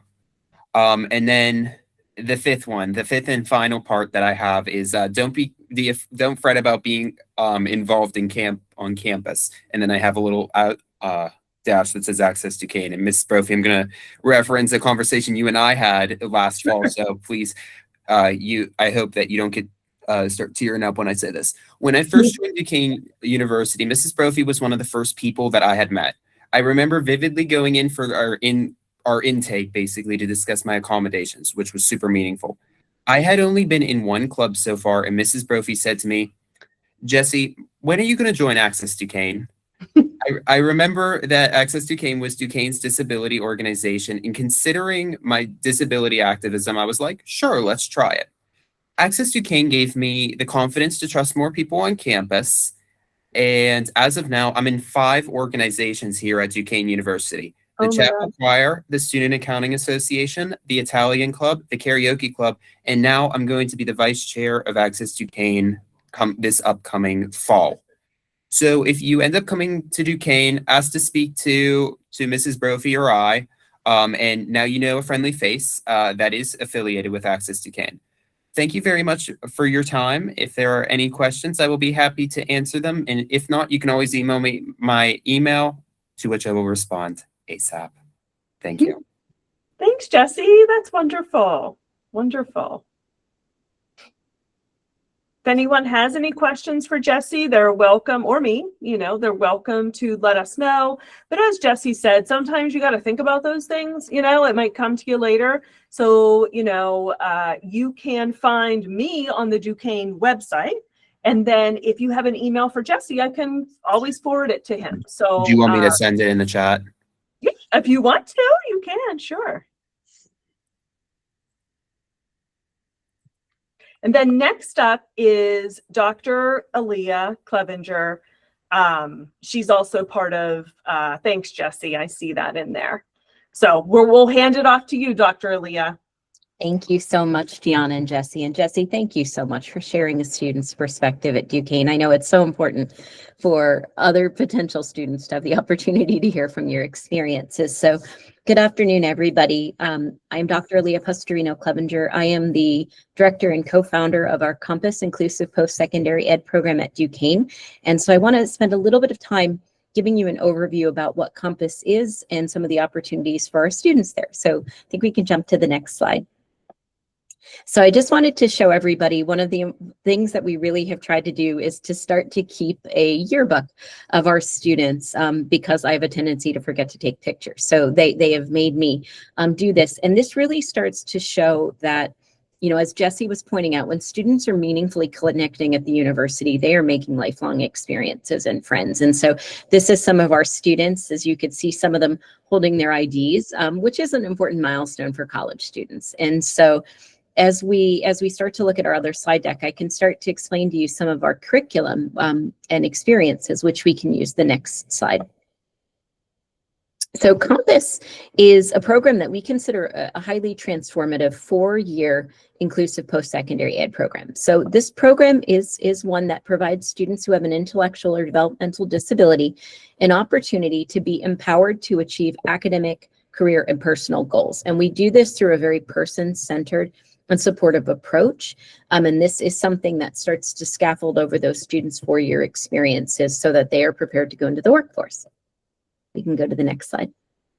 So when we talk about Compass and what we do, the program has existed since 2019, and it was developed with the specific intention to close what are very profound educational and employment disparity gaps that may exist for individuals with IDD who live in Western Pennsylvania, but also who may choose to go beyond Western Pennsylvania. And so we have had strong success. 100% of our graduates have gone on to either employment or to pursue post-secondary graduate education within 1 year of our program completion. So we're really happy with that statistic because the students are going onto the pathways that they have set out for themselves as they were pursuing their 4 years. Okay, next slide. So Compass is unique because, again, we really look at using a strengths-based approach. The program is person-centered. So what that means is the students are driving the car. They are the individuals that are really centering that experience and identifying what are their career interests, what are their personal goals, what clubs and organizations do they want to join, and where do they themselves possibly need support to be built in. And we use a 4-year person-centered model. We use both the Charting the Life's course and also path-centered planning. And that planning works with our students throughout. It's used in weekly mentoring sessions. It is used in goal planning, and it is really also used in scaffolding career. We help students to start to facilitate their success and their awareness. And so really what happens is, as Jesse pointed out, you know, college is different than high school. And so oftentimes students are accustomed to supports or routines or even activities that they engaged in high school, and those look different in college. And so we really start to make students aware of those changes, those differences, because that starts to help them to subsequently develop self-advocacy skills. It's identifying when they need to go to see Gianna in ODS. It's identifying when they need to have conversations with faculty, but it's also enculturating a mindset that they should be becoming involved. They should be joining campus activities. They should be meaningfully engaging both in Duquesne and our larger Pittsburgh community. And what we also do is we really hope that we help students to build lived experiences. And these experiences are very much meant to move towards independence so that they have career pathways in areas that they have studied, that they are able to live independently, that they have self-direction, and they are self-determined. So, okay, next slide, please. So again, when I talk about person-centered planning with our program, this is very important to us because our students build both short and long-term actionable goals that we are revisiting with them regularly. When they come in as an enrolled student, summer before they start, we develop their first person-centered plan, and that plan starts to help shape an understanding of what their interests and their activities are. So this is really activities that are centered around belonging, because belonging is one of the biggest indicators of student persistence towards completion of a degree or certificate. We start to help to establish those career goals and those academic goals. We start to build supports for their skill sets that are going to achieve independence in adulthood. And also, one of our goals is that our students become self-advocates to the point that freshman year, maybe we're going to let them sit and be a participant in the person-centered planning process, but by senior year, they're leading it. And so you can see actually examples here of one of our first-year students who actually did take a leadership role in facilitating her plan, and one of our senior students who basically just said, I'm taking over. And that's a really important opportunity, because for many students who have gone through planning an IEP through high school, that isn't always the case. So we really hope to change that understanding for the student to recognize that they are the driver and they are going to be the ones that are leading this process moving forward in life. Okay, our next slide, please. So academic engagement. So of course, one of the most important things besides being engaged in campus is obviously students' academic pursuits. So our students will take anywhere between 6 to 12 credits per academic term. All of their coursework is university offered curriculum. So that means that the courses they take are part of our university catalog. There are no segregatory or standout classes offered through Compass. Our students have the option to choose whether those courses are audit, pass, fail, or receiving traditional grades. And obviously that also influences some of the accommodative supports that we can provide as a program. But about 50% of our students take courses for audit. And some of our older students, juniors and seniors, traditionally do like to take courses for credit at that point. They feel comfortable, they're very familiar with accommodative supports, and they're ready to do that. Again, the courses can be taken because you have an academic interest. You could have a career goal, or it's just something you've always wanted to do. So what I tell students is, if you are pursuing a career pathway in the environment, so if your goal is to be in environmental science related workforce, you should be taking environmental science related classes. On the other hand, if you're a student who's always wanted to learn to play guitar, there are courses at Duquesne through our School of Music that allow you to do that. So that's that personal interest or goal. The other thing that I think is really cool, and this is actually one of our seniors and one of his faculty mentors, faculty on our campus become very involved in the lives of our students at Duquesne. Jesse's nodding in agreement. Faculty really take students under their wings because they are experts in the careers and the trajectories of where students can go. And so these become another resource on our campus for our students and really help them to nurture individual growth. They can also help with options to start to build capacity around social connections that lead to internship opportunities, summer jobs, etc. So they're just wonderful partners with our program. Okay, next slide, please. So our curriculum requirements. So our students do have to take a minimum of 48 credits to earn the certificate. And so what we do is primarily that's broken up into what the university calls our Bridges Common Learning Experience. So that is our university catalog, as well as our discipline-focused curriculum. Our students do pursue internships that are either paid or unpaid. They take 4 of those over junior and senior year. They participate in senior capstone and career pathway to get them ready for those jobs. And if students wish to pursue additional credentialing or licensure pathways, what we do is we build them into the curriculum to ensure that they are ready to sit for licensures or to engage in that pathway by the time they graduate. Our students also have the option to pursue independent studies throughout the program, which is important because some of our students really become passionate about co-supporting research, for example, and they may be participating in our undergraduate research symposium. So that gives them time and space to do that. Some of them also do that to expand upon their career interests or pathways. Next slide, please.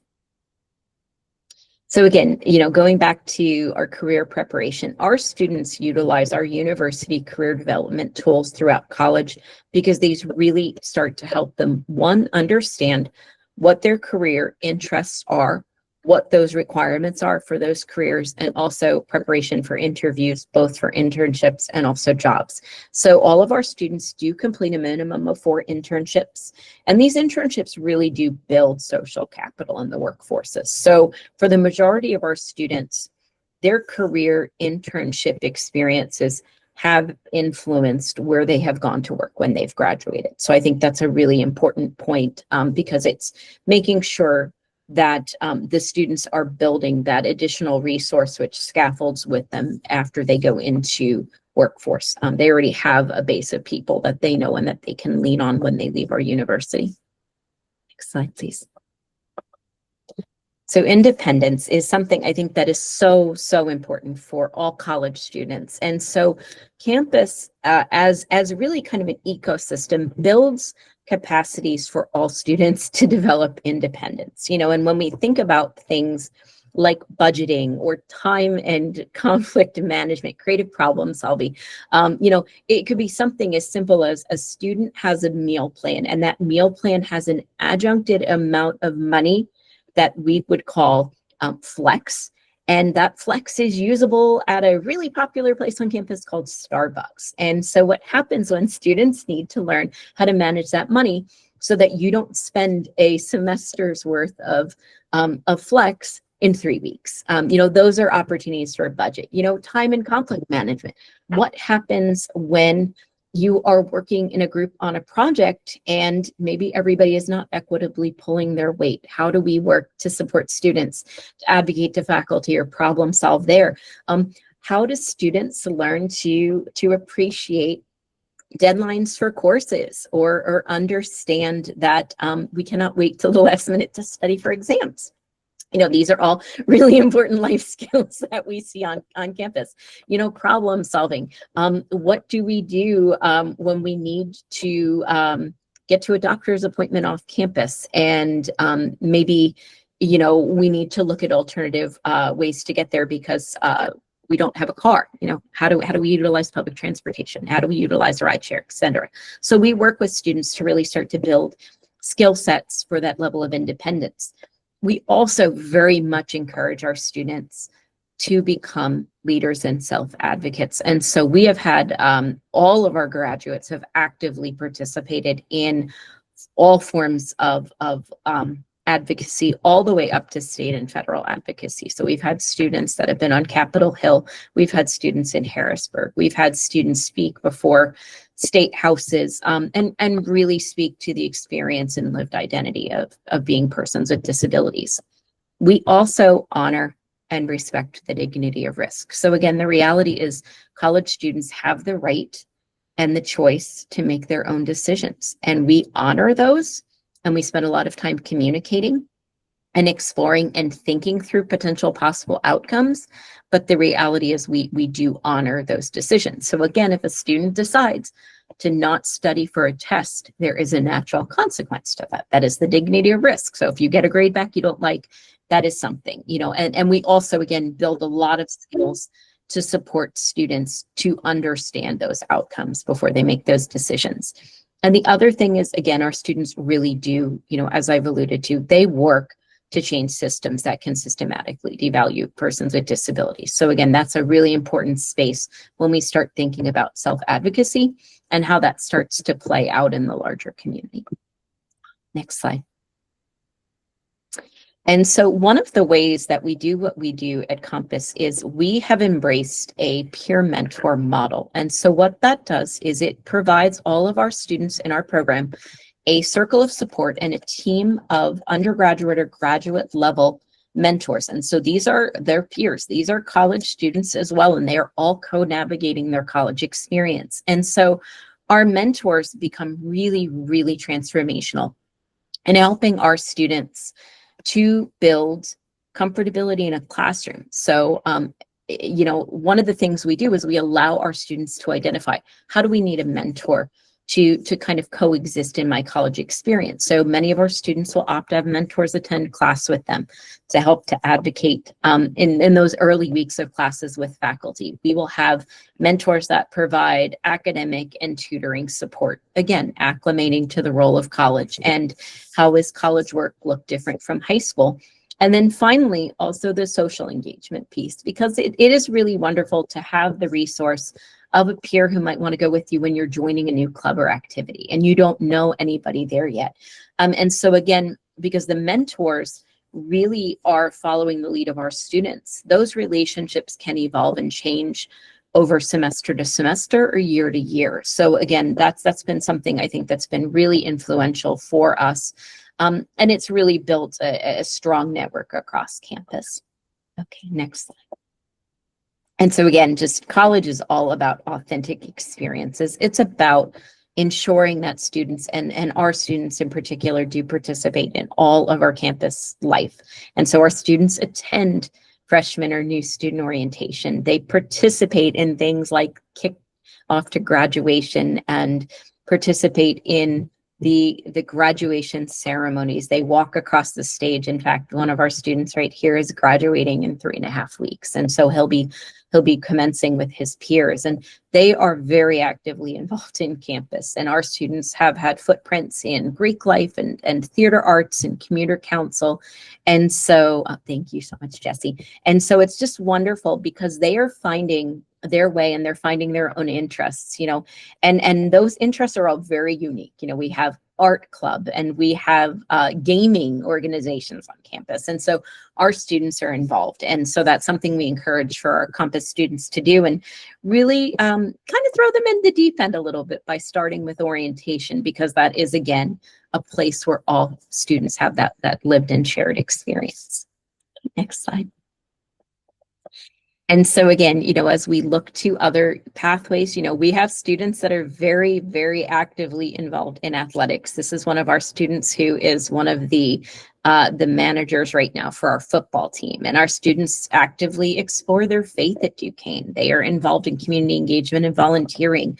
They have other campus jobs. Several of them are on research teams with our program right now. So again, just really mirroring the fact that our students are involved and embedded in our campus footprint. Next slide. So admissions requirements. So one of the most important things is that students must qualify for campus through documented diagnosis of an intellectual or developmental disability. We do ask that the students are at least 18 years old.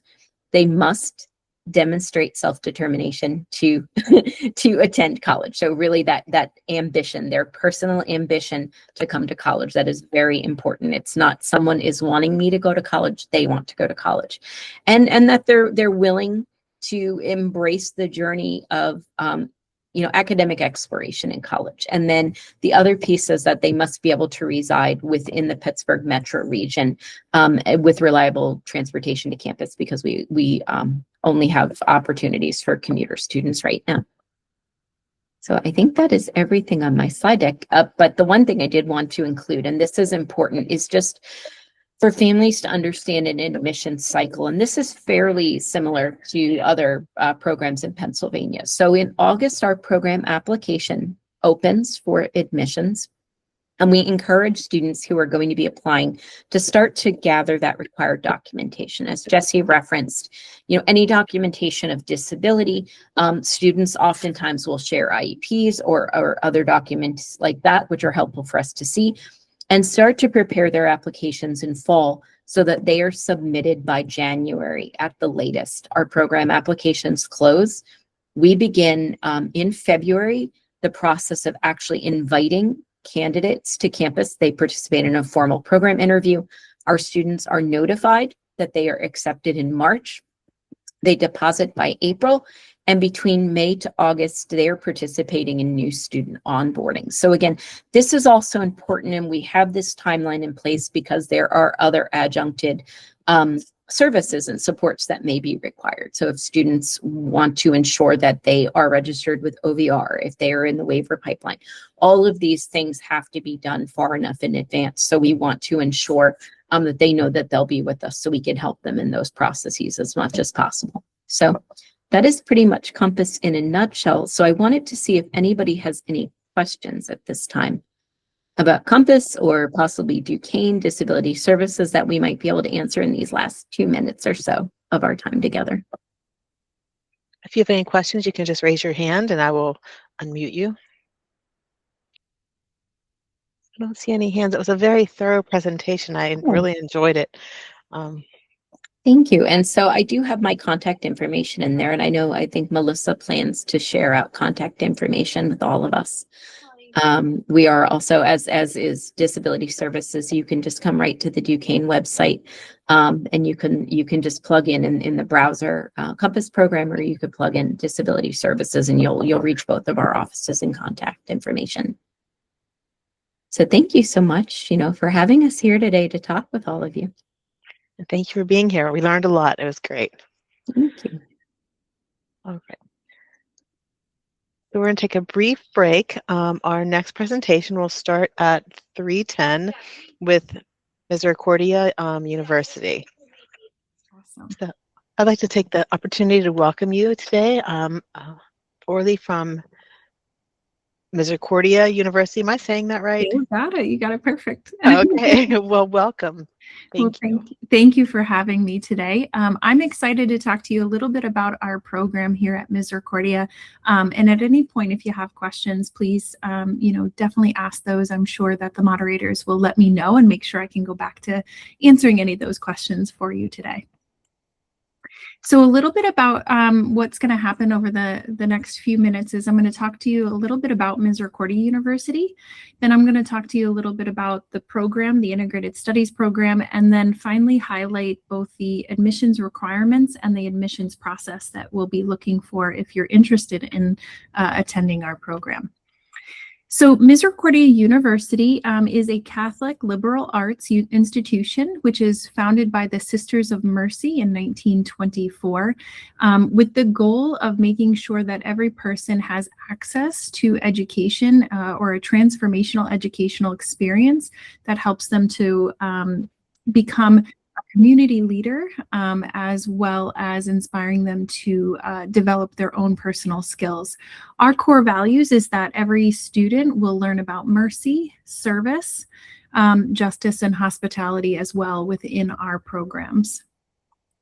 So we are located in Dallas, Pennsylvania, which is in northeastern Pennsylvania, about 20 minutes outside of Wilkes-Barre. I would consider us to be in a more rural area, and we are located on a 127 acre campus. You can see here in this picture, we have both a main campus up here on the top left, and then we also at the bottom, you're going to see a much smaller, but we have what is called the lower campus down here. And that houses some of our health sciences like nursing, speech, and well, primarily those two now. We just actually moved up to the main campus, so it's hard to think about that. So the Integrated Studies program, a little bit about that is we are a 2-year or 4-semester, whatever makes sense to you in the kind of concept. And we are considered an inclusive post-secondary certificate program, which is designed for individuals with autism and or intellectual disability. The minimum requirement of this program is designed for individuals with intellectual disability. We were in 2022, we did receive the CTP approval from the U.S. Department of Education. So the 3 main goals we have for all of our students that come into our program is that we want to make sure that we are helping them to gain skills for greater workforce capacity. But as you know, going to college is more than just going to classes, right? You learn more than just that knowledge, which is very paramount for your future careers. But you also learn about social engagement, social participation, how to develop healthy relationships, as well as community living. And so those are another key focus area of our program. The last piece is that, which is really central to our program, is that every student that comes through our program is we have a focus on them becoming and shifting to more self-determination and improving their self-advocacy skills. As our students, as we know, transition from high school to college, a lot of the different policies do change, which naturally kind of offer these opportunities to enhance our own self-advocacy skills. And so one of those things that we really focus on is how students can advocate for those needs and how can they access those within their natural communities. Our curriculum is designed based on the experiential learning theory, and this is the idea that we learn through doing and reflecting. So much of our foundational courses and seminars are going to be focused on the aspect of doing these activities within our community, so within our college community. And I'll kind of break down some of the curriculum that we have for this program to kind of show you what that looks like. In addition to those foundational seminar/courses, we have students engage in at least 2 elective courses per semester, and those elective courses are audited. And then they engage in 3 internships throughout their experience here in the 4-semester program. So here's just a quick depiction of what the 4 semesters will look like for your student. You can see up here we have ISP 101, 102, 103, 104. Those are depicting the coursework that is specific for the Integrated Studies program. And they are focused on developing certain skills to help support their self-advocacy, as well as their enhanced skill in job placements, as well as, again, things like personal finance and self-directed living. So we see those as important skills that, you know, any student really could benefit from. And then they have these audited elective courses. Most of the time they're taking a 3-credit audited elective course. And the audited nature of this allows us to have the flexibility in meeting our students with their person-centered plan as to what constitutes passing for them. And again, they're not going to get a letter grade, but rather there'll be a pass-fail in those audited elective courses. And we can work together to develop the support system of the student, myself, any academic coaches. We can all work together to identify what is the best for the student as they move through these audited courses. You're also going to see that there's 3 internships built into the program. These internships are purposefully built to be harder and harder as we move on, just like all of us have had various levels of internships. And we want to make sure that we are providing the support and we're kind of grading that difficulty of those and the skills we're enhancing through those internship experiences.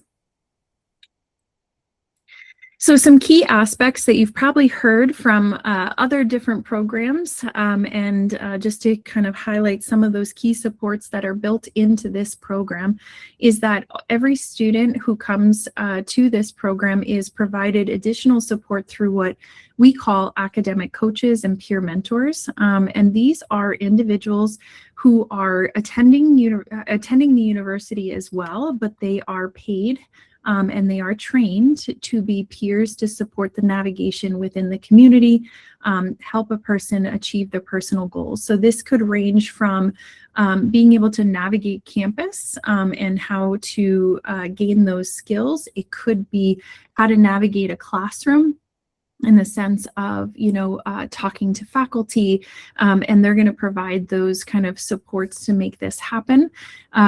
Could be something as going to a club activity, going to an after hours campus activity. Those type of supports are built in where they are there to ensure that that person feels that they have the support necessary to reach their personal goals. Another key piece is that every student that goes through our program will be advised by me as the manager. And we sit down with the student and their support network, whoever they identify. Really, it could be the student themselves if they don't identify a certain support network. It's not necessarily predetermined. And we identify what's the best, progression through this program, what's the personal goals we have. And we do that through person-centered planning to make sure that we're identifying individual accommodations for the audited coursework, modifications to curriculum. They will also receive an accommodation plan through our office for students with disabilities, so they are part of that discussion with us as well. So this is a little bit overwhelming, and I apologize. I highlighted the admissions criteria here, and you'll see that some of this will be highlighted with things that will also need to be uploaded as part of the admissions process. So similar to what we just had heard from a previous presenter, we're looking for individuals that are 18 years of age at least and go up to 26 years of age. They do have to have the diagnosis of intellectual disability. We are also looking for individuals that, may have also autism in combination with their intellectual disability and or any other comorbid diagnoses. So that is kind of the clientele or the student population that we are identifying would be good for this program. As was said before, we really are looking for people that have that self-determination and that interest in pursuing higher education.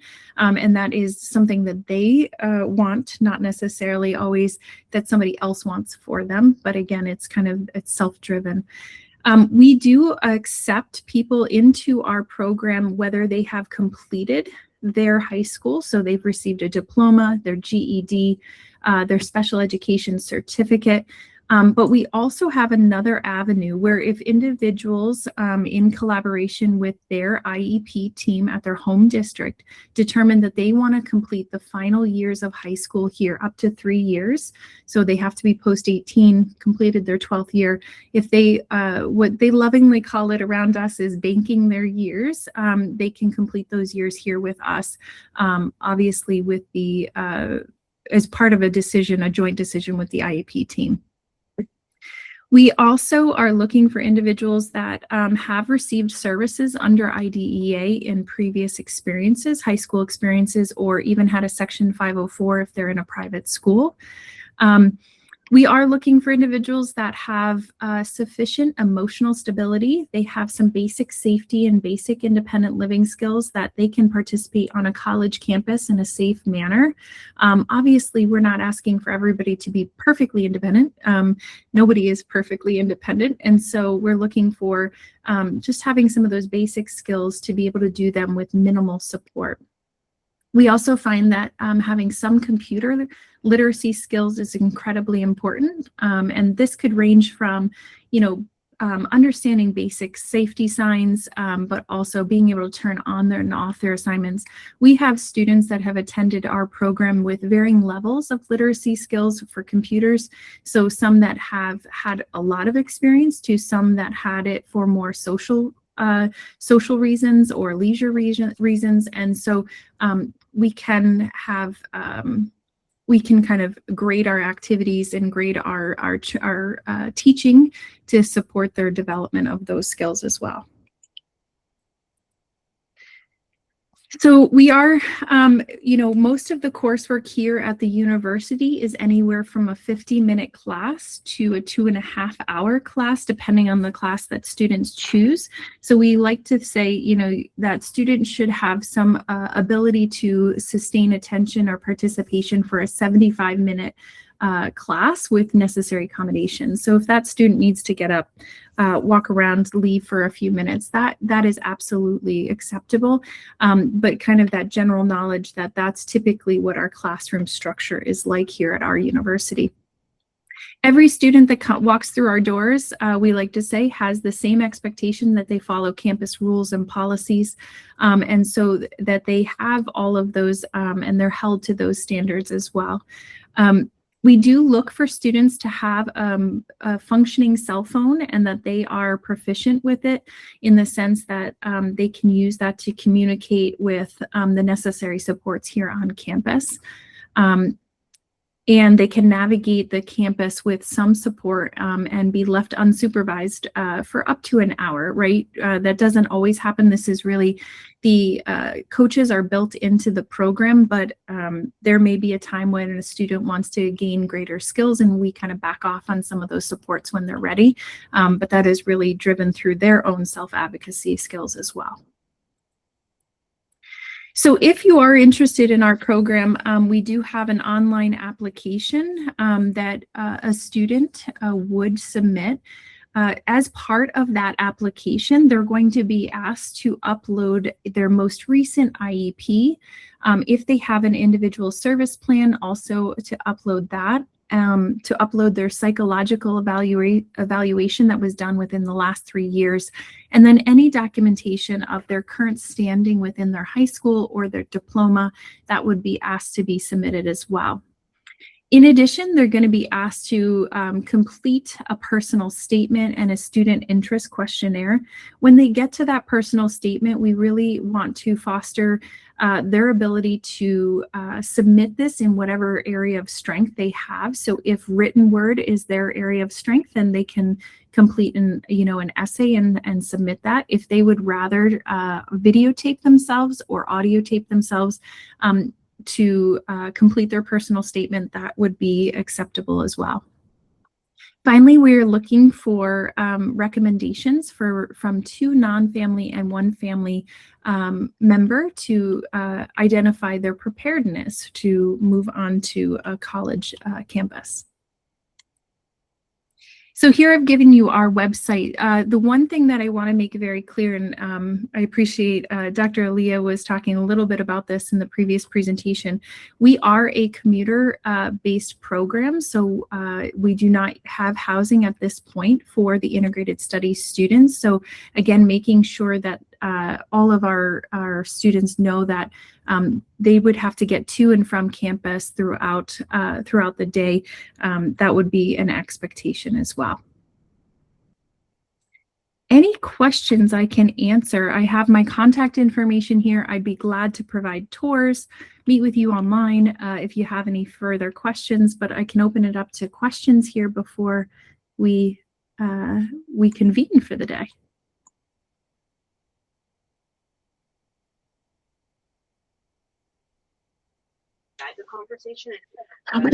How many hours a day did the peer mentors work with the kids, and do they follow them from year to year? It's a great question. So I will tell you right now we have 16 peer mentors hired, and they are with the with the students whenever they are here on campus. So that could be anywhere from 6 to 7 hours every a student's here on campus, but they typically are with them about 2 to 4 hours per week. And so they do have like a core network. And yes, they do follow them throughout the 2 years in the sense of like they're consistently coming back, but it all depends on where that peer mentor is within their program. So we might have individuals in the health sciences that are going out on their internships and they're no longer on campus. So they might have to take a pause for a semester and then they come back. So, but they do have that nice continuity and connection for our students. Thank you. Yes, absolutely. If anyone has any questions, you can put your hand up and I will open it up so you can chat.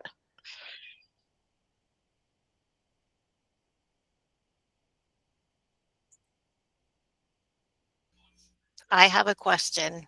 Sure.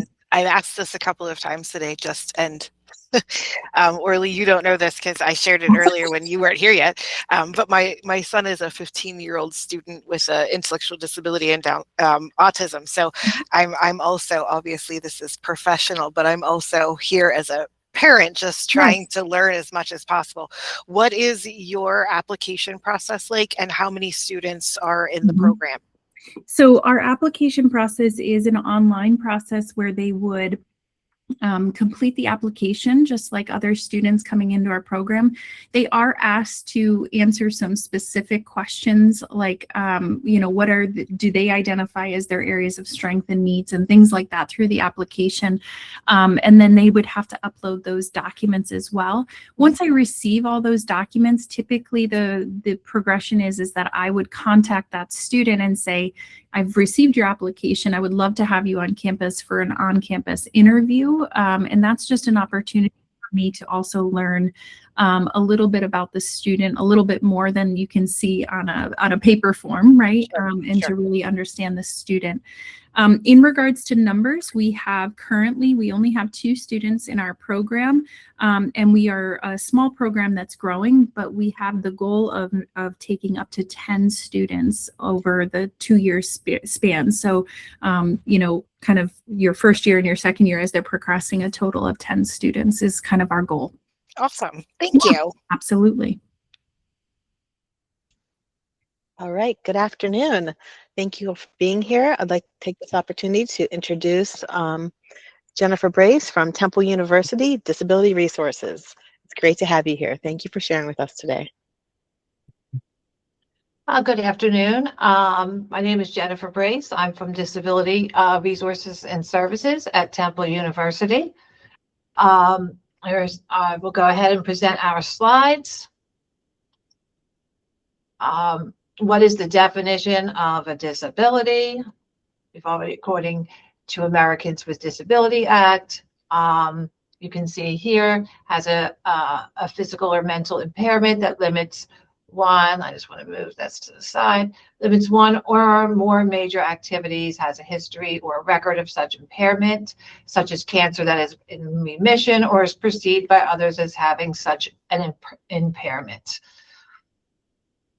Okay.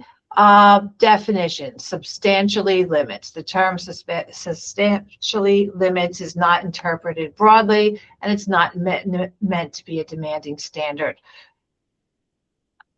But not every condition will meet this standard. An example of a condition that's not substantially limiting is a mild allergy to pollen. Although, of course, right now, it doesn't seem very mild right now. Major life activities are activities like breathing, sleeping, movements, cognitive functions, sensory functions, tasks like working, reading, and the operation of any major bodily function. Okay. The differences between high school and, I think that went, okay, not out of order. Excuse me, sorry. The differences between high school and college. When students in high school, the parents are highly involved and the teachers automatically are informed about accommodations, and there's a coordination between teachers. Accommodations may modify the assignment or the curriculum.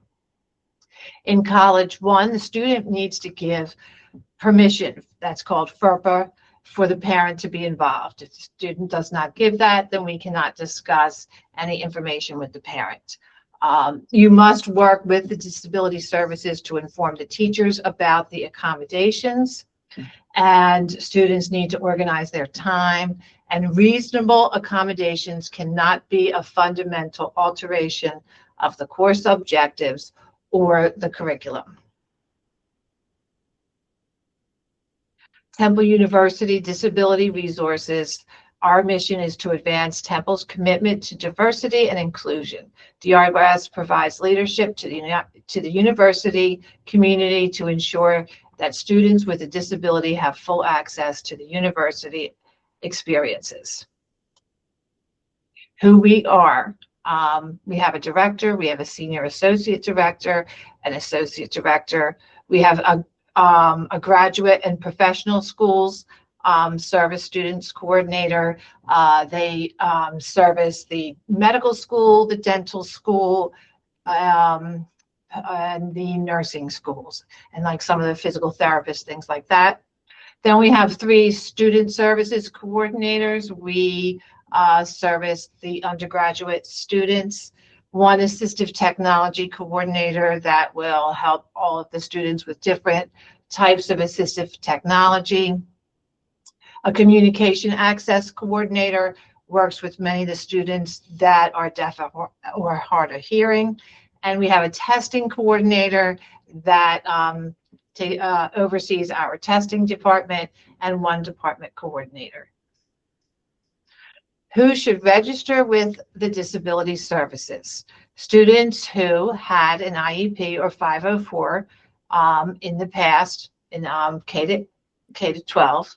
They received accommodations at any other university or college, are being or have been treated for a physical, mental condition, or experiencing a temporary condition or injury. Things like students who have concussions, and students who, fell, break an arm, things like that.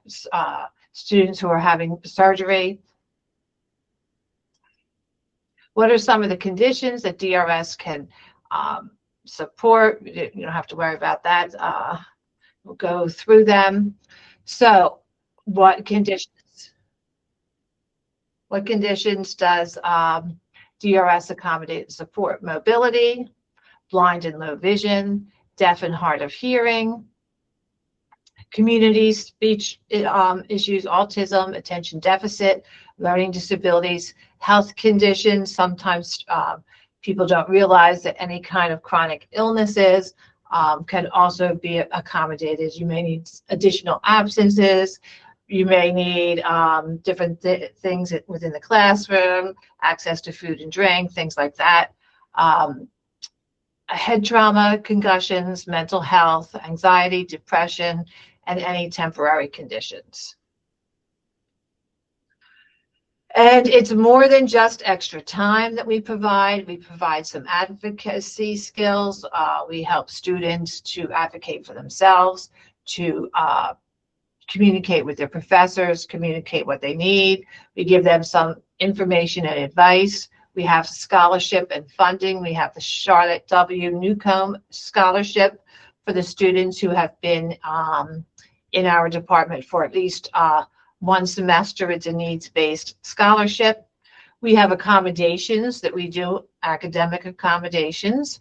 We also are where you would go to if you need housing accommodations, if you need a single room, if you need an access, wheelchair access accommodations, anything like that.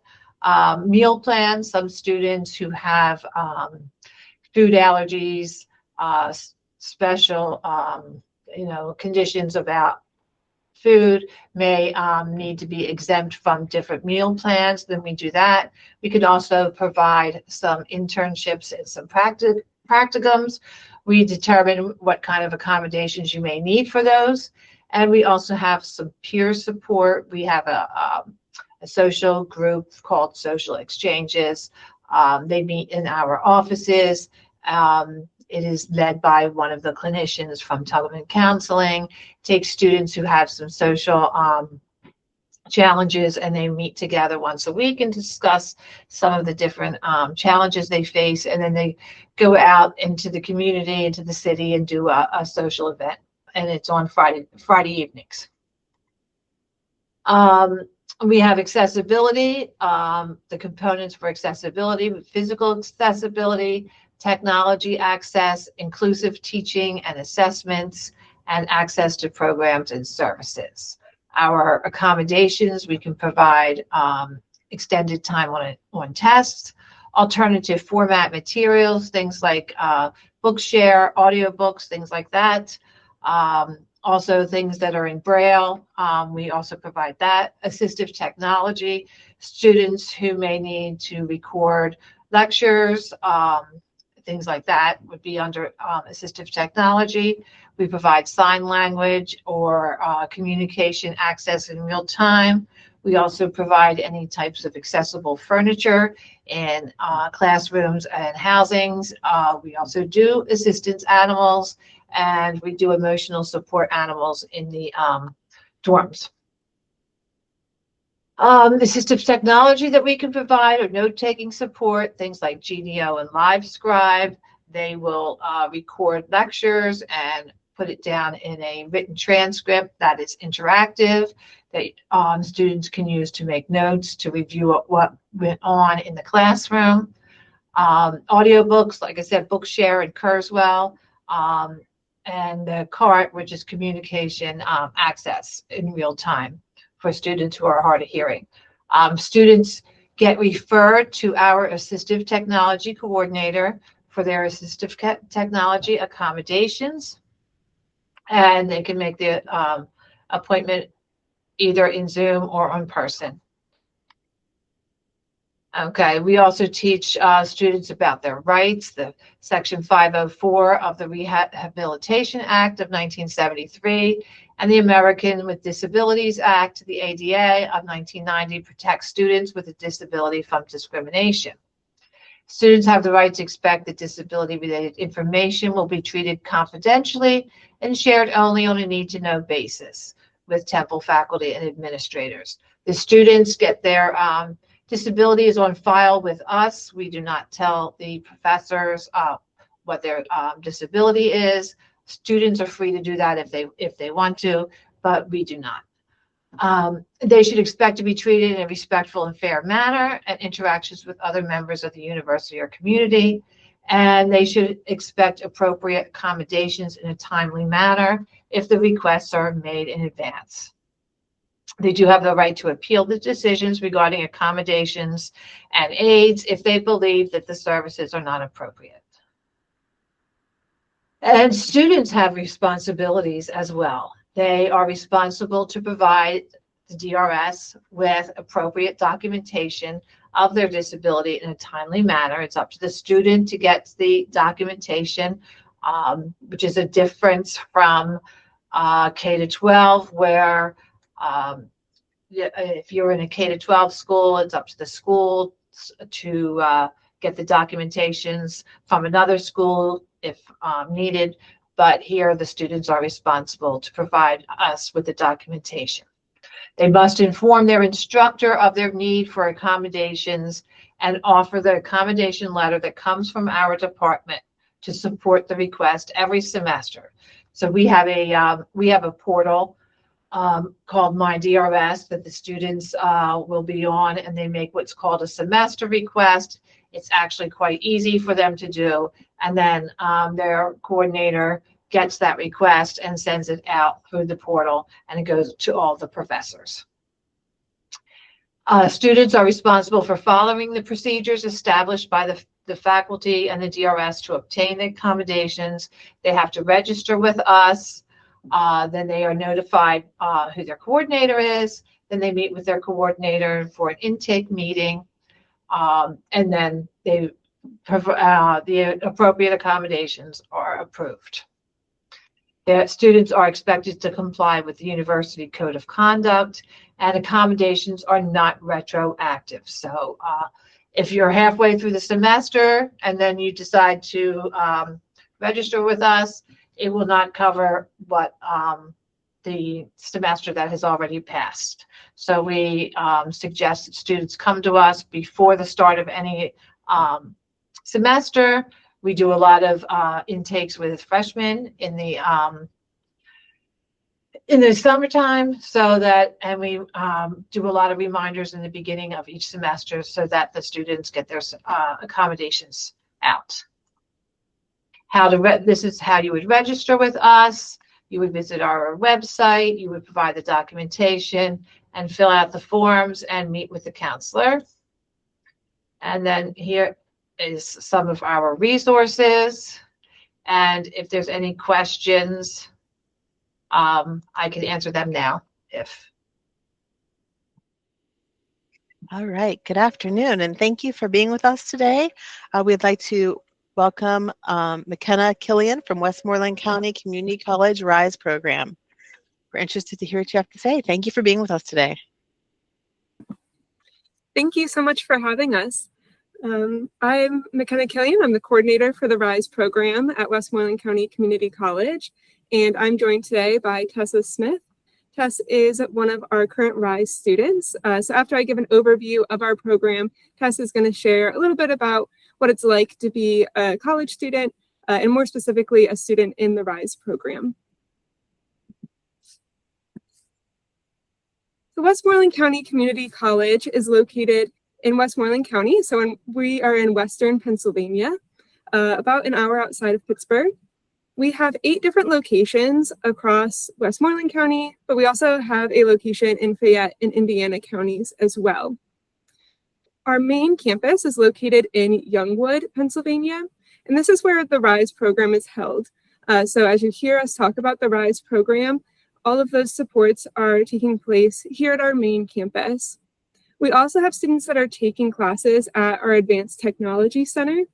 This center is just a few minutes down the road from our Youngwood campus, but it houses all of our trade programs. So we do have students in the RISE program that are taking HVAC and plumbing courses.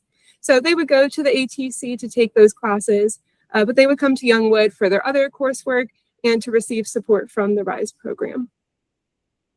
The community college has almost 4,000 students enrolled, and we have a really active campus life. So as a community college, our students are commuting to campus. We don't have any residential models, but students are still getting the college experience. We have different student organizations and activities that we'll talk a little bit about, but students are really involved during their time with us. A little overview of the RISE program. RISE is a new program. This is our first year with students on campus, but we are what's considered an inclusive post-secondary education program. So we're designed to support students with intellectual and/or developmental disabilities and to help them be successful while they're here on campus. So students in the RISE program are with us for 2 years, and during those 2 years, they are working towards a certificate of integrated studies. And for us, this certificate is approved by the college, and it is a college credential. So it's a little bit different from some of the other programs across the state that offer a certificate of completion. Our certificate is a college credential, so students are walking away with credits, college credits that they're associated with, and a college credential that they can put on their resumes and that they can use to help improve their future employment opportunities. Everything we do in RISE is fully inclusive, meaning that any of the coursework that you hear us talk about today are classes that are open to any Westmoreland student. So we do not have any classes that are just specific to students in the RISE program. The courses that are offered are open and available to any Westmoreland student. And everything that we're doing is really employment focused. Our main goal in RISE is to prepare students for future competitive integrated employment. So the coursework is focused on future employment. We have a lot of coaching and supports focused on employment and building career skills. And we're trying in different work-based learning opportunities for students as well, so that during those 2 years, they feel like they're really building both the technical knowledge and the soft skills they need to be a great employee when they graduate. So in order to obtain that certificate of integrated studies, students are taking 3 classes each semester, and these courses fall into different categories. So the first class that they take is some type of technical training course. These courses are related to the students' future career fields. So we have different options for these that students get to pick from, and we'll talk about those in a minute. But these courses are really hands-on opportunities for students to gain the skills that they need for their future career goals, whatever that looks like for them. Students also take a career readiness course. Their first semester, this is a first-year seminar class that talks about transitioning to college, what it's like to be a college student, how to study, how to regulate their emotions, how to make the most of their time at Westmoreland. And then in future semesters, these classes are really focused on career competencies, things like communication, professionalism, teamwork, how to search for jobs, how to build a resume and do mock interviews. So more of those soft skills. So between the career readiness courses and the soft skills that those provide, and those technical training courses where students are getting the specific career field knowledge, we're really hoping that that gives them a well-rounded base for future employment. Our students also get to take a 3rd class each semester, which is a general education course. And this is something that the students can take just because they're interested in it. They have a list that they can pick from, but it's a really wide range of courses. We have students taking art classes, history classes, business classes. It's really up to the student and what they're interested in. Most of the classes are taken for credit, meaning that students are receiving a grade and credit for the course, and they're held to the same academic standards as their Westmoreland peers. But we have a lot of support in the program to make sure that that's possible for students. And we'll talk a little bit about what that looks like towards the end of the presentation. That general education course could be taken for audit if the student chooses to, meaning that the student would not be receiving credit or a grade for that class. Gives us more flexibility to modify assignments or for students to attempt assignments, but without the pressure of needing to pass all of them. So this is really great for those general education courses that students are just taking because they're interested in it. So for example, we had students take a video editing class last semester, and some of them chose to audit that class because they didn't have any previous experience in that field. They weren't strong with technology, but they were still interested in the course, and so they wanted to work at their own pace. So that was a really great fit for them. In the program, we have no English or math courses required for that certificate. We found that these are areas that the students we're supporting typically have a difficult time with, and so we've removed all of those requirements from the certificate. So again, we're really just focused on those courses that they're going to need for future employment. So if they're picking a career field that doesn't use math or writing, they're not going to need to take those courses while they're here on campus. We also try to ensure that our classes are mostly on campus or in a hybrid format, but we found that a lot of our students like to be in person. They like to have that face-to-face interaction with their professor and with their peers. They can do hands-on activities. They can ask questions when they have them. So we've built the curriculum around courses that are typically offered here in person at our Youngwood campus and not so much online, so that students can get the support that they need. Again, all of these courses that are being offered are fully inclusive, so they are open to any student here at Westmoreland. This is a list of those technical pathways that are open to students. So again, each semester, students would be taking one class in these areas, whichever pathway they pick. So the options currently for students are baking, culinary arts, early childhood education, HVAC, office technology, and plumbing. And then starting in fall 26, so this upcoming fall, we've also added a security professional pathway for people that would like to be an unarmed security guard, and a social work pathway for students that really want to work in the community and give back and help others. I know quite a few presenters have already mentioned this, but college is so much more than just what happens in the classroom. So while we are providing students with academic support, and while that's a really large focus of the program, we also want students to be involved in other ways. So we're also encouraging students in their social life as well. We want students to feel like they really belong and are welcomed and are a valued member of our campus community. And so students are required to get involved. So they need to do at least 2 social, fun activities on campus every semester, and 2 academic campus events. These could be things like having a guest speaker come and attending one of those presentations, or going to an event that's hosted by our Career Connections office.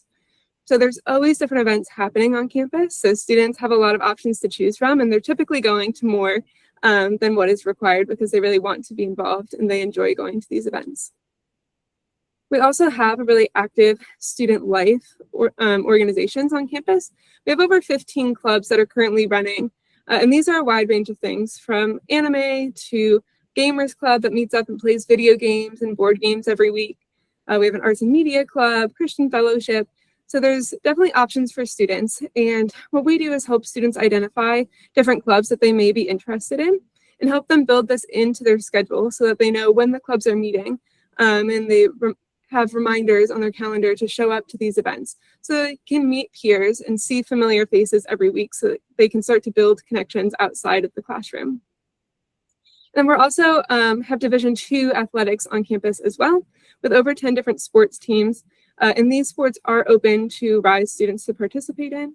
We also like to attend RISE, attend different sports activities and events as well as a part of the program. So last week, some of the students went down to our baseball game that was being held on campus. So we also like to just go and support our Wolf Pack. We're also helping students with their employment. So again, students have those career readiness courses built into their curriculum, but they're also participating in work-based learning opportunities. So this semester, students got to do a job shadowing opportunity where they were paired with a department on campus of their choosing, and they got to go and see what it's like to work in different offices and on different teams here at the college. During their last semester of the program, students will also get to do an internship placement. And so this would be pairing the students with a local company or organization related to their future career field so that they can start to get that hands-on experience. They can build their resume, they can do some networking, and so that way when they graduate, they can say to a future employer that they've already done certain things in the field. They can talk about their experience, and the hope is that that helps them interview better and feel really prepared to step into employment at graduation. And then students also meet with our Career Connections Center really regularly. They are the experts in anything related to job searching, job applications. So students can go and get help with their resume or writing a cover letter, doing mock interviews before they apply for a job. They also get access to Handshake, which is a platform that we use here at Westmoreland, where different employers can post open job positions or internships. And so students have access to that to see what types of jobs are open in the area. And then the final area where we're providing support is in independent living. So again, because we're a community college, we don't have a housing model, but college is a great time to start building independence and self-advocacy and different independent living skills. And so we want our students to have those experiences as well.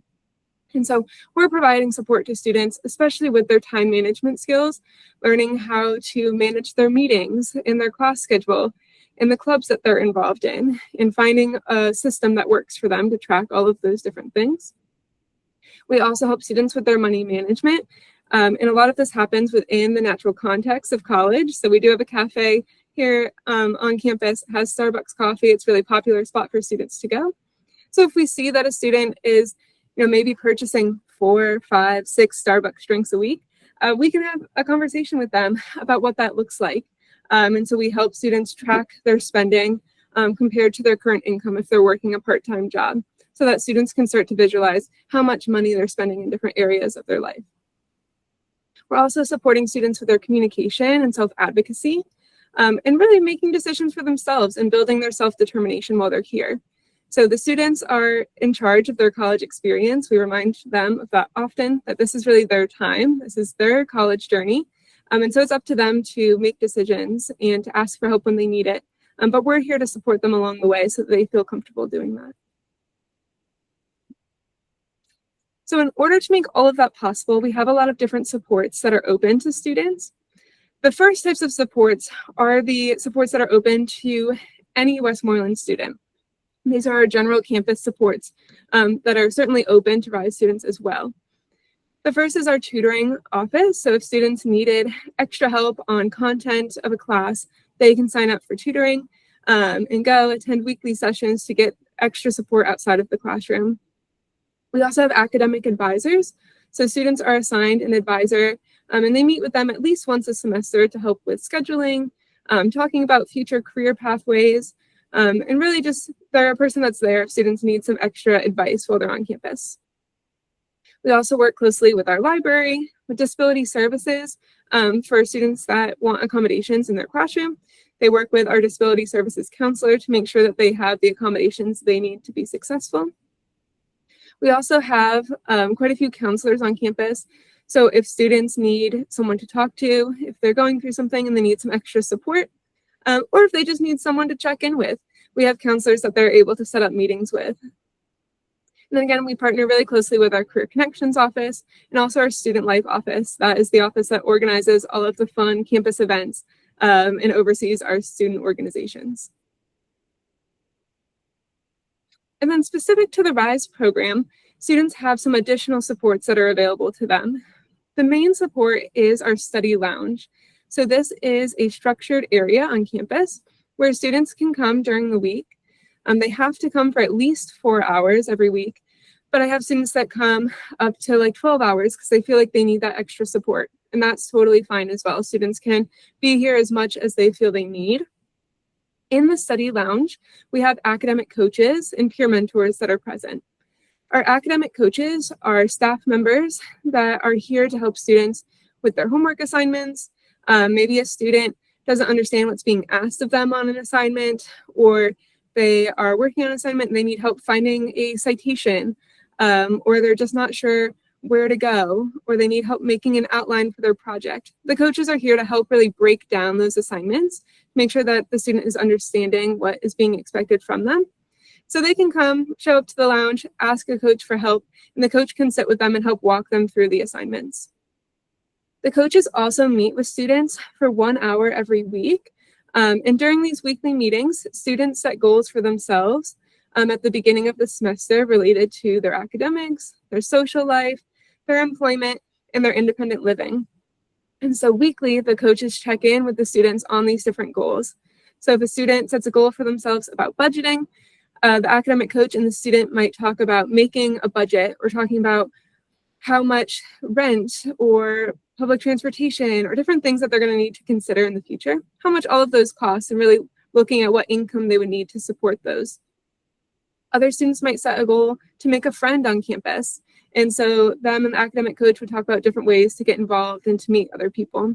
So that weekly meeting is really individualized. It's really up to the student and their goals and what they want to get out of that time. We have peer mentors as a part of the program as well. Our peer mentors do a lot for our students, especially in terms of their social life. So if students want to go to a campus activity or an organization, but they're a little bit nervous to go by themselves, they can go with one of the peer mentors. And that way they have a familiar face, they feel a little bit more comfortable. And our peer mentors are trained to help the students interact with other friends and other peers on campus as well. So the goal is not that it's just the student and the peer mentor hanging out at the event. It's that the peer mentor is helping the student introduce themselves to other people so that they are starting to make connections outside of just the RISE program. Our peer mentors, because they're also college students, also give guidance to our students in academics, especially if it's a class related to something they've already taken. They can provide some academic support as well. And then our students are required to meet with their professor for at least 3 times each semester. And these meetings serve as checkpoints during the semester to make sure that students are staying on track. And if there's any feedback that they need to get, that they're receiving it before the end of the semester.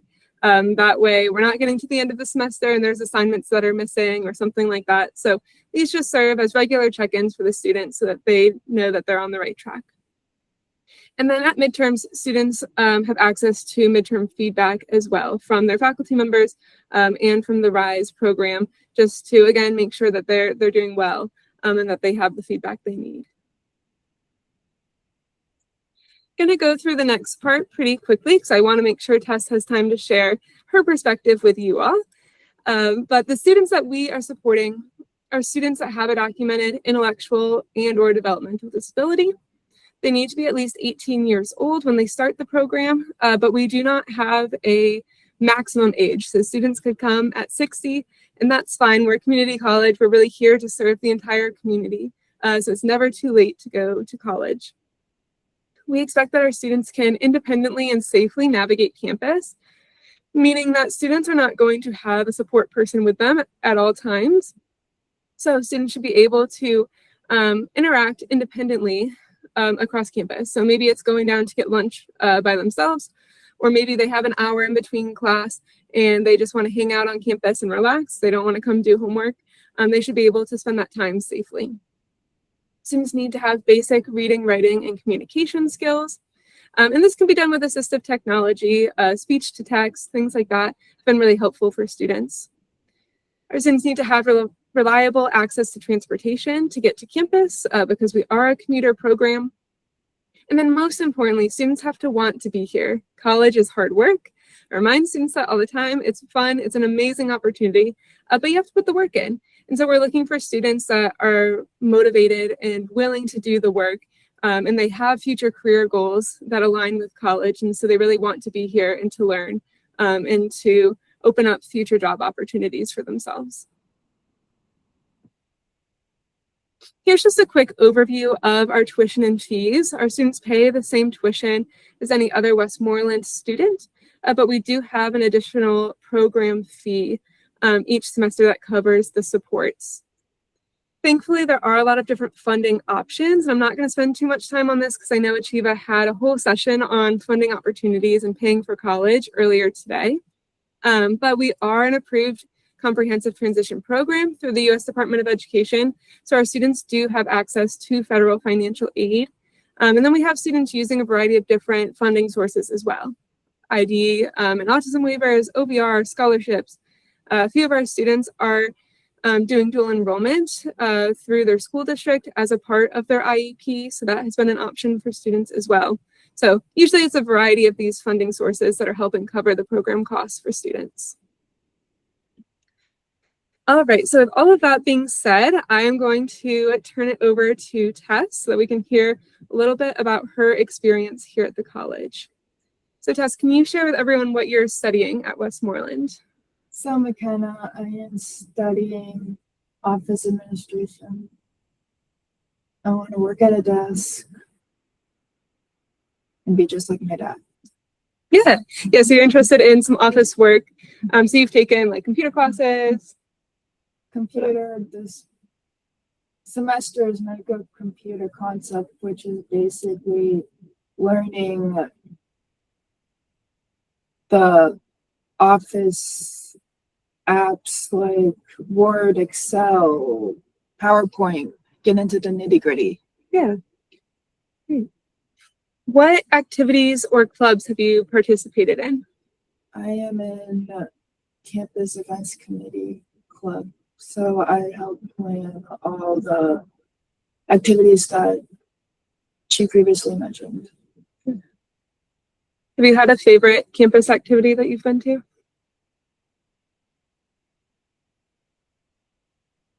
Not really. All of them are just the same. Yeah. We had an activity earlier this semester where they brought in mechanical sharks to campus, kind of like a mechanical bull, and students got to see how long they could ride the shark. 10 seconds. That was pretty good. Both days. So that was a fun event. We've had miniature horses. Informal, formal. We had informal, formal, which is the picture on the top here, which is kind of like prom-ish. You get to bring a date or friend. Yeah. And then how would you say college is different from high school? Oh, I could say a lot of things about that. So, number one, there's no set time. You can show up whenever you want, just as long as you get those 4 hours and your classes in. You can leave at not a set time. There's no bells to say go from this class to this class. And you can just, no dress code, and you can really just chill and hang out. Yeah. It's not like high school. Do you say there's a lot more independence compared to basically? Yeah, basically it's all about independence. Do you have a favorite part of the college? Being in here with you. Promise I did not pay her to say that. Because I really like this woman. On the board over there, there's a question of the week. We get to put down answers. Yeah, so getting to build some community in here. Anything else that you like about college? The last fall, so in 2025, I had Lena. She was my PDV teacher for first year seminar. It was like a party in there. Yeah, that was a fun class. Yes, we got to learn stuff that we needed to learn, but she did it fun. Yeah, she was great. Perfect. Well, and then I think you shared earlier that after college you want to work in an office. Yes. I don't know what office yet, but an office. Okay, we have time to figure that out still. So I know we have just a few minutes left. So Tess and I are open to any questions that you all have. If you have any questions, you can raise your virtual hand or you can put them in the chat. How many students are in your RISE program? You might have said it, I might have missed it, I'm sorry. No, that's okay. We have 7 students. This is our first year. And then next year we're bringing in around a similar size cohort. So we'll be expanding the program. Thank you. All right, there's no other questions. Feel free to reach out. My contact's on the board, but thank you so much. Thank you. Thank you, everyone. Have a wonderful day, and thank you for being a part of our first annual virtual college fair.